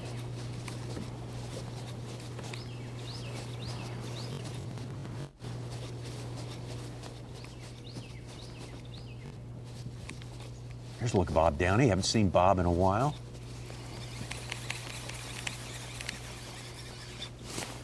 Well, that grass is standing out right there. Should be money. Bob Downey. There's a fish. You think? I mean, like he's having a brutal day, but still in it. If you look at the weights, sure. He's got a couple of nice fish at 2 pound 12 ounce and 3 1/4. Yeah, catches a 3-pounder. One more. Solid top tip.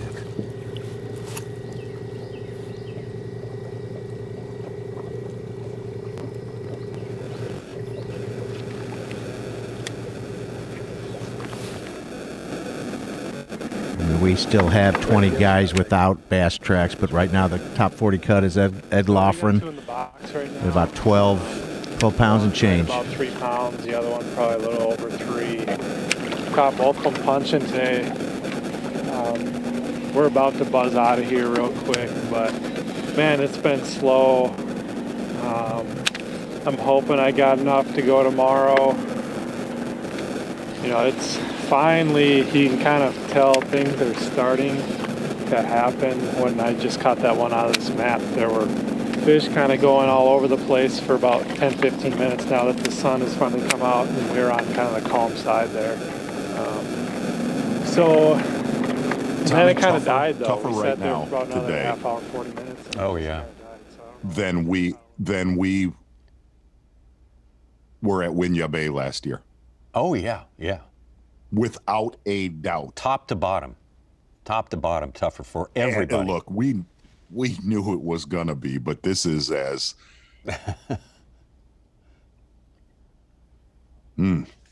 It's the power of pressure, a lot of it, isn't it, Z? Say it again? It's the power of pressure. I mean, every place is going through the transition, but I mean, the power of the pressure just compounds. Absolutely. Things, you know? I think it's many variables. I think it's pressure. I think it's high pressure with the weather. Mm-hmm. Back over to Stetson Blaylock. Whoa, look at that. Here we go. Gosh.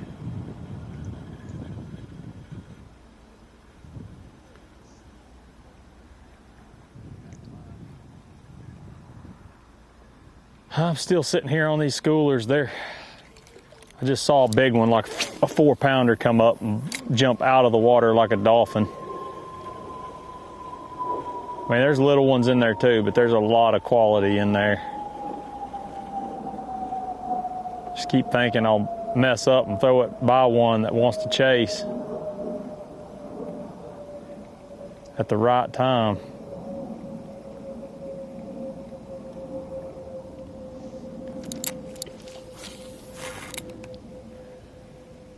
Boy, when they're doing that is like fly fishing for trout.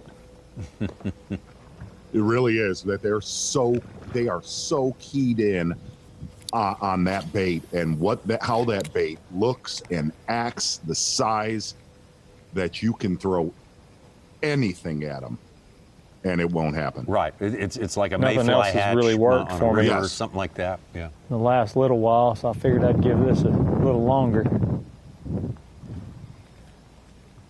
Just because there's so many fish right here. I feel really good about my chances of,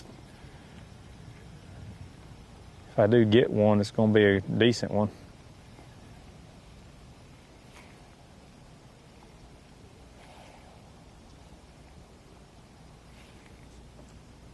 Boy, when you see that bait spray like that, you could see just how small that bait really is.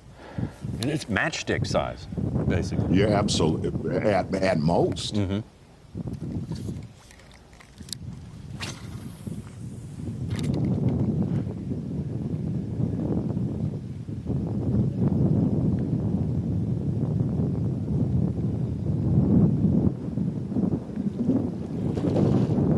Wow. Just wow.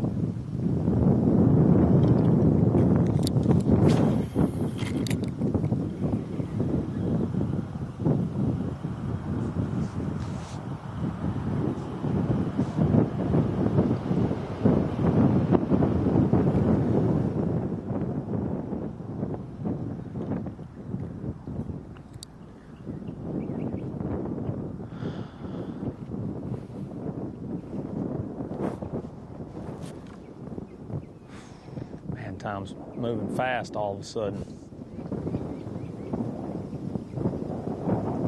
2 o'clock. And I'm local time. And I mean, they're doing it all the way down this entire bank. If you look over Stetson's right shoulder, they are doing it down the entire bank. You have to ask yourself, will they just run out of bait at some point? I guess not. They're hatching all the time.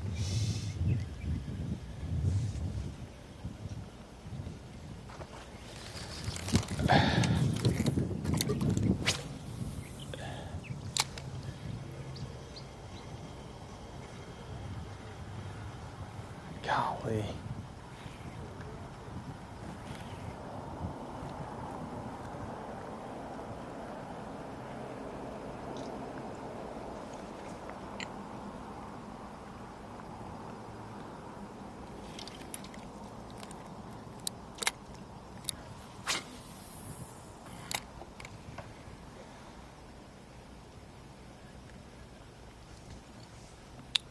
Well, you could see that bait spraying right there. And I think for the first time in the history of the power pole replay of the day, it's not actually a fish catch, Tommy Sanders.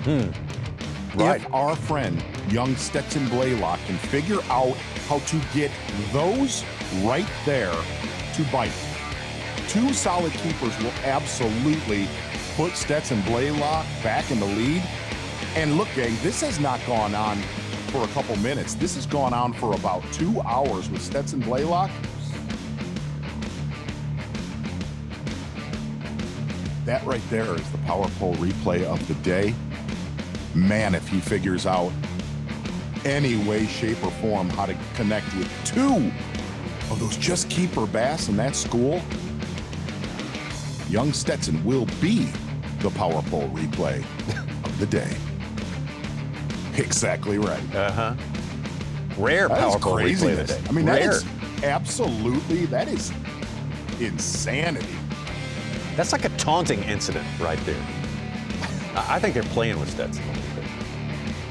Man, that is a feeling that, I guess it's just indescribable how you feel powerless to do something that's right in front of your face. Here we go, back to the frogging. John Cox. I mentally needed to leave there for a minute. Yeah, that's just, oh no. It's interesting, but after a while, it's like, that's as frustrating as it gets, man.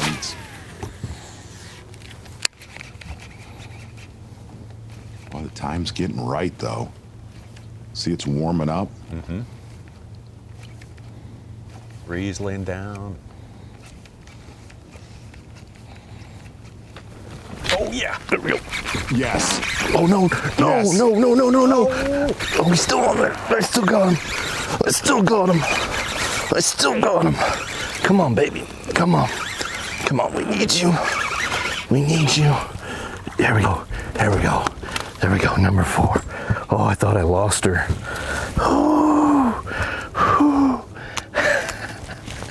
Oh, I was falling asleep. I'm not gonna lie, that was awful. One more. Gosh, that was so bad. I felt like I was holding my breath forever. Oh my gosh, and then I thought I didn't catch up to him. He did, he crushed it. New leader. That is a huge bite right there. Oh my gosh. Back on top. Good enough for the lead, for starters. Wow. How about that? Wow, John Cox. And you said, hey, it's just now it's warming up, it's looking good, and bang, there we go. John Cox. That's awesome. Single-handedly revives the frog bite here on Chickamauga. No, Tommy Sanders. He single-handedly revived us right here. Yeah, that's right. We were lingering. We were on the brink of passing out. And we're back. Man, oh man, John Cox definitely back in a big way. 5 whole ounces ahead of Brad Watley, but man, that signifies something really possibly big going on right now. Stetson Blaylock, we won't get off that story either. Man, things are popping a little bit. Let's keep our fingers crossed as we take a break. Come right back. The Guaranteed Rate Bassmaster Elite at Chickamauga Lake is being brought to you live by Toyota.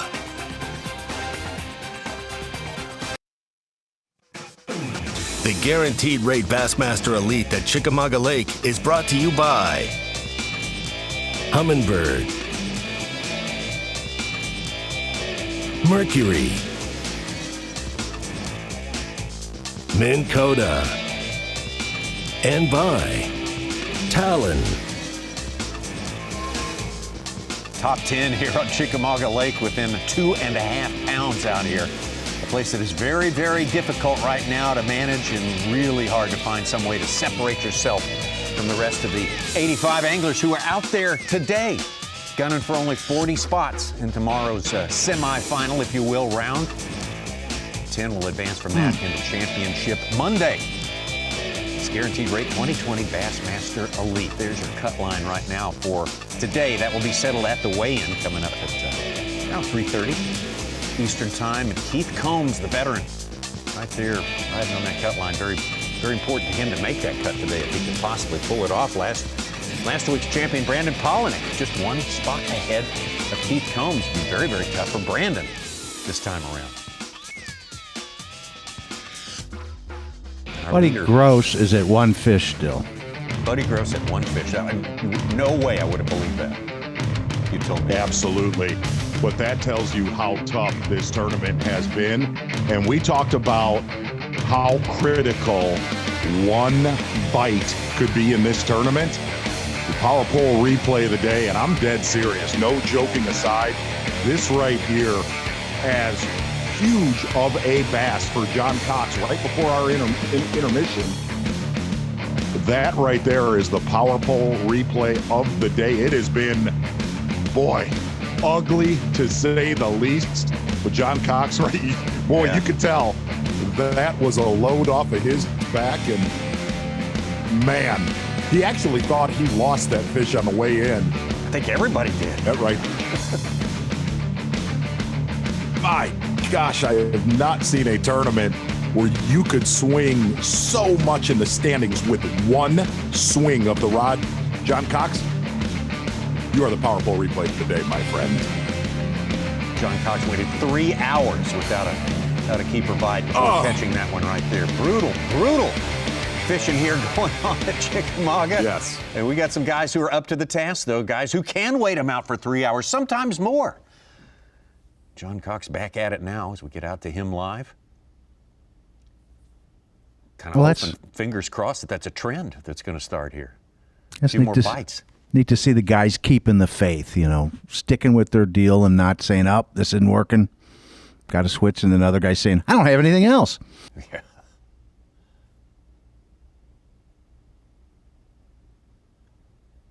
Oh, you have to think. I mean, he is locked in this grass bed now for basically 70% of the time the last 2 days. You got to think he's going to get one more bite out of here today. And then just hope that the weather tomorrow and Monday will get this firing again. As we think about tomorrow and Monday, let's bring in our colleague here, Davey Hyde, standing out there. Davey, we got, there's about one way for things to go, and that is up. Do you think we might get a little relief? You think we might see things loosen up a little bit tomorrow?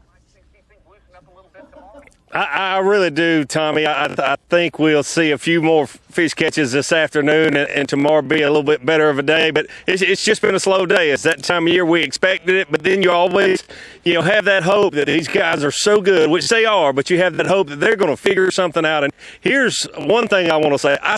My timing has been off. It's all about timing in fishing. and I've stayed with Jake Whitaker. I was there after he caught 2 or 3 fish, and I stayed with him for about 45 minutes, and nothing. I saw John Cox not too far away. I stayed with him for about an hour, nothing. And I'm telling you, he was going in some sneaky places, in culverts, and he's just fishing a lot of places. And I think a lot of his concentration is find these little small mats, find these little out-of-the-way places that haven't been pressured. And then Stetson Blaylock, I'm telling you, it looks like the winning fish are right there where he's at. But those fish, if you've never fished for schooling bass this time of year that are locked in on small thread fin, just watch Stetson Blaylock. I mean, he's very, very good, one of the best in the business, no doubt about it. And I'm not going to say he can't or won't, but it would not surprise me if he does not catch a bass out of that group. It's so hard, and one of the most frustrating things I've ever tried to do as an angler is exactly what he's doing. High pressure, clear skies, small bait, 3 and 4 pounders jumping out of the water, and it is so hard to trick those fish. Just so difficult. So my timing was off on all those. I was riding back upriver, and I stopped at a place. Suits normally does trivia, but I've got to ask Zona, Tommy, just ask if you would scan right over here. I'm just sitting right off a very famous river ledge. You guys remember this place? Oh, yes, I do. Yeah. That was quite a show put on out there. It was a rotating carousel of anglers, one after the other, going along a ledge there. And man, oh man, we had, as Z pointed out yesterday, we had a couple of guys that really mastered it. No one else could get onto the thing. fair to say, Davey, you ever think maybe you're not part of the community? Well, so I was not part of the community that particular day, but I stopped here because this whole lake is a community hole right now. There's a boat just ran by me. Here comes two more, and I don't know if it's because Tennessee has a home game and they only let 20,000 fans in there or what the deal is, but it is like a Saturday in July out here right now. It is unbelievable how many people's out here, but there's nobody fishing the community hole. It just really amazed me.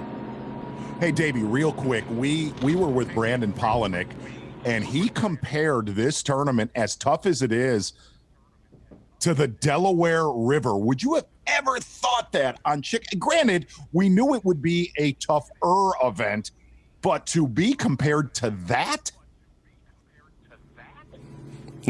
Yeah, I'm with you there. I haven't been fishing for 5 days in a row like Brandon.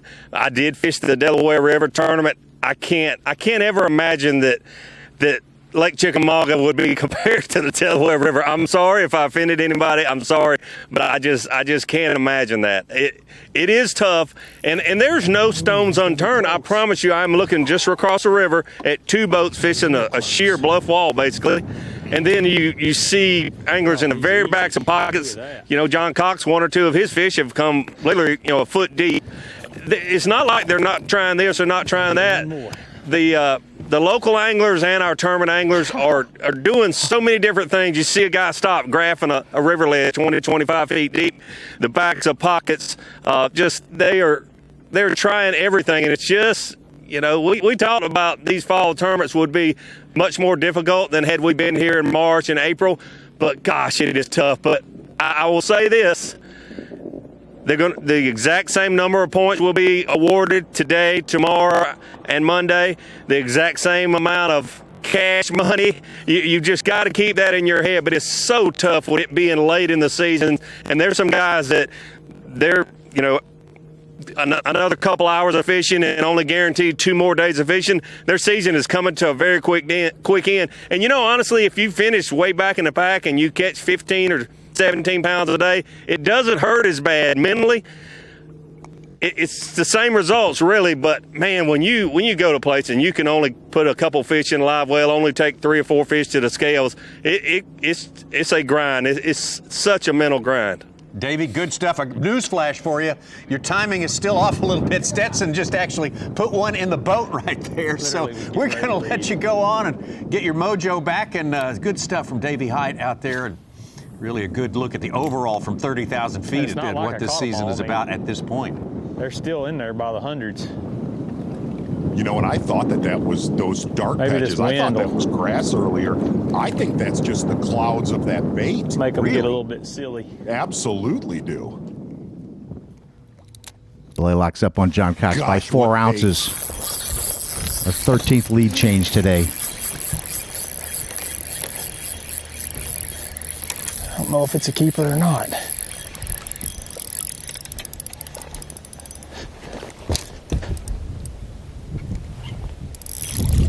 Ooh, he's gonna be close.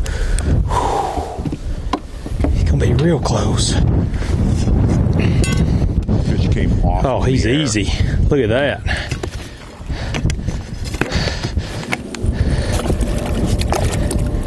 Gotta get one more. Well, one fish generally puts you in the lead if you're already in the top 10 or just below. That one should do it for Stetson. Unbelievable. Look at those fish still busting right there. It's incredible. Yeah, wow. I think those dark patches are the school of bait. Wow. Absolutely. All over the place. It doesn't really matter where I throw right now. They've scattered out so much. While that was happening, Jamie Hartman, our 4th fish over 4 pounds today, jumped up about 20 spots. With one bite. With one bite. From like 66 to... Right through there where they were just underwater, but they're boiling them. 46th to 27th. Bill Lowen filled his limit. Good one. Small fish. That was funny hearing Davey and you talk about the Delaware River. And Davey, but at 15 least at the incher Delaware right now River, is the considered a favorite good was one. able to catch him. You know, here the favorite, the guy associated with this place, has struggled mightily. Unnecessary name drop. The dean, Pete Glusick of Bass University, texted. He's like, "Hey, easy now, guy."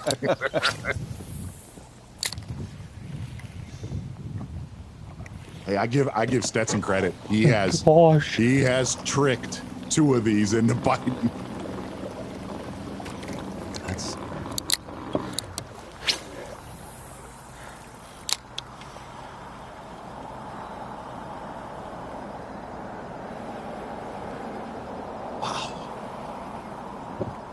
bringing Dave Mercer right now. Back at Point Park, getting ready for the weigh-in. And Dave, what do you make of all this? This is, I mean, it's not a slugfest. It's the opposite of that, but it's still kind of strangely enticing, isn't it? It's interesting. Got him. That's a good one, I believe. Sure. Yeah, no, it's very interesting, guys. I mean, really, I feel like I'm watching my life. I mean, that's basically what every day when I fish, no matter how good or bad the lake is. But, man, these are the days, you know, that my job gets a lot tougher. I mean, if you saw the weigh-in yesterday, I stopped asking questions. I was just like, just speak. And I got nothing to say to you. I mean, everybody is crushed.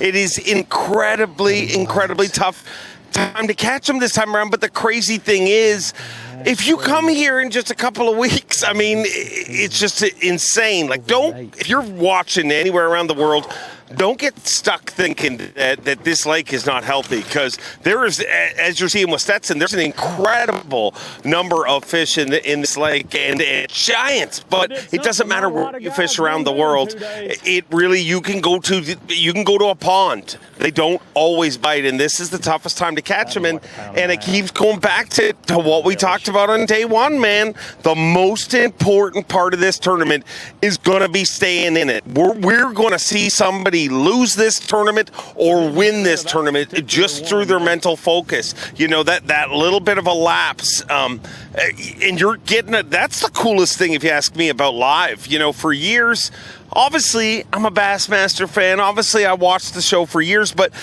the coolest thing about live is it really gives you a true perspective of, you know, the thrill of victory and the agony of angling, what these guys go through in a day. Because you guys said it a lot on Guntersville, you said it a lot of Santee, man. It looks good on paper, but what these guys go through, and I think we're really getting a bit of a glimpse here. And man, you want to talk about pressure, your season on the line, and you're literally begging, one more fish, please bite. It's going to be a tough weigh-in. Dave, we just saw Stetson Blaylock catch that critical 5th keeper, and it was a line burner. The amazing thing about these fall tournaments is, yes, we go through massive wicked lulls to where you're like, this is so brutal, but Tommy just nailed it. It's very intriguing. It's very intriguing to commentate these tournaments, because the rest of the year, Dave, a limit really doesn't mean anything to where it is so paramount in a fall tournament.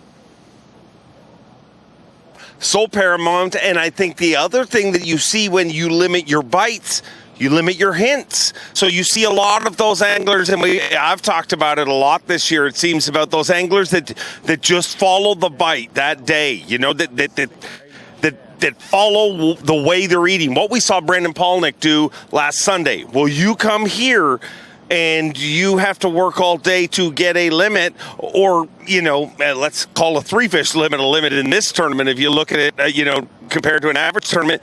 But just to get 3 fish and kind of be there, I mean, it's hard to get hints when you're not getting any signs, you know, when you're not able to trigger those bites. You know, Brandon talked about how tough it was in those, you know, many fish tournaments, how tough it was to tell the difference between, you know, a sign and a decoy.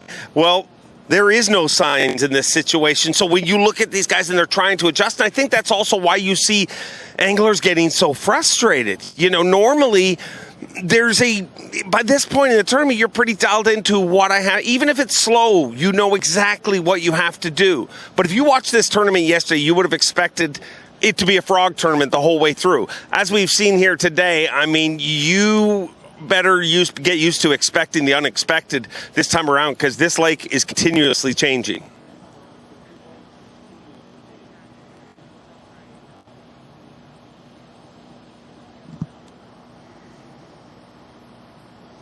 Boy, you could see those fish still schooling around Stetson Blaylock. And Dave, fair to say, all of us as a group have never been as excited to see an 8 to 10 pound stringer that we've seen today with guys like John Cox, guys like Stetson Blaylock.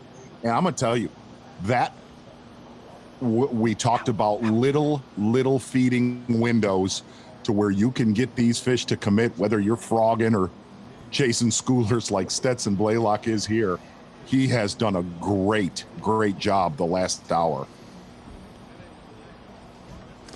The coolest thing, Z, as a fishing geek that I know you are, we all are, I love seeing the little tweaks. I mean, I can't wait to see Jake Whitaker tomorrow. I can't wait to see how these guys adjust too as this tournament goes on. I mean, I can't expect, somebody like a Brandon Cobb is obviously going to make it through to tomorrow. Just on yesterday's weight alone, basically. But I can't see them just going and throwing the frog again tomorrow. I mean, we're going to see adjustments. We're going to see these anglers change as this tournament goes on. And hey, maybe a Stetson Blaylock will keep this lead and win this tournament by the end of it. Who knows who's going to win it, but we're going to see a lot of changes, and those are the subtle little hints. Those are the things that live gives us all as anglers, literally gives us the opportunity to learn and just get that much better because, hey, we have a lot of tournaments where they blast their lights out, but this is real. I mean, when you really think about the situation, everybody watching this has booked a trip, been in the middle of a tournament, had whatever situation that meant everything to them. They show up to the lake and they just aren't biting them. Well, these guys don't have a choice but to have to figure out how to make them bite or go home. Dave, great job. Thank you very much, Dave. Getting ready for weigh-in time, which is approaching rapidly. Some of our anglers, in fact, have an hour, maybe a little more, maybe even a little less time to fish, depending on where they are out there. So as we continue to watch Stetson Blaylock, 2 fish to make out that limit. How huge was that? Yeah, guys. What's been fun is one of our guys, Mark Menendez, we've been texting back and forth, miss Mark Menendez on the Bassmaster Elite Series, but a bunch of friends been texting, hey, throw this, throw that, try this, try that. Here's what Stetson Blaylock did. Exactly what he needed to with this little scrounger type bait. And it's been interesting watching him change his cadence, change his speed, killing it. Man, those fish were enormous. As critical as that last bite we saw from John Cox. You said Dave said people are going to be going home. Well, Buddy Gross is trying not to stay home. He caught his second fish. He's 41st right now, right outside the cut. There's got to be a fish in that tree.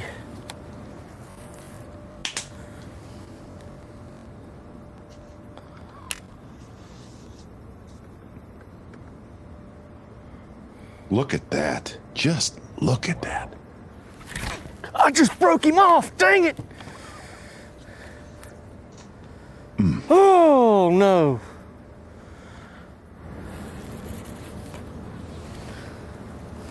Gosh. Cut like a razor, too. You can't do that. Can't do that. No, what? I must have had a little bad spot in my line or something.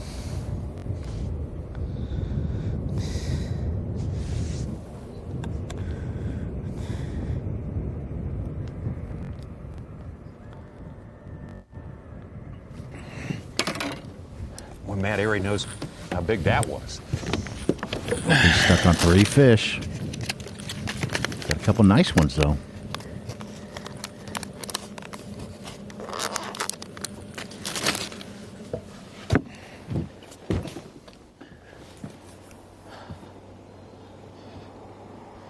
Enjoyed Dave's take on all this, the fact that how raw and stripped down it is. It just, your electronics won't save you.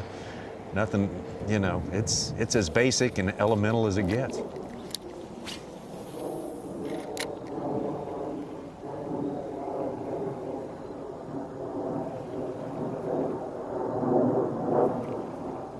Boy, whoever holds a trophy on Monday is going to earn this one. I mean, you say that in every single one of them. Water underneath those fish literally just lights up with fish in there. I really think what you see is only about a third of what's actually there under the water.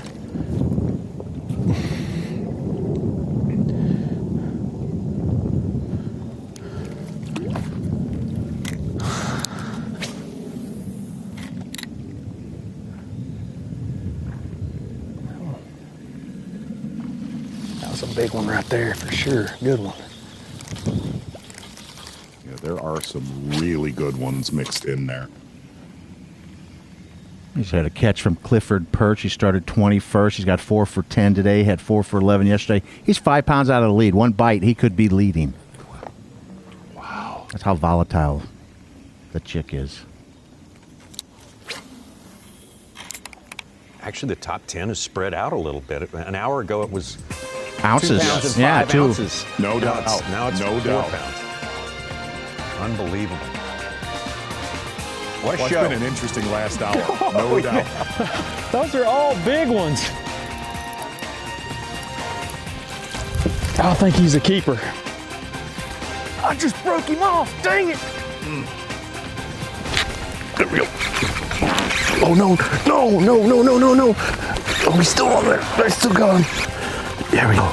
There we go. One more. God. We suffered a little bit this morning, but we got a little payback this afternoon. We were able to claw back a few thrills and chills this afternoon. Stetson Blaylock on top.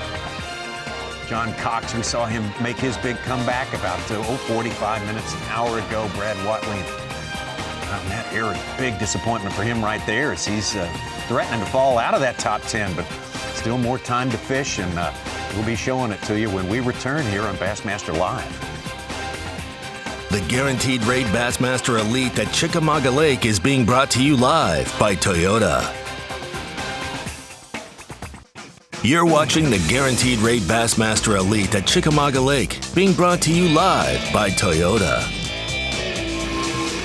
Well, in a little more than an hour's time, some of our anglers, the ones in the early flights, will start to make their way back to the weigh-in time. Of course, the weigh-ins when we'll find out all. And remember, on Bass Track, which you see reflected here in our scores, not a lot, but a handful of anglers are not reporting. Some of those are very much involved in the Angler of the Year race. So there's a lot to be learned at the weigh-in today, including who's going to be fishing tomorrow.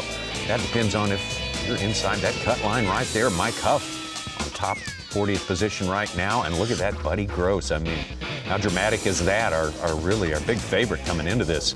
The first man out. He's got time to change that is for sure. And Brandon Polnick, our winner from last week, the second man out. And so this is really just, it gets a little thick here.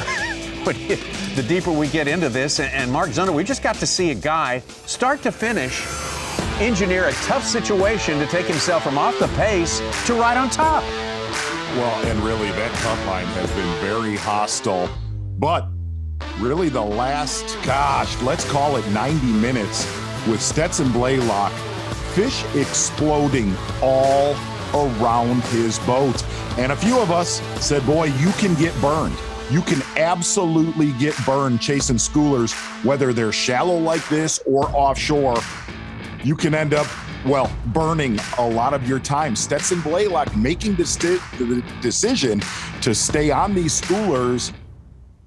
And here's what's amazing is 3 of his 5 bass have come in about the last 45 minutes. I think the Mercury move of the day is Stetson Blaylock sitting still, figuring out exactly what to throw, getting these fish to commit. And granted, listen, they are not big ones. They are just keeper-size fish. But on a lake this tough, your Mercury move of the day is Stetson Blaylock not moving Tommy Sanders. Yep, that's very ironic, but yet very true and very compelling to watch all of that play out. A lot of stick-to-itiveness by Stetson Blaylock. No quit in that guy. Hey, and one thing, fish number 5, I'm going to tell you something. That is a bass that he needs to get rid of because he double and triple checked that fish as far as how hitting our 15-inch limit. That's one that makes him feel good, but at the same time, not so good. One that Stetson Blaylock is definitely going to want to get out of there, but man, his first 2 fish, very solid fishing offshore, right around the Harrison Bay area early this morning, then heading down towards the dam. And this is where he's done his damage the last 90 minutes. That right now is your Mercury move of the day. And I'm going to tell you, not giants, but critical fish here on day number 2. Stetson Blaylock now listed as 1 pound and 11 ounces ahead of number 2, John Cox, whom we saw with one swing. One cast to the frog, one hookup going from 10th to first place right before him. So big moves up and down that leaderboard today has been the rule, not the exception, for sure. And here again, this is not how Stetson caught him on day 1.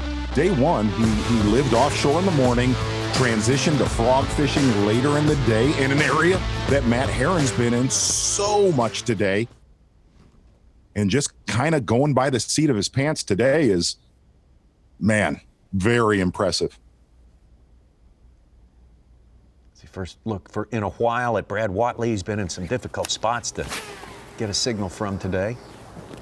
They're doing very well, hanging in there mostly in the top 5 all day long. There's Summerall. He was off camera when he just landed a small one, his 3rd fish. You know, these are, gosh, Mercer talked about it.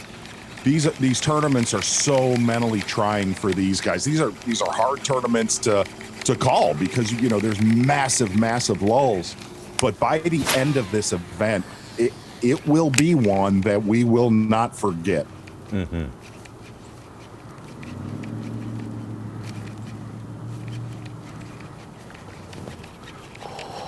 Slow for Summerall and Downey on this day. They're both still looking good to make the cut, but a little insurance wouldn't be a bad thing right now either, in the form of one more keeper or 2 before they go in.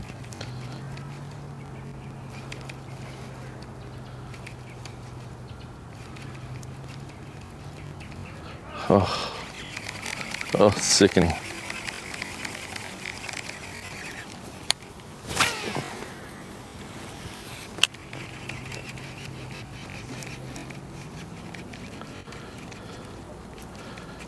John Cox with about 9.7 estimated today. It'd be interesting to know Just one. Come up and where he eat thinks my he frog. stands with that.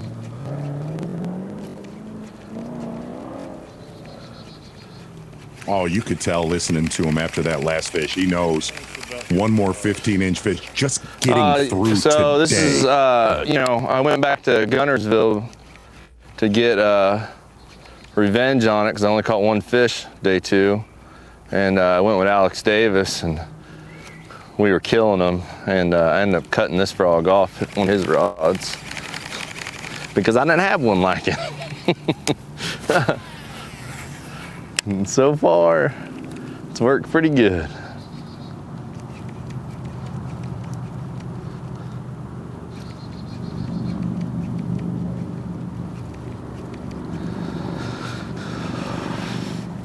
Ed Loughran just filled his limit today. He's got 10 pounds, 21st place. He's got our Phoenix Boats big bass yesterday, 6'9".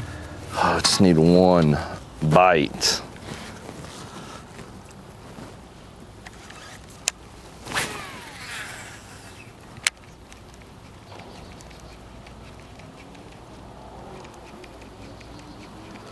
There's like an 8-pounder. See him? Stetson's gone back frogging. See him? There he goes, right in the weeds. Right in the weeds.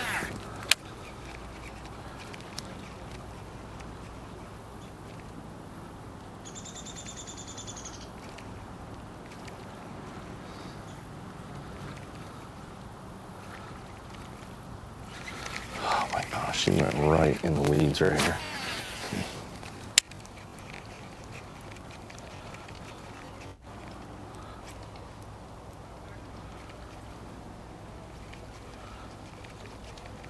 Boy, right outside our cut from 41st to 46th. Murderers Row, Buddy Gross, Brandon Palnett, Keith Combs, Luke Palmer, Steve Kennedy, John Cruz, Frank Talley. Wow. Oh, my gosh. Oh, my.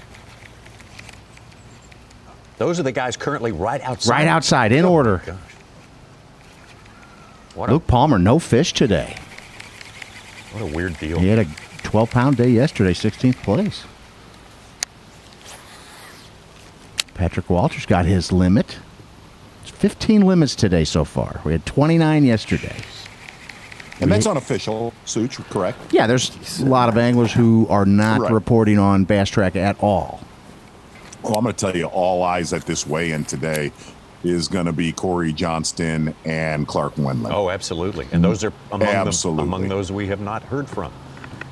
And David Mullins, I'm looking for him. He has fallen down to 25th with five fish for 8 pounds.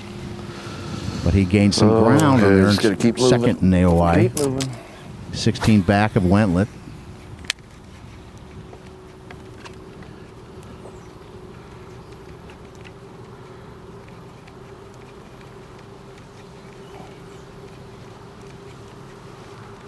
And we made the comment at the last tournament. Mercer talked about it, where these fall tournaments, it looks a lot better on paper. This is not one of those. Whoever's leading this tournament today, it will have been ugly. Oh, start to very finish. ugly. Start to finish.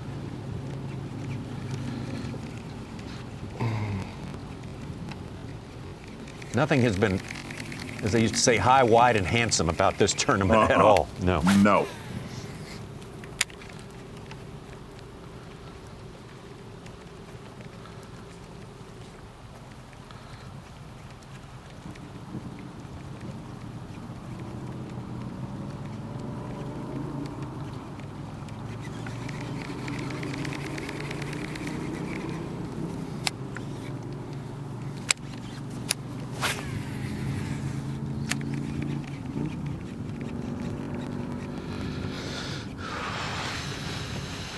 Derek Hudnall still has our big bag on the day, or estimated at 16 pounds. I think Kyle Welcher's there, 12 pounds with Austin Felix. Still haven't seen a single fish over 4 pounds come across. That is staggering. Hmm.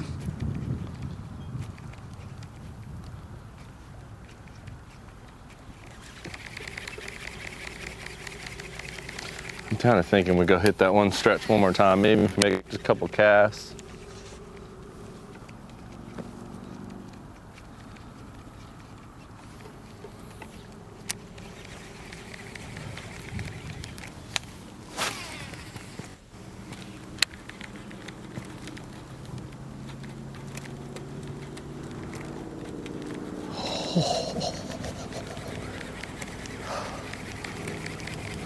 Yeah, why you gotta do that? Oh, hold on. Something just Thought he had it, but I was waiting and I never saw my line tighten up.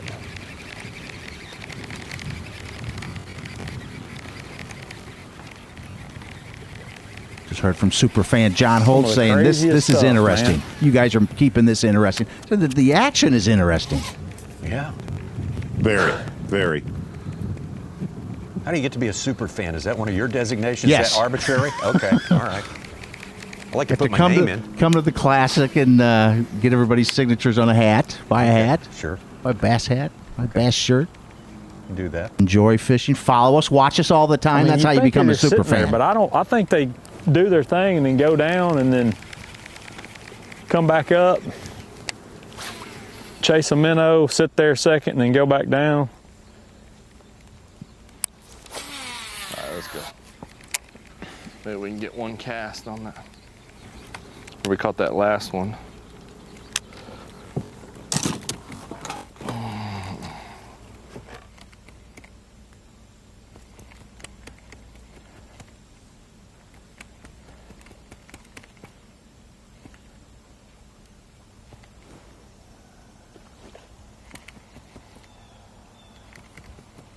Saw Stetson Blaylock miss one here a second ago.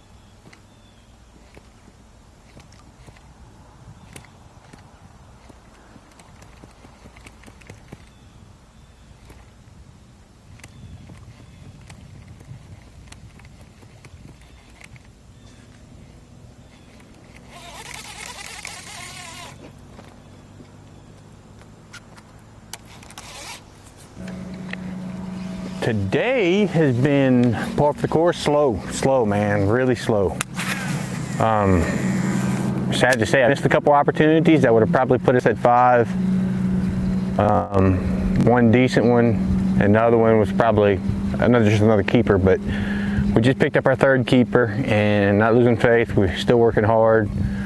I'm trying to get back in some stuff where I'm thinking some fish might not have seen a frog.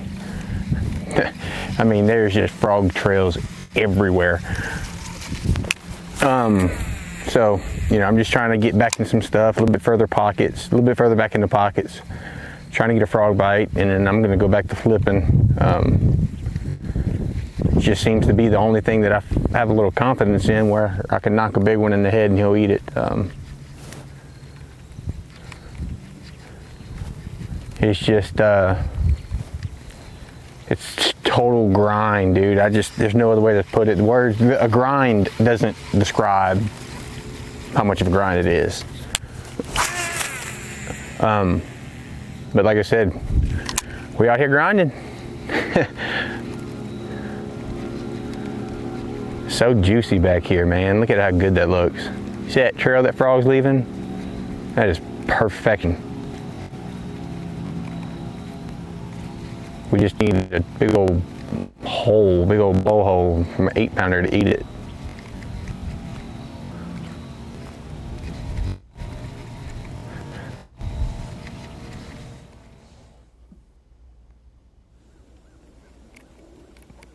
Caleb Summerall mentioning he just got his 3rd keeper. That represents 4 hours Timing. of waiting since fish 2. You pull in here when there's 2 or 3 of them up there doing their deal. Catch one.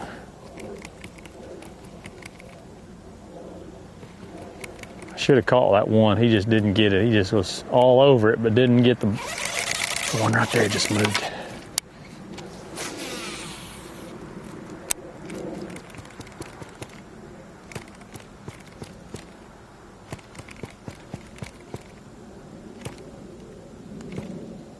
Well, you cannot take your eyes off of it. Mm-mm.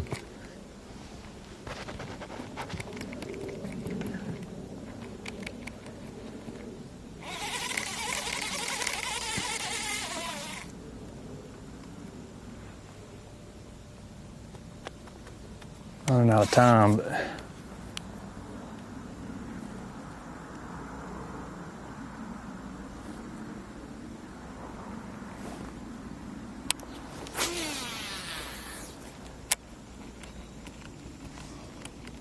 Well, you see Stetson looking and listening, any sort of movement.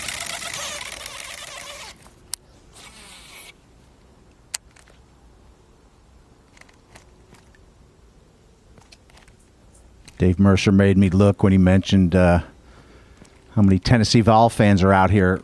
They wish they were out here. They're losing to Kentucky 34-7 in the 4th quarter. Are you kidding? No, boy. No. What? Tennessee is? Yeah, number 18, Tennessee. Man. Kentucky 34. 4:38 left. That's crazy. I don't really want to cast, because then one blows up and you're all halfway out there.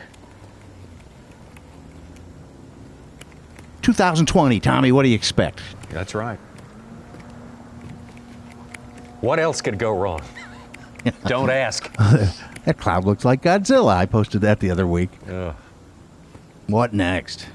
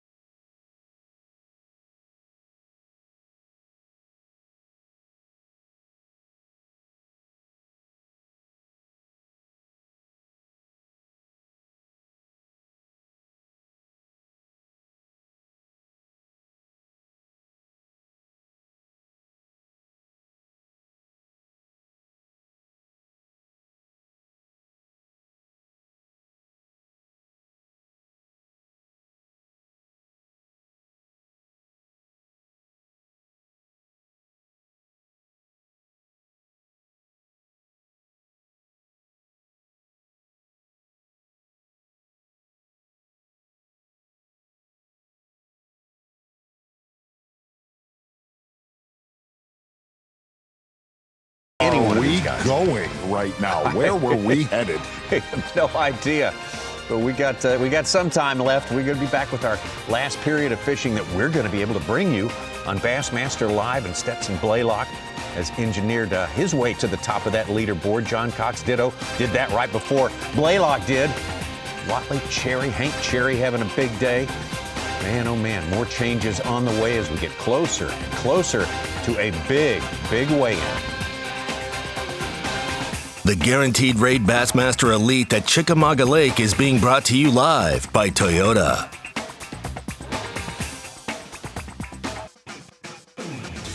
The Guaranteed Rate Bassmaster Elite at Chickamauga Lake is brought to you by Abu Garcia, Berkeley, Nitro Boats, and by Ranger Boats. Got about 25 minutes of live fishing left to bring you in today's Bassmaster Live. If it's anything like the last hour and a half, 2 hours or so, it could be action-packed because we have seen some amazing stuff. Not on a large, giant fish level, but boy, on tight competition and guys really going to work to get those valuable points, to get the valuable, so valuable to get a limit out here today. And of course, job one, as always, make the top 40. Mike Huff there on top, and you see this, as you put it quite well, Such, a murderer's row right under that line, waiting to get in. Gross, Palaniuk, Keith Combs, and all the rest. Man, oh man. You saw Matt Airy, well, about 20 minutes ago, way, way up the river. Hiwassee just broke one off. This was moments ago, though. Wonder how many locals were out there today. Out there on the lake. We'll run back up here tomorrow. We're live, Matt, sorry.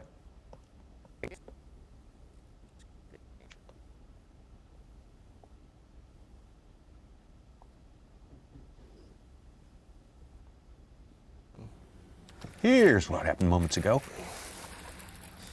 It's not going to keep, I don't think. Nope. Dang it. Dang it, dang it, dang it, dude. He's long. Oh, man. That would be so awesome if he'd keep. So awesome if he'd keep. Oh, oh, oh, oh, oh, oh. Oh, I think he touches.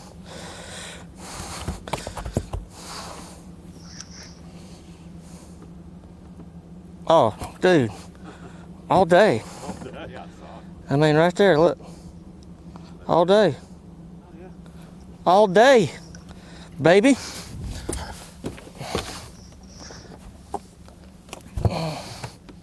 Keeper fish number 4 for Matt Airy. Very, very important. 1.5 pounds goes a long way. Boy, no kidding. Lee Livesey just called like a half a pound. He's up to 11 on the day, 4th place. Need one more good solid 2.5, well, 3 pounder. We got to have a fantasy update. We're due. We're owed one more fantasy update before this day is over. And I know Ronnie Moore's standing by. And Ronnie, you've been keeping up with this as best you can. What can you tell us is the latest in the fantasy scene right now? Well, time to break away. We're about to have lunch on the West Coast time, a couple of hours behind y'all. So about to have lunchtime. But I wanted to go back through my fantasy fishing team because I'm actually very proud of some of the participants and how they've done. I say every week I curse one angler in Rapala Bassmaster Fantasy Fishing. And this week I have cursed Micah Frazier. He was 72nd after day one, only one fish. He was down there with Corey Johnston in the 2-pound range. But Matt Airy sitting there in the top 10 doing well. Caleb Kufal, Harvey Horn's having a great day. Keith Combs sitting at the cut. That is the way my team lined out. I picked a lot of lower percentage guys because it is so fickle in the fall. It's very difficult to have those chalk guys like Buddy Gross or John Cox consistently pay off for your team. Cox is doing well this week.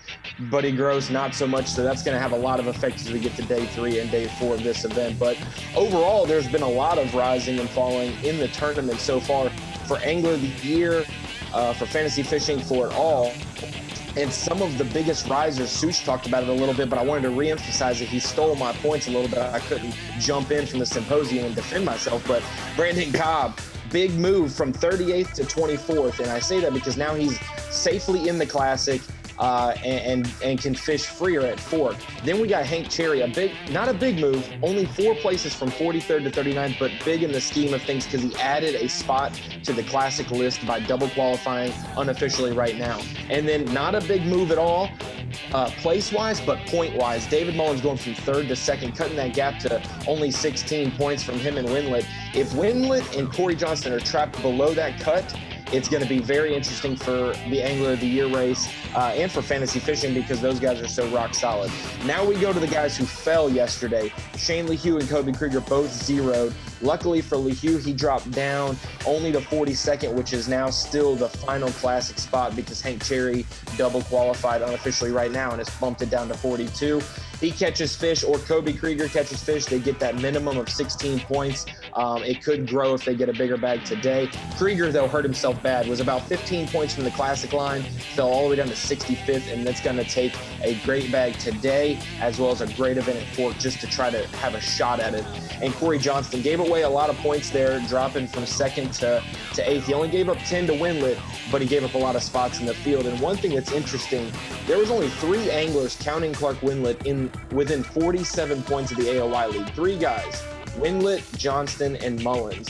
And then we have, now after day 1 at Chick, we have 10 anglers, the whole top 10 of the Angler of the Year, within 50 points. So we only had 3 coming into the event within 50 points. Now we have 10 anglers within 50 points of the lead after day 1 of competition. So today, if you make that top 40 cut, it's going to be very vital to the success going forward because your competitors will be trapped without being able to make up points tomorrow. Ronnie, you say you curse anglers? I thought they were cursing you for picking them. That's how I feel. My pick, Corey Johnston to win. See, that's the way it happens, Such. I curse them, they do poorly, then they text me and curse me out behind the scenes. I'm just kidding. They don't actually do that. But no, it is like that. Drew Benton was one at Gunnersville that I cursed, and Brian Schmidt at Santee. So it makes sense. One of my 5 is going to be cursed. Ronnie, thank you so much. A great wrap up. And, man, who knows? It sounds as though Z, our Angler of the Year race, has kind of been blown open just a little bit here. It's become the Wild West once again. Yeah, and really listening to those sweet stats. Number 1, thanks to Ron Moore in a big way. Big night there, costume party. Yeah. I believe there's a costume he had. Beef dinner. What? Oh, I hear the roast beef is very good where he's staying there. Yeah, it's to die for. Oh yeah. Brad Watley with a very, very solid day. Jumping from 41st to 35th in AOY. And Ronnie forgot Destin DeMarion. He's kind of fallen from 40th. He was right on the bubble to 57th. He needs to catch some today. Haven't seen him. There's Bob Downey.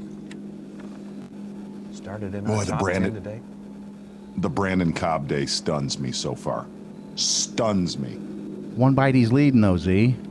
You're right. 2 bites, 3 bites, finishes the limit. He could be blowing the field away again. Yeah, that question he asked still stands. How do you go from 19.6 to 3 pounds in one day? That is just... Oh, Chickamauga in fall. Right. Yeah. And actually, we couldn't catch them at all. Get a little bit of inside intel. It's a big night at the symposium, south side of Vegas for Ron Moore. He is out of control. Getting he's trying on another actually. Wow. I look at the face. Ronnie's not scared in any way, shape, or form. You'll notice the B.A.S.S badge. Great look for Ron Moore. And yeah, like I said, guys, we're not going to see him come home from this until right before Fork. But big week for Ronnie, and he deserved a week off. Yeah, he deserved it. You guys have had him in a dress before, if I remember correctly. I vote for the second costume. It's very empowering to me. It's very powerful. Yes.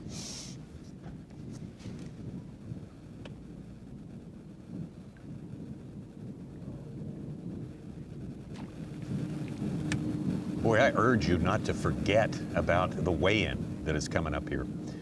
We'll get you the details on that, the actual start times, just a little bit here. Boy, a lot of information that's still out there, still floating around out there that we need to get filled in to get the complete picture this very important day 2. Yeah, we're going to start picking apart, baits, and we always do that on day 3, day 4. A lot of our Bassmaster viewers know. I think it's going to be really cool to start showing some of these little tweaks tomorrow and going into championship Monday. Wow.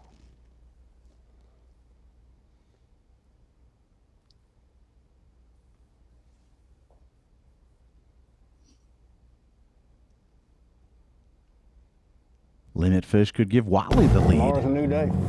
May catch 17 tomorrow. I saw the big ones today. You probably got some of it on camera. I mean, I've seen, had a 4-pounder come out of a bush just a second ago. She didn't get it. Under different conditions, I think she gets it. Brad Watley with 8-4 as it stands right now, and he probably thinks he's a lot further down than 3rd place. I'm just guessing. And Tom, one thing to definitely say about Brad Watley and Matt Airy, a couple of missed opportunities up there in the Hiawassee today. You heard Brad Watley say he lost a big one off of a boat dock earlier. Yeah. Just had a 4-pounder miss his bait. Matt Airy breaks a fish off. Man, those are, when you do, in a tournament where a limit is so painfully hard to accomplish, But see what happens tomorrow when there's only 40 of the elites and this other 200-plus boat tournament out there. Are they going to go up the Hiawassee with them, or? I think more than anything that fishing, number one, I think it's going to get better, but I think it's going to get better for the field. And that 200 boat tournament, Such, those guys are practicing. That tournament is not till later next week. So they'll give way and yeah. I think generally, for the most part, respectful, and I think this is just one of them tournaments that you got to have 5, even if they're line burners. You better have 5. Matt Herron here again. Yeah, what? Limit yesterday in 25 minutes. You got 2 today, 27th place, 4 pounds. I mean, hearing that about Micah Frazier, I know Tommy and I talked. We were looking forward to possibly covering Micah this tournament. Yeah. While other guys with only 1 fish, Chad Pipkins, Ray Hanselman, falling in the 30s. Rob Dye, Cody Holland. They ain't playing nice today.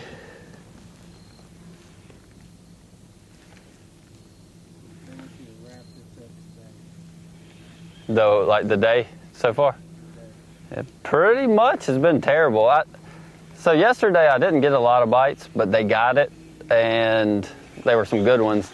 Today I think I've had 3 or 4 bigger fish like hit at it, but not even get it. Like I had like a 7-pounder follow it back, had another big one blow up on my flipper, and had 2 other good ones blow up on my frog. It's just been one of those days to where they have not committed to it. I don't know if it's the conditions or just I was real fortunate yesterday, and then today has been just not good luck. So I don't know, it'd be nice to get one more, but it's been a struggle.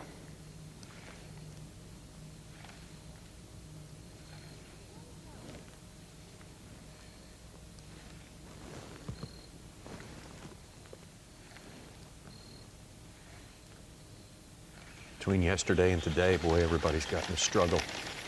Plenty. I look at this top 40 as it stands right now, and there's a half dozen anglers with seven keepers as it stands. Half a dozen with 6 keepers still in the top 40 right now. Tommy, looking at Brandon Cobb's day and a lot of the leaders that we were in their boats with cameras, you really felt like at any time it's gonna go. When we came back from our midday break, Brandon Cobb catches that keeper actually before our break, then this one right here, you thought frog bite's going to start, man. It is absolutely, it just never did. And that is to me, it's more of a situation of the conditions instead of the pressure. Well, we're hoping for more favorable conditions tomorrow, just a trend it's kind of happening now, just slow to get rolling, and maybe it'll change things a good bit tomorrow.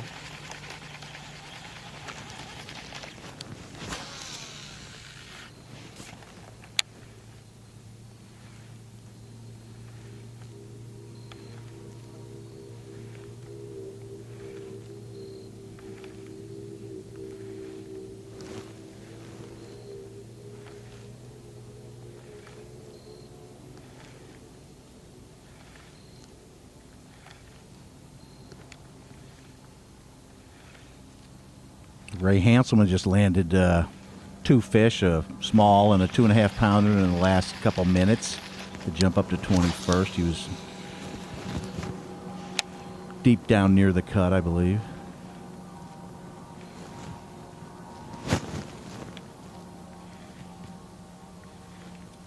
Definitely going to be an interesting weigh-in with Dave Mercer in our group today. Oh, it's a must-see weigh-in for sure.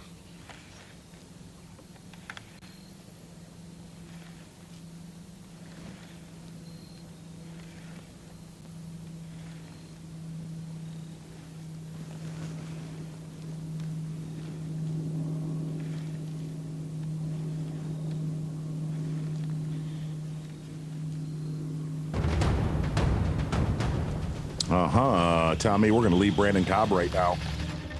Get back down lake. We go past John Cox, Matt Herron. Back out with Stetson Blaylock.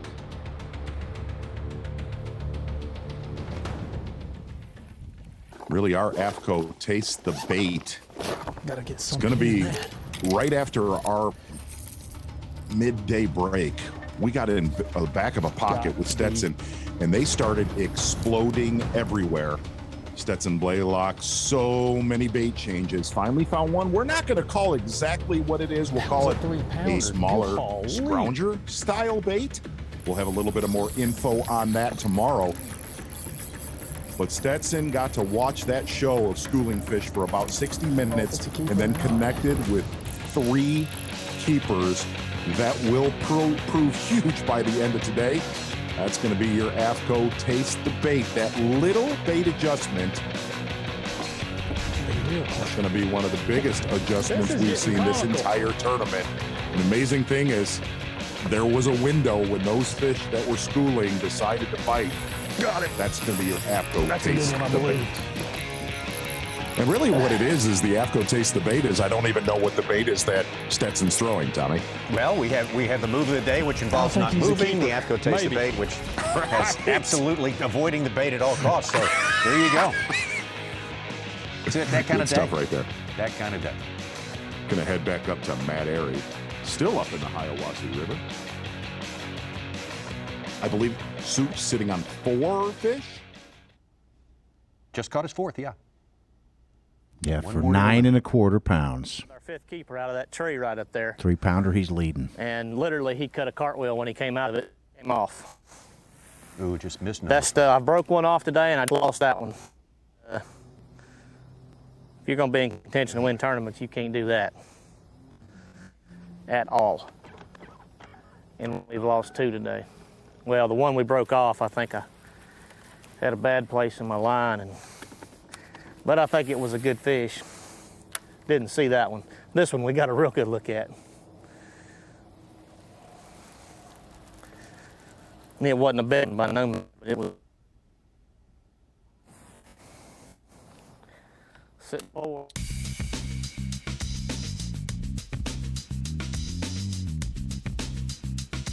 Gosh, look back at his day today. He ate it good too. We were able to don't see do his that. catches a little later on after they happened. He was out of our range. Oh yeah. Exactly right, Tommy. Yeah. A good jerkbait fish right here. And it literally looks like Matt Airy is fishing a different body of water. Right there. Running way up the Hiawassee. Then he came back down and caught a couple good jig fish. But as you heard Matt Airy say, you cannot lose them. In a tournament that is this brutally tough, he's got a couple solid fish in the live well, but man, not coming in with 5 is going to be good. Number 3. Very critical for Matt Airy. Gosh, Hunter Schrock just knocked everybody back a peg, getting his fifth fish, 11 pounds, 36th place. He was 66th, I believe, to start the day. So that kind of unofficially knocked 2 out, Such. First, Mike Huff. Yeah. And knocked Buddy's the rest of them net. down. I think we got more changes on the way probably between now and then. Yeah, he may just came into range because I think they all popped in at once. I had one big one. The only big bite I got, I broke it off. Huh? Did you? You got your limit?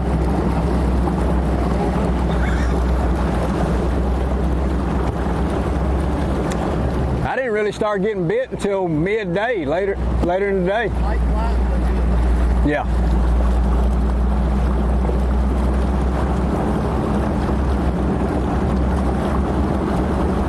Want to head back into the weigh and sort of putting together the picture here. Man, I'm sorry, I didn't hear you. Wrap up of your day. We're live. Oh, well, we caught a bunch of short fish. Probably had, I had 5 keeper bites. I've got 2 a little over 2 pounds, and then just 2 keepers, or 3 over 2 pounds, and then 1 keeper. It was tough, it was bad tough. Definitely ain't got what I had yesterday, not even close. But, I'm fortunate to get 4. I had 5 bites tomorrow. Hopefully, we can get 5 good bites. I saw some good ones today. I don't know if you got it on camera, but I saw a couple of good fish. I had one just a minute ago. It was at least a 4-pounder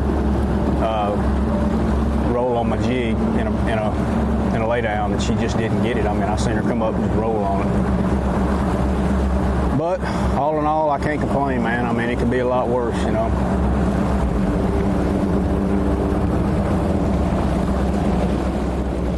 me get checked in here. How much did he like Buddy Gross telling him he only had 2?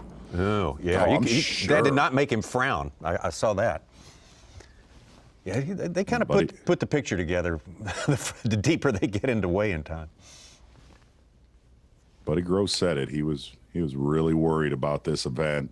Said he felt the pressure and really felt the pressure due to how bad the fishing was for him throughout practice. That's what we need. Always tough to be the hometown favorite anywhere you go. Absolutely. Yeah, that's an impediment from the very start. It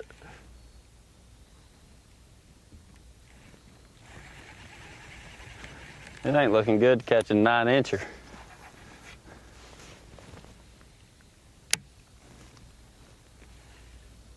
Kind of tough to be the leader going into a day on Exactly. Chickamauga today. Man, oh man, how rough has it been for Brandon?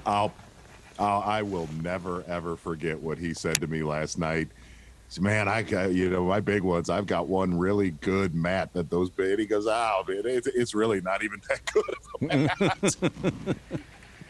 That's kind of sums it up.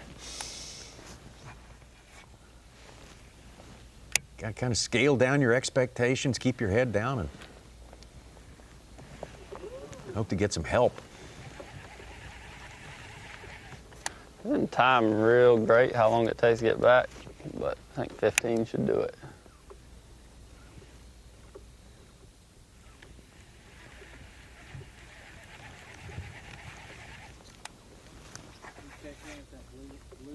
Yeah, at the marina. Only got to make it to there. Gotta get something in that. Oh yeah, tomorrow's gonna be a fun day, Tom. You know it is. It's gonna be. We think it might be better. I like hearing that. We've had a lot to keep us occupied, especially this afternoon today. What we saw Stetson Blaylock go through, the guys up Hiawassee. Get in here. Oh man, it's been a lot to digest, and we're gonna get a lot more info at the weigh-in. Tomorrow, we start at 8:30 a.m. Eastern Time, just as today. We do our 3-hour session. Start at 1 p.m. Eastern Time on ESPN2 with our afternoon session for you. So that'll be a little different. Definitely want you to check us out then. The weigh-in is going to be available next up here on Bassmaster.com. We will see you here tomorrow with Bassmaster Live.